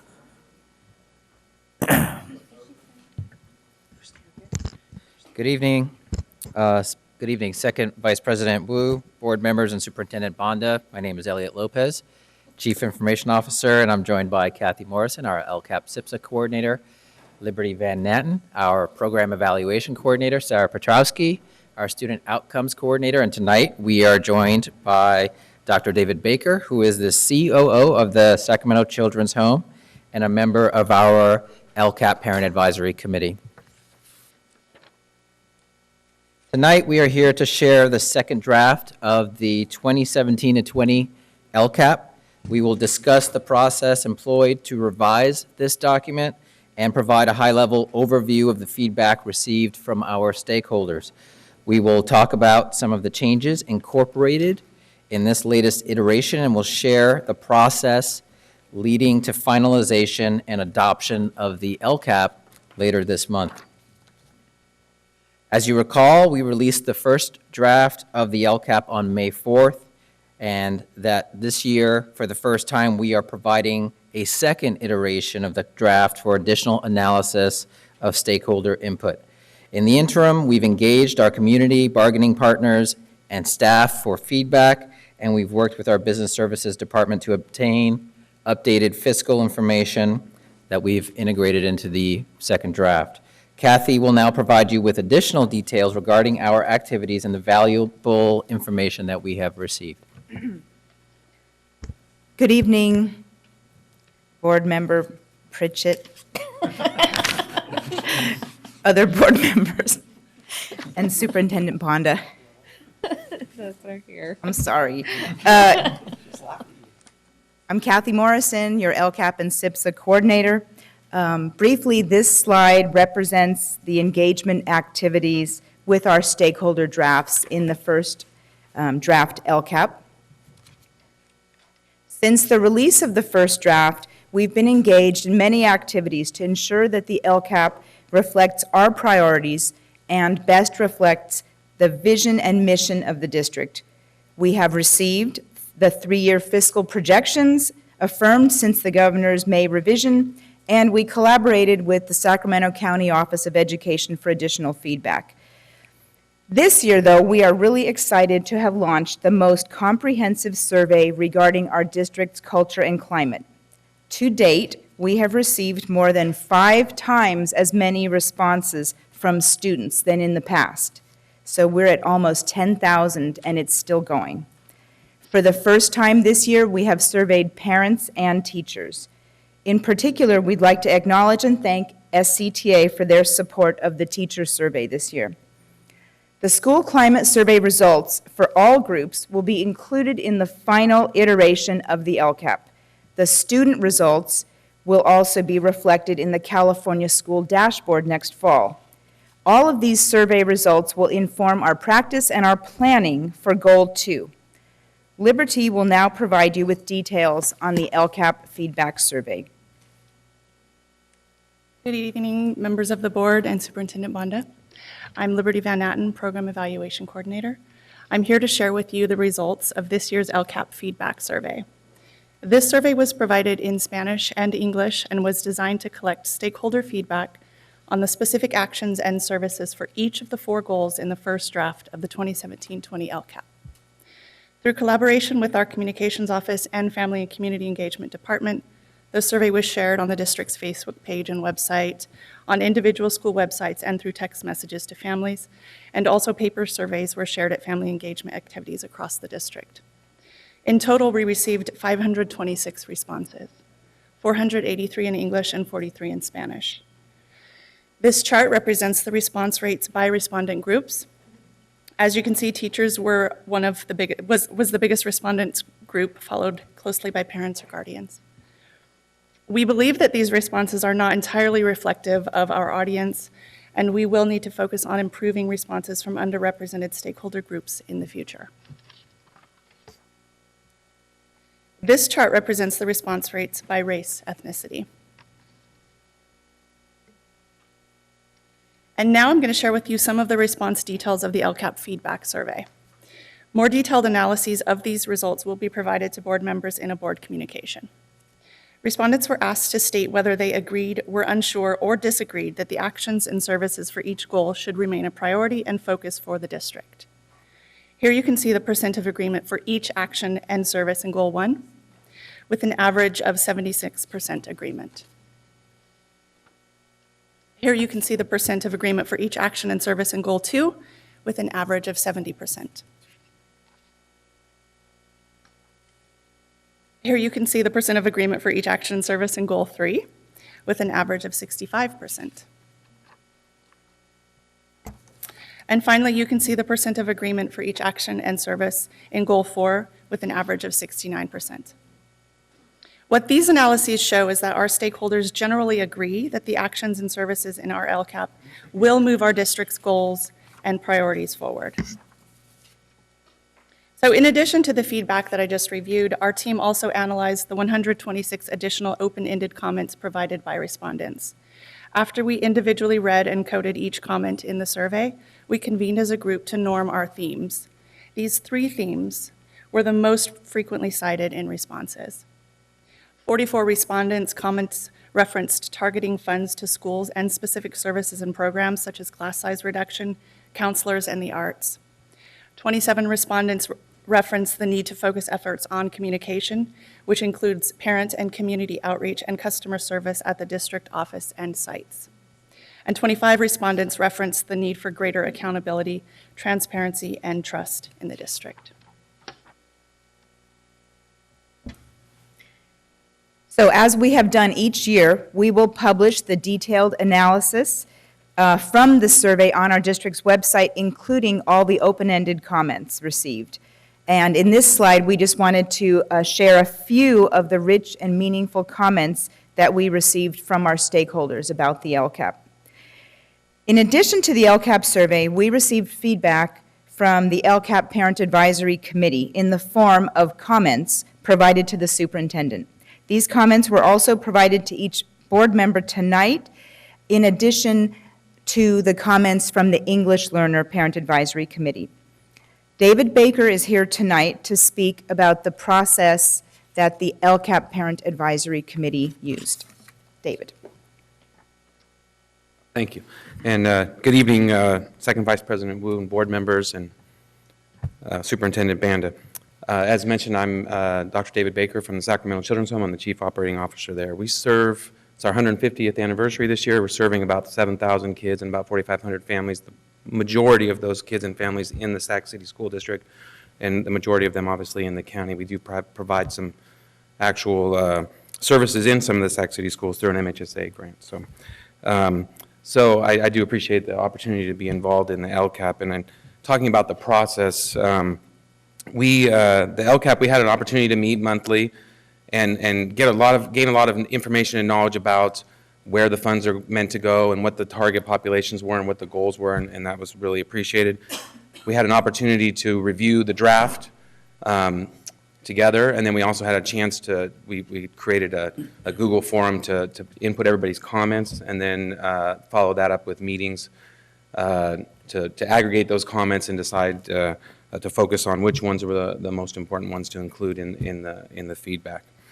And so as a committee member, I was grateful, and I know many of my committee members are grateful to provide, to have the opportunity to engage in the process and to provide feedback. And we hope and trust that you guys will take the feedback and really see some of the themes around evaluation, some of the themes around outcomes, and making sure that we're really targeting the populations that we're intended to target. So I appreciate that. Thank you. Thank you, David. The second draft LCAP includes these changes. Highlights include greater detail on ethnic studies, safe haven, and a new grant-funded program to improve our district's attendance and chronic absenteeism rates. Finally, as you see, we plan to provide improved communication for our families who want better access to data and school site information. As you have heard, this is an expressed need in our community. We have already initiated the translation of the individual school site plans, and we are creating collateral material such as our infographic in threshold languages that help to summarize and demystify the LCAP. While annually we have translated the final LCAP, tonight we heard there is a need to translate the LCAP in draft form, and we will proceed with that immediately.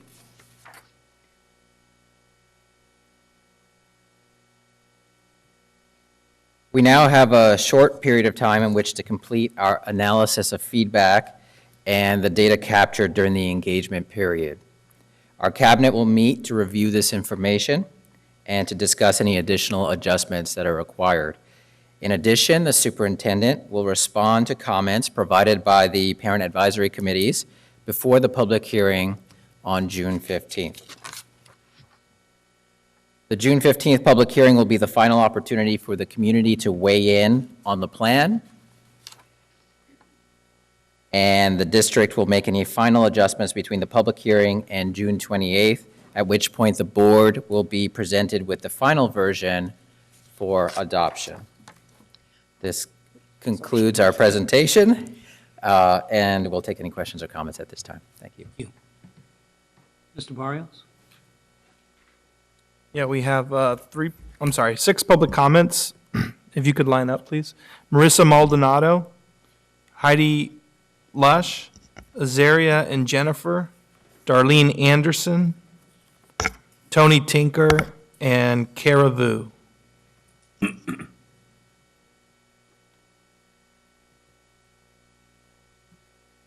Good evening, board.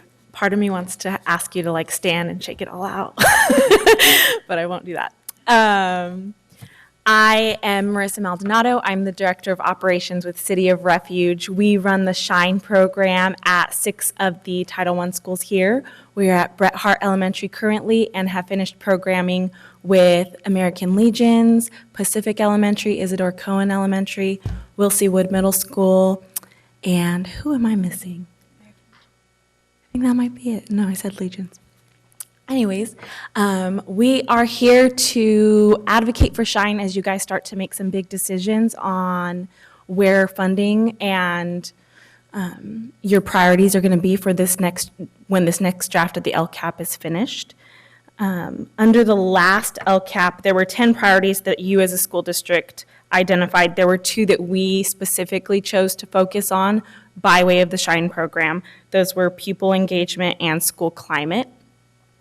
Goal 2 was to address areas of need concerning at-risk students through expanded learning opportunities that fostered student engagement by putting in place positive behavior intervention, support systems, and community partners who would work directly with the school staff, students, and parents. That's exactly what we did through SHINE and through City of Refuge. With our small 30,000, not only did we serve each of our schools for 6 weeks, and I would say went above and beyond what we had even promised to do to begin with, but provided supportive services and continue to provide supportive services. We're meeting with principals throughout the week when there are girls who need some extra mentoring, when they just need more hands on deck. We are meeting with parents when there's intervention needed in the home. We are just making ourselves available. We have after-school programs that we offer for free and very specifically targeting those girls who went through our SHINE program to be involved in our sisterhood program. I have used all my time. I'm just going to say a couple more things. The other thing was, it was the desire of the school district that parents, family, and community stakeholders would become more fully engaged as partners. That's exactly what we did through the SHINE program and would like to continue to do. We garnered some surveys that I'm going to hand out, and I'm going to pass the mic to my colleague Heidi. Good evening. My name is Heidi Lush. I'm the creative director at City of Refuge as well as SHINE. We recently passed out a survey to all the administration that we had the privilege of working with this year, and we wanted to share those responses with you all. We understand that the data and raw numbers the school district is hoping to see can take years to accumulate. Since this is only our second year, and not all of that information is yet available to us, but we are confident because of the responses that we have received in SHINE's effectiveness at the schools. So just to read a couple, there was Julia Del Agua, the interim assistant principal at Pacific Elementary School. She said, for all the girls, we had a decrease in behavioral issues in our yard, especially our sixth grade group. One example, I had a student who was very upset, and instead of hitting another girl, which she admitted she wanted to do, she came to me for help so she could work through her anger and not get in trouble. The program has also allowed girls to speak up and ask for help instead of trying to handle issues on their own, which before it would have turned into a fight. I also had another student whose mom is on drugs and homeless living on the streets. She was willing to be vulnerable and open and to talk to me, though she was very upset. She was looking for help with her feelings. Chase Tafoya as well, the assistant principal at Wilsey Wood Middle School, he said that these students have become more engaged and have refrained from misconduct, namely drama, due to poor peer relationships. Additionally, SHINE participants feel supported and happier because the program has engaged them, whereas previously they did feel disconnected from school. And we encourage you all to look at the rest of them on your own time if you can. But with us tonight, we have girls who graduated from our SHINE program from Wilsey Wood, and they wanted to share about their experiences. Hi, my name is Jennifer, and I graduated from the program called SHINE. I attend to Wilsey Wood Middle School, and well, last year was a really rough year for me, and they came into my school, and like I had really like gave up on everything until they came, and they motivate me to literally do everything. They motivate me to be someone I wanted to be in life that I wasn't trying to be. But if there was one thing I would want to keep is that group. Because us girls, I feel like we go through most stuff. Well, we do. We go through mostly a lot of stuff. And I just like, they look in you and they see what you're going through. And that's a group that like I would want you guys to keep. Because I know they would help a lot of females that are going through stuff.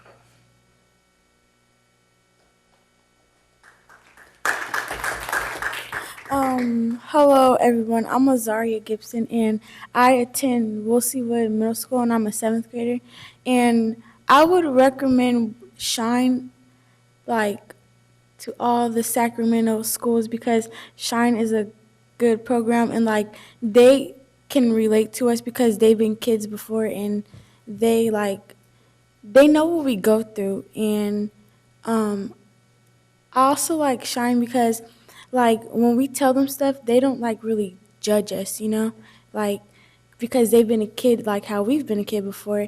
And since I've been in the Sacramento City District, SHINE is one of the best programs that I've been to. So yeah. Am I allowed to use her last minute? We were able to serve over 500 girls, who aren't here. We were able to grab 2 of the girls who spoke at a town hall meeting when y'all were looking for your next superintendent. And with those 500 girls, we do our best to continue maintaining relationship, both with depth and pointing them towards those things that you guys have already put in place. You have counselors, you have faculty and staff at each of your schools who care deeply about each of these girls, their successes, and our goal through Shine is not to just take all the glory in seeing these girls' successes, but really partner with y'all in making sure that they're not dropping out, making sure that they are achieving their goals, because we see each of them as a unique individual, and they feel that. And it was really great to have these girls here until 11 o'clock who just believe in this and wouldn't let us take them home. So thank you so much for your time. Thank you.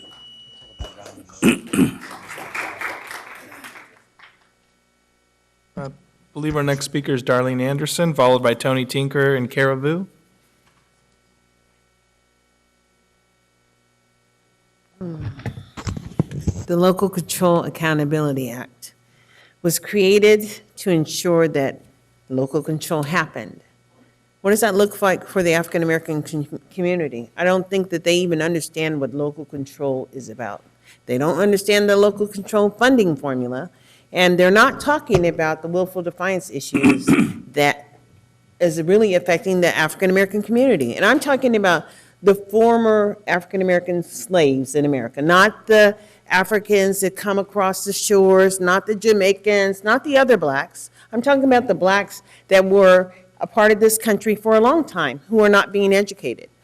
I'm talking about how the community outreach actually happens. It doesn't. And so, we talked about what tonight? We talked about ethnic studies and the importance of it. Well, what about respecting ethnic people when they come up here and actually share concern with the data that you know is true and that you're still not discussing? I really don't understand the who, what, when, why, and how it happens for African American people. I know what happened for me is I was there all the time to oversee the education of my children. Most people don't understand that. So their kids are not getting a basic education. Surveys, how many people are technology literate in Sacramento? How many actually responses are you getting from the surveys? Why allow staff? Staff is the only reason that, we're allocating the dollars, because they're overseeing the money. But how much engagement are they actually doing with human people? I've not filled out one of the surveys, because quite frankly, I don't think surveys are a way to determine services. I think school site councils and the conversation at the school site about what's actually happening, measuring how wonderful the program Shine is for those schools that are getting those services makes a difference. But what doesn't make a difference is to have people come and talk about the LCAP process when I know that it was supposed to majorly impact social and emotional learning, whatever that is. Well, all I see that is right now is plantation implementation of behavior modification. Because on the plantation, when slaves didn't act right, they got beat. Here, they don't get a basic education, and they are on the street for 20 to 30 years. And I'm telling you, this behavior has to stop. We're just talking about public dollars, tax dollars that are being generated from everybody. How is it working in our district? It's not working for all kids. Thank you, and good night.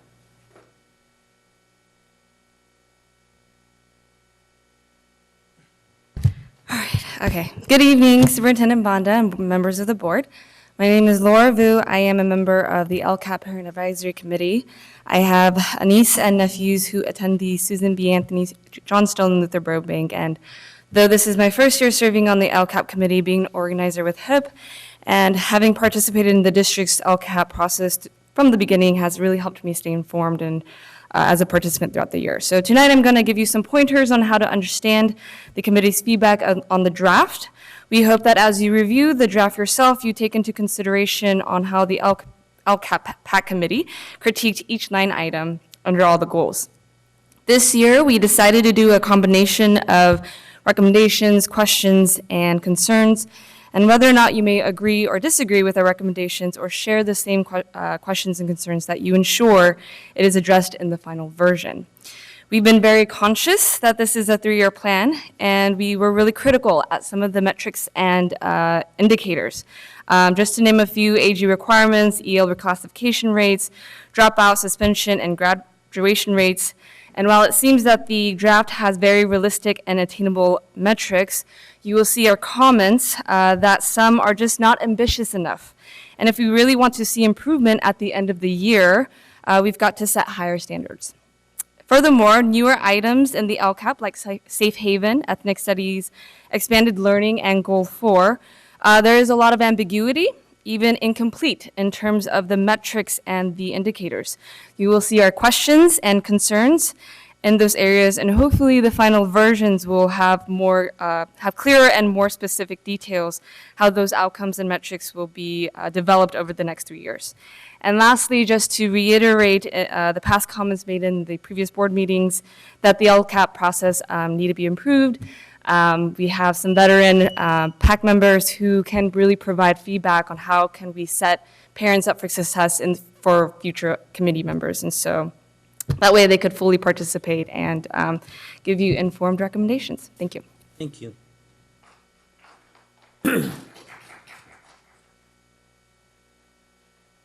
We decided to kind of piggyback our comments, and I am continuing with that process of talking about, as an LCAP member and the Black Parallel School Board, how we have moved through the process. And for us, some things that were missing at times, and conversations that were cut short, and looking at the process in terms of seasons, and looking at the recommendations from CCEE in terms of how that should look with the parent PAC. I think it was most eloquently said earlier from DLAC, is that, you know, there needs to be more involvement coming to, and a gentleman who was on the PAC in the first year with the LCAP, in the fact that the parents need to be engaged where they're at. You want more involvement from the parents, you want more engagement, more understanding. There needs to be more learning at the beginning. Needs to be more understanding for the parents of how important this is. I think a lot of parents don't understand how important our voices are in doing this and how important this body is to sit on. But the parents aren't engaged where they're at, in the sites where they're at, in their communities where they're at, in languages where they're at, to be able to come and bring parents who have vital information and may be working in the school sites but may not sit on a school site council, may not sit on PTA or anywhere else, that they're able to get this information. So I want to make sure that you're very aware that while we have a gambit of individuals in this PAC this year who can share a wealth of knowledge, I think each of us were chosen for our body of knowledge, for where we come from our perspectives. But we're not always able to give you that because we're missing budgets, we're missing comments, we're missing things that we can't comment on later because pieces of the LCAP are missing. So I hope in the future as we move forward that there continues to be improvement and alignment for us as well. Thank you. Any other public comments? No more public comment. Member Minnick? Thank you. Well, first, to respond partially to Ms. Tinker's comment, as you know, I mentioned at a previous meeting that I'd like to do an ad hoc committee with Member Vang and you, and I've talked to a couple other committee members to look at the structure of how we implement the LCAP committee, timelines, all that kind of stuff, to make sure it's as effective as possible, that we're doing this not just the way we have to by law, but the way that's going to have the most impact and have as much student voice and have as much community input as possible. So probably shortly after the 28th, when maybe things will slow down a list, and you're trying to be somewhat respectful of your time. In the beginning of July, though, I'll connect with you to set up maybe an initial meeting. I had a couple questions. One, Kathy, you mentioned, I thought, on one of these slides, the amount of feedback you got through the survey from students. But then on this chart, there is no mention of students, and is it because the percentage was so small that it doesn't fit on the circle? Two different surveys, actually. So Oh, okay. we gather feedback to inform the LCAP and to inform district priorities in many different ways. So we had, and timing was compressed, which wasn't the best timing upon reflection. Our school climate survey focuses on three main stakeholder groups: students, parents, and teachers. And then we had an LCAP feedback survey that anyone was welcome to take, but I don't know that it had as much interest in our community. We have lower numbers in the LCAP, particularly around students. It wasn't targeted towards students, that survey you're talking about, that second one. It's difficult to say, probably not targeted to students. Right. Well, and I mean, this is going to be a thing that, we'll talk about later, just because I don't want to downplay the importance of that youth piece, and so then when I see that chart and then there's no students listed anywhere, like my first reaction is like, did we just ignore it? Like, whatever. And thanks for clarifying, but I think that's important that even if we are utilizing it, we need to make sure we showcase when we're using it so that students know that we value their input, if in fact we do, which I believe we do. Then my other question is around the final submission to us of the LCAP plan. I thought, if I understood you, Elliot, correctly, that we would receive that on June 28th. And so tonight, for example, we received like this stuff, I think yesterday, and these indicators, like, while I was sitting up here.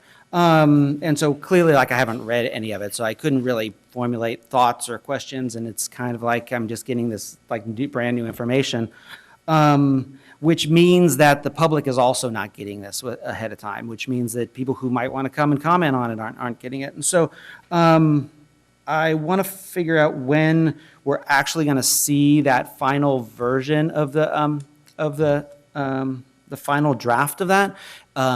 Meaning, when I say we, I mean us, I mean the public, everybody, so that there's enough time for folks, because ultimately this is supposed to guide our decision-making when we vote on the budget on the 28th. If I get this 10 minutes before, I can't utilize the community's voice at all. And then the community is stuck with just what I think.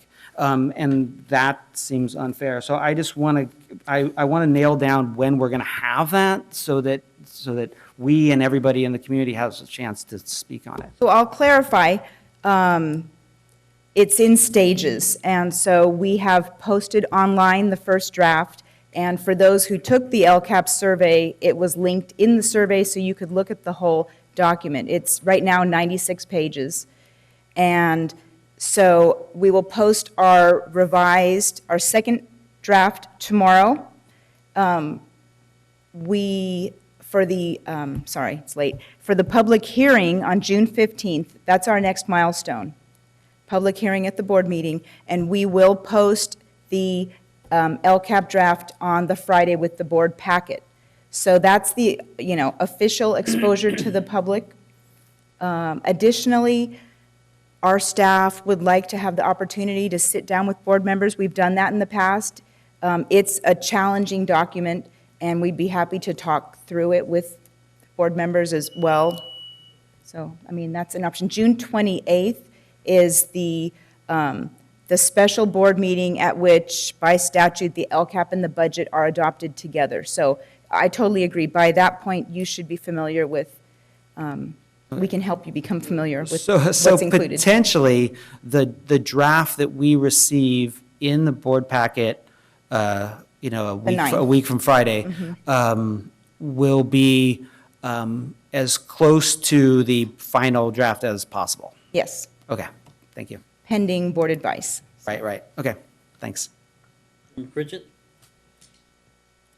That was actually going to be one of the questions that I asked, so I guess I'll just kind of go into a little plug because Shine came and presented. And I don't know if you remember, but last year we were able to extend that program by 2 schools, I think it was, within the budget.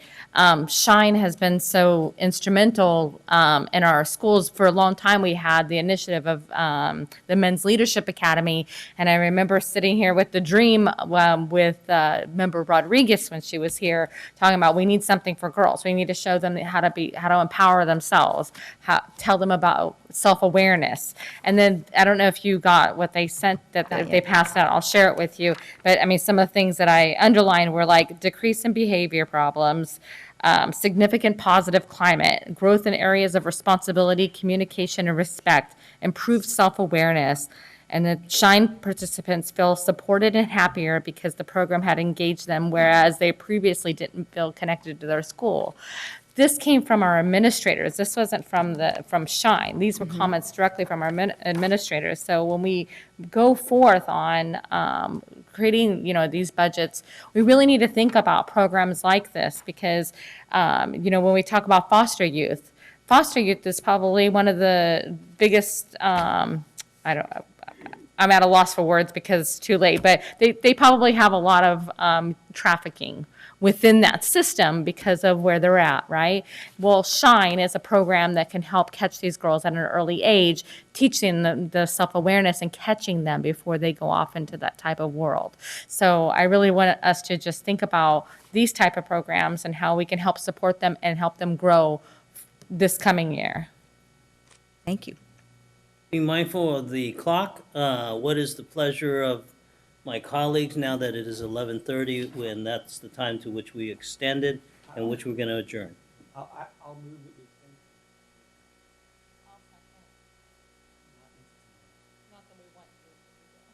All those in favor of extending till midnight signify by saying aye.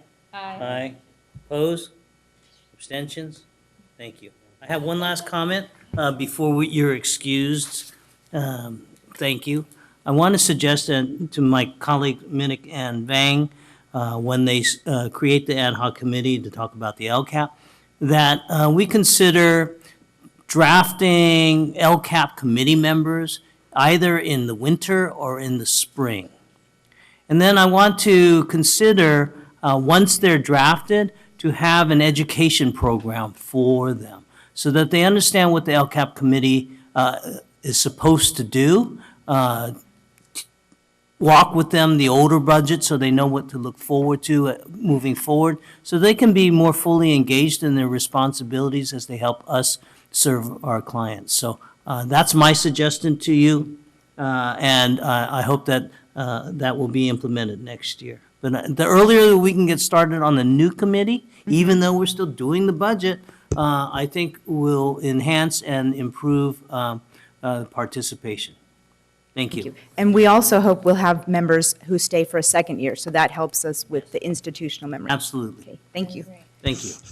Moving on to item 11.4, Governor's May revise. Gerardo. I hope you have some exciting news. I know you don't, but no. What does the governor tell him? 11:30. Yeah, numbers 11:30. Good evening, Vice President Wood, Superintendent Banda, and members of the board. Tonight, Ms. Gloria Chan and I will present an update from the Governor's May revised budget. Our goal is to inform you of the changes from the Governor's January's proposal that we present to you in February, during our budget workshop. As a reminder, we will use the information received during the May revise to create a budget for 2017-18. And the largest parts of the district revenues are from the local control funding formula, and therefore we will review it in more detail. The LCF is still considered a new funding model.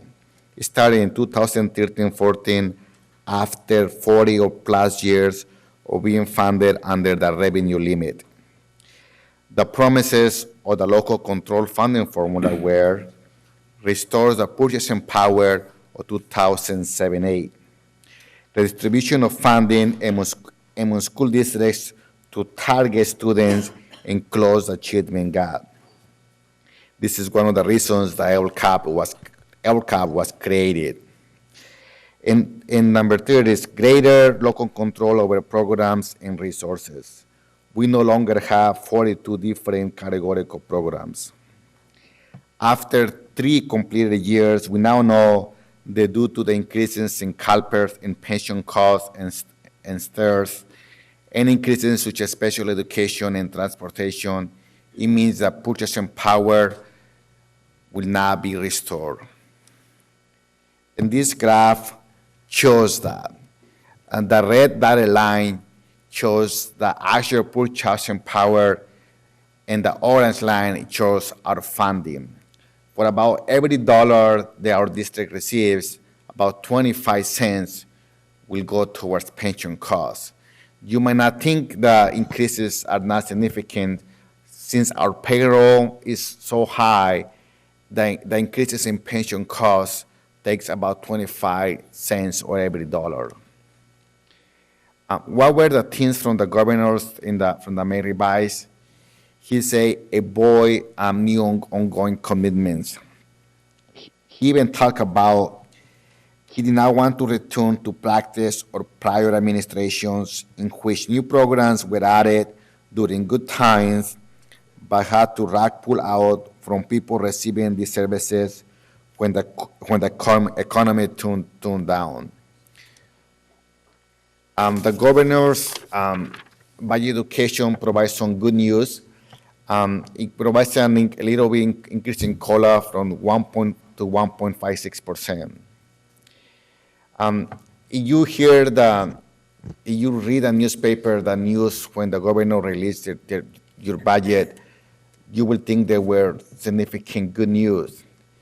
However, the majority of the one-time funds will not be paid to the districts until May 2019. The 2019 is not a typo. That is about two years from now. Ms. Gloria Chang will discuss this in more details on her slides.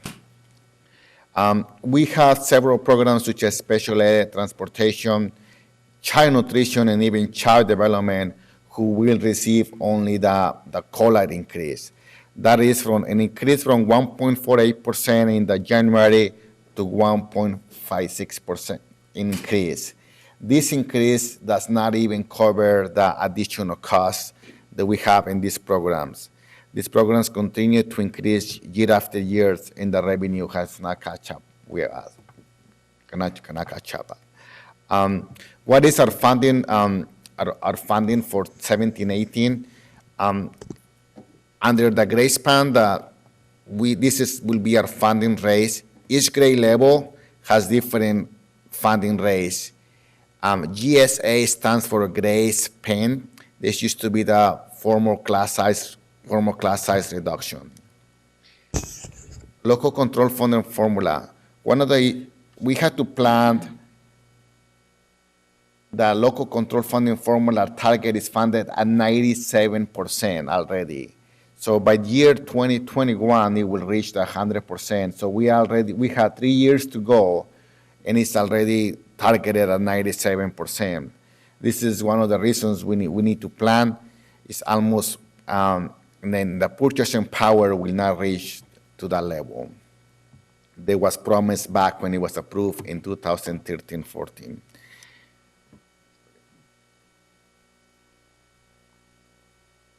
Good evening, Vice President Wu, Superintendent Bonda, and members of the board.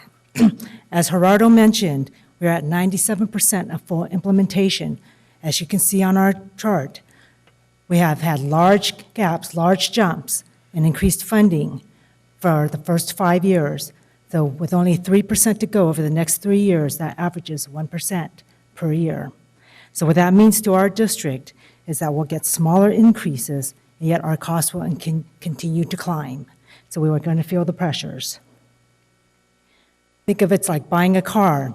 When gas prices are low, you're going to get a good car, and you don't care so much about how much miles per gallon that you get. But when the gas prices start to rise again, you're going to feel the pressure of having to pay more to fill your car. And then you have to adjust somewhere else in your budget to make your paycheck work. Some other areas where we will feel the cost pressure is in career and technical education. When the May revise did not provide any additional funds in this area, it did fund the final installment of the Career and Technical Education Incentive Grant. Afterwards, districts must use our LCFF funds to maintain the program going forward. For us, that is about $2.8 million. As mentioned before, the May revise increased our per ADA dollar for one-time monies from 48 to 173, but unfortunately conditions were added. We will not be paid until May of 2019, and this is only if the state meets its targeted revenues. Also, in the May of 2019, we'll have a new governor. Because of these conditions, we cannot count on this money and will not include it in our 17-18 budget. What does this mean for our district? Between the January budget and the May revise, our LCFF revenue went up by $0.6 million, but we lost the one-time guaranteed dollars of $1.8 million. Our overall anticipated revenues dropped by $1.2 million. We came out worse with the May revise because of the loss of the one-time dollars. Other items that are missing in the state budget. There is no new funding to address the increased employer contributions to CalSTRS and CalPERS. There's no new funding for transportation or special ed. As Kathy and Elliot has mentioned in the prior presentation, the new LCAP template will be for 3 years. And the budget, the LCAP, and the strategic plan must align. The three legs of our stool must work together to be grounded and stable. Our 17-18 budget will be based on the governor's May revise, and we will continue to monitor the state budget and its impact on our finances. We will also continue to follow the LCAP process. Our public hearing for the 2017-18 budget adoption is June 15th, and the final budget adoption is June 28th. What have we learned? The California economy is, and always has been, cyclical. 9 years ago, we had a booming economy. Did the district have an adequate plan for the Great Recession? Do we have a plan now for the upcoming recession as cost continues to increase? Or will our students bear the burden? Thank you. Questions? Any public comment? We have Darlene, are you still here? I think Darlene is gone. She said good night. Liz Guillen?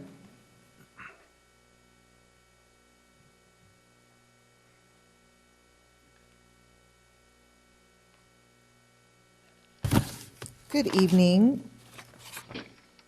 Vice Soon to be good President morning. Wu and Superintendent Banda. I'm Liz Guillen with Public Advocates. I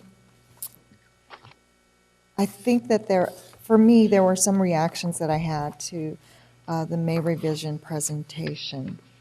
It isn't looking good, that's true, but it's also not at all clear what's going to come out of the final budget. Even in conference committee, there are some hopeful signs. However, I don't blame Gerardo for being cautious, but I do want to suggest that at the time that the LCAP and the budget are adopted, the district will know what the adopted budget or what the state budget looks like. Will have gone beyond our knowledge of the May revise. And so at that time, I think it would be really transparent for the district to say, you know, what the impact of that was and whether or not there will need to be a revision, which is allowed by state law, of your adopted budget within, what, 45 days or something? Yeah, we could do that, and Mhm. we have, we usually, we have 45 days Right. to revise it. So we will mention if something changes from we had to take a point of time Mhm. in order to finish our processes. Mhm. And then after that, if something changes, we will, it is material, we will mention that. Because it seems like there were a lot of hopes for that contingent funding that may not come to pass, the one-time funding.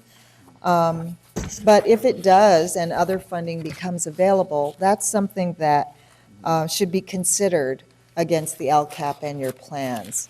And so I would suggest keeping that open for the future. Thank you. Member Pritchett?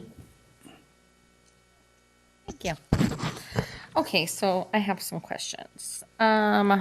First off, can you tell me under page 15 for the ethnic studies implementation, does this mean that it's going to actually be funded out of the general fund, or is it, because it's my understanding that currently it's under Stacy Alt, or Dr. Alt's department now, which is grant funded. So is that going to change, or how has it been in the past? So your question is the ethnic studies? The ethnic how- studies. Like, will- how was it funded before, and then what does this mean in here? So it was funded through the local control funding formula, part of the supplemental in concentration. And since that time, we were planning that it was a 3-year increments, increase that. So we will be part of the same continuation of funding. Okay. Where does this leave us in here with positions that we would like to add, like counselors and? So this presentation was, it will be part of the LCAP, the input that we will take that in, that will come at the next meeting. Back in February, we discussed the whole budget process. This presentation was not about the actual budget, but just about the changes about the governor's budget in May. So I don't have that Okay. in front of me.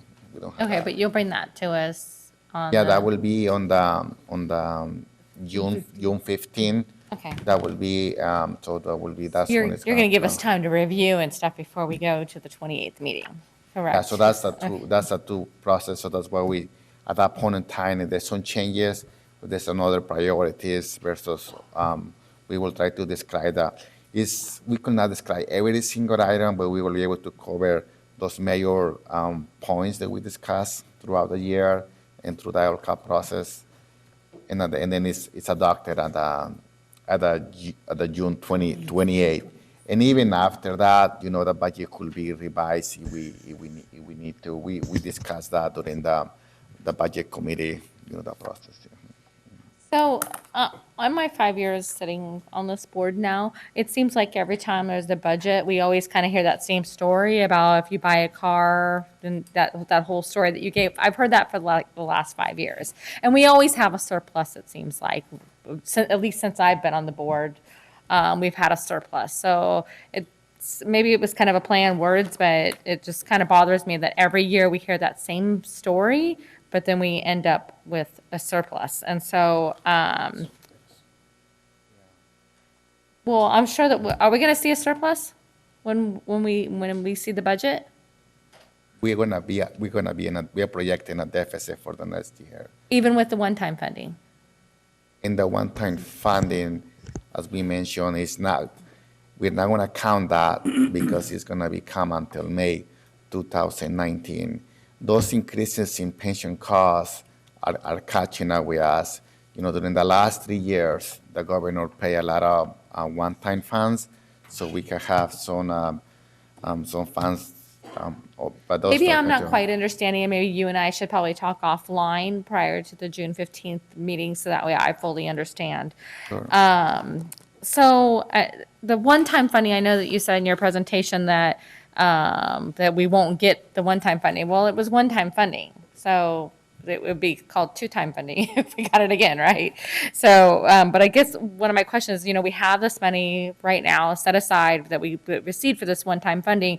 And tonight we had a crowd full of people here in regards to the expanded learning programs. So my question to you, Gerardo, is that can we possibly use the one-time fundings to fund these programs for this coming year until we can figure things out for the following year? So the answer is yes. Yes, we can. It's a matter of what decisions we do. We could do that, but we cannot do everything. We just had to realize the board creates a policy as to what consequences the decisions have. Vice President Wu discussed today in his comments, and the federal budget, something about 10% of our revenue is also decreasing. For many years, that's something that it was stable. We were not. It changed a little bit based on the demographics of our district and the census data. But now you're proposing about a big cuts. It's still a proposal. It's not final, but we just need to prepare for that. And we have had some. Many times since I've been in the district, sometimes some big cuts in this district. When staff. We have been very fortunate these last 3 years, 4 years now, but it's a cycle that comes to that, and we just need to be prepared. That's my recommendation. Sure, and I want to be fiscally sound to make sure that we're protecting ourselves. I guess the thing that kind of bothers me a little bit is that we've received these one-time funds and we're kind of holding on to them. And in my mind, they should be, for the majority, they should be spent on the students that we got the money for and not held off. And I'm not saying spend it completely down and put us at risk for future years. I'm just saying that because right now it looks like we're in a very good place fiscally. For next year, then we're cutting programs. For next year, at this point in time, we are projecting a deficit of $12 million. That means we need a reserve. Many districts are not are cutting programs throughout the state. They're not having any increases because the state has finished paying more of his the wall of debt that the governor used to owe to the school districts. Okay, I'll reach out to you offline before the 15th meeting to kind of go over it, so that way I fully understand as well. Thank you. Sure. Thank you. No other questions? Thank you. Thank you, Gerardo. Thank you. Thank you, Gloria. Moving on to item 11.5, approval of facilities committee recommendation for CB Wire. Ms. Allen. Ms. Allen, you're still here. I think I'm awake. So very quickly, just wanted to report out from a facilities committee meeting a week ago where the committee discussed the possible tenants over at CB Wire. We did an RFP and we received 5 proposals. The committee reviewed those proposals and made a recommendation to recommend to the full board to let Asian Resources be what we're calling the anchor tenant over at CB Wire. They are requesting about 9,041 square feet, mostly the front part of the site there. However, there was interest from some other nonprofits as well, and so the desire is to potentially create something along the lines of a La Familia over at Maple or Fruit Ridge Community Collaborative, where there would be more than one nonprofit operating out of that site. So what is for you tonight is to either approve the Facilities Committee recommendation, and we can certainly ask members Pritchett and Minnick to comment on the meeting, and then I have about, a week left to negotiate a license agreement with them and bring that back to you for your consideration on June 15th. Okay, what's the committee's recommendation? The committee's recommendation is to accept the proposal. Mr. Barrios, are there any public comment? No public comment. This is an action item. I would entertain a motion. So moved. And I have a motion and a second from the committee. All those in favor signify by saying aye. Aye. Opposed? Abstentions? Motion carries. Thank you. Moving on to item 11.6, revision of board policy 1312.3, Uniform Complaint Procedures. Ms. Villegas and Mr. Bozio. Are you still here? There you are.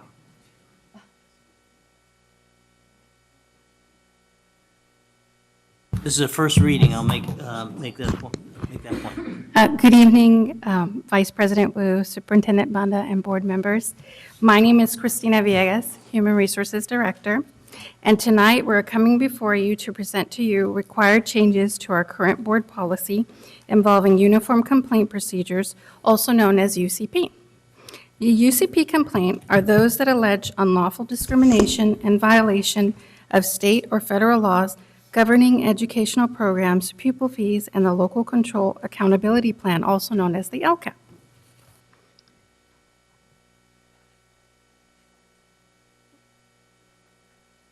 Okay, so for the Board Policy 1312.3, these are the additions. We are going to be adding 15 new programs to the UCP policy per requirements from the California Department of Education's Federal Program Monitoring, also known as FPM.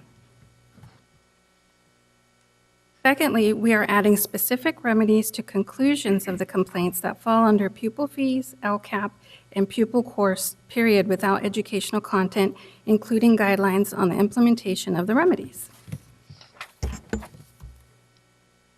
There are no costs associated with this revision. The goal of the revision is to bring the UCP policy in line with the CDE requirements and to ensure rights of individuals that raise particular types of complaints. The LCAP goals met by this revision are safe, emotionally healthy, and engaged students, and operational excellence. As this is the first reading, we are requesting the board to take action and approve this item number 11.6 at the next board meeting taking place June 15th. At that time, the website, annual employee notification, and parent notifications will be revised. And that concludes our presentation. Are there any questions? Are there any public comment? Thank you. Any comments from my colleagues? No. Thank you. We look forward to seeing you on June 15th. Thank you. Where are we? Communications. Any employee organizations seeking to communicate? SCTA has already done so. Seeing none, moving on to district parent advisory committees. Are there any district parent advisory committees? The DLAC has already reported. Thank you. I think that given the late hour, I'm going to exercise the authority unless there's a member Rosas, would you like to make a statement or make a report? Thank you. I just You'll be have here again. something really, really short. I just wanted to thank Sarah, Sarah Nguyen. She will be the next student school board member, and she's being an excellent trooper. She's shadowing me today. Sorry it's going on so late. But SAC has began shadowing and training with next year's board, and we're really excited. We're getting to know them and making sure that they have a good foundation to start with for the upcoming year. Thank you. Thank you. Welcome. We'll see you next time. Are there any board members who'd like to share anything? Any, we will suspend the committee reports. We'll receive the information about 13.1 and 13.2 regarding business and financials, as well as Head Start and early Head Start reports. And I'll announce item 14.0, June 15th is the next board meeting, beginning at 4:30, closed session, 6:30, open session, followed by June 28th at 6:30 only as an open session. Which be a special budget workshop meeting. With that, I entertain a motion to adjourn. I have a motion and a second. All those in favor, signify by aye. We are adjourned. Thank you. Wait, I'm up. Oh, you stay here. I'm just playing. You stay here. Until you were adjourned to say it.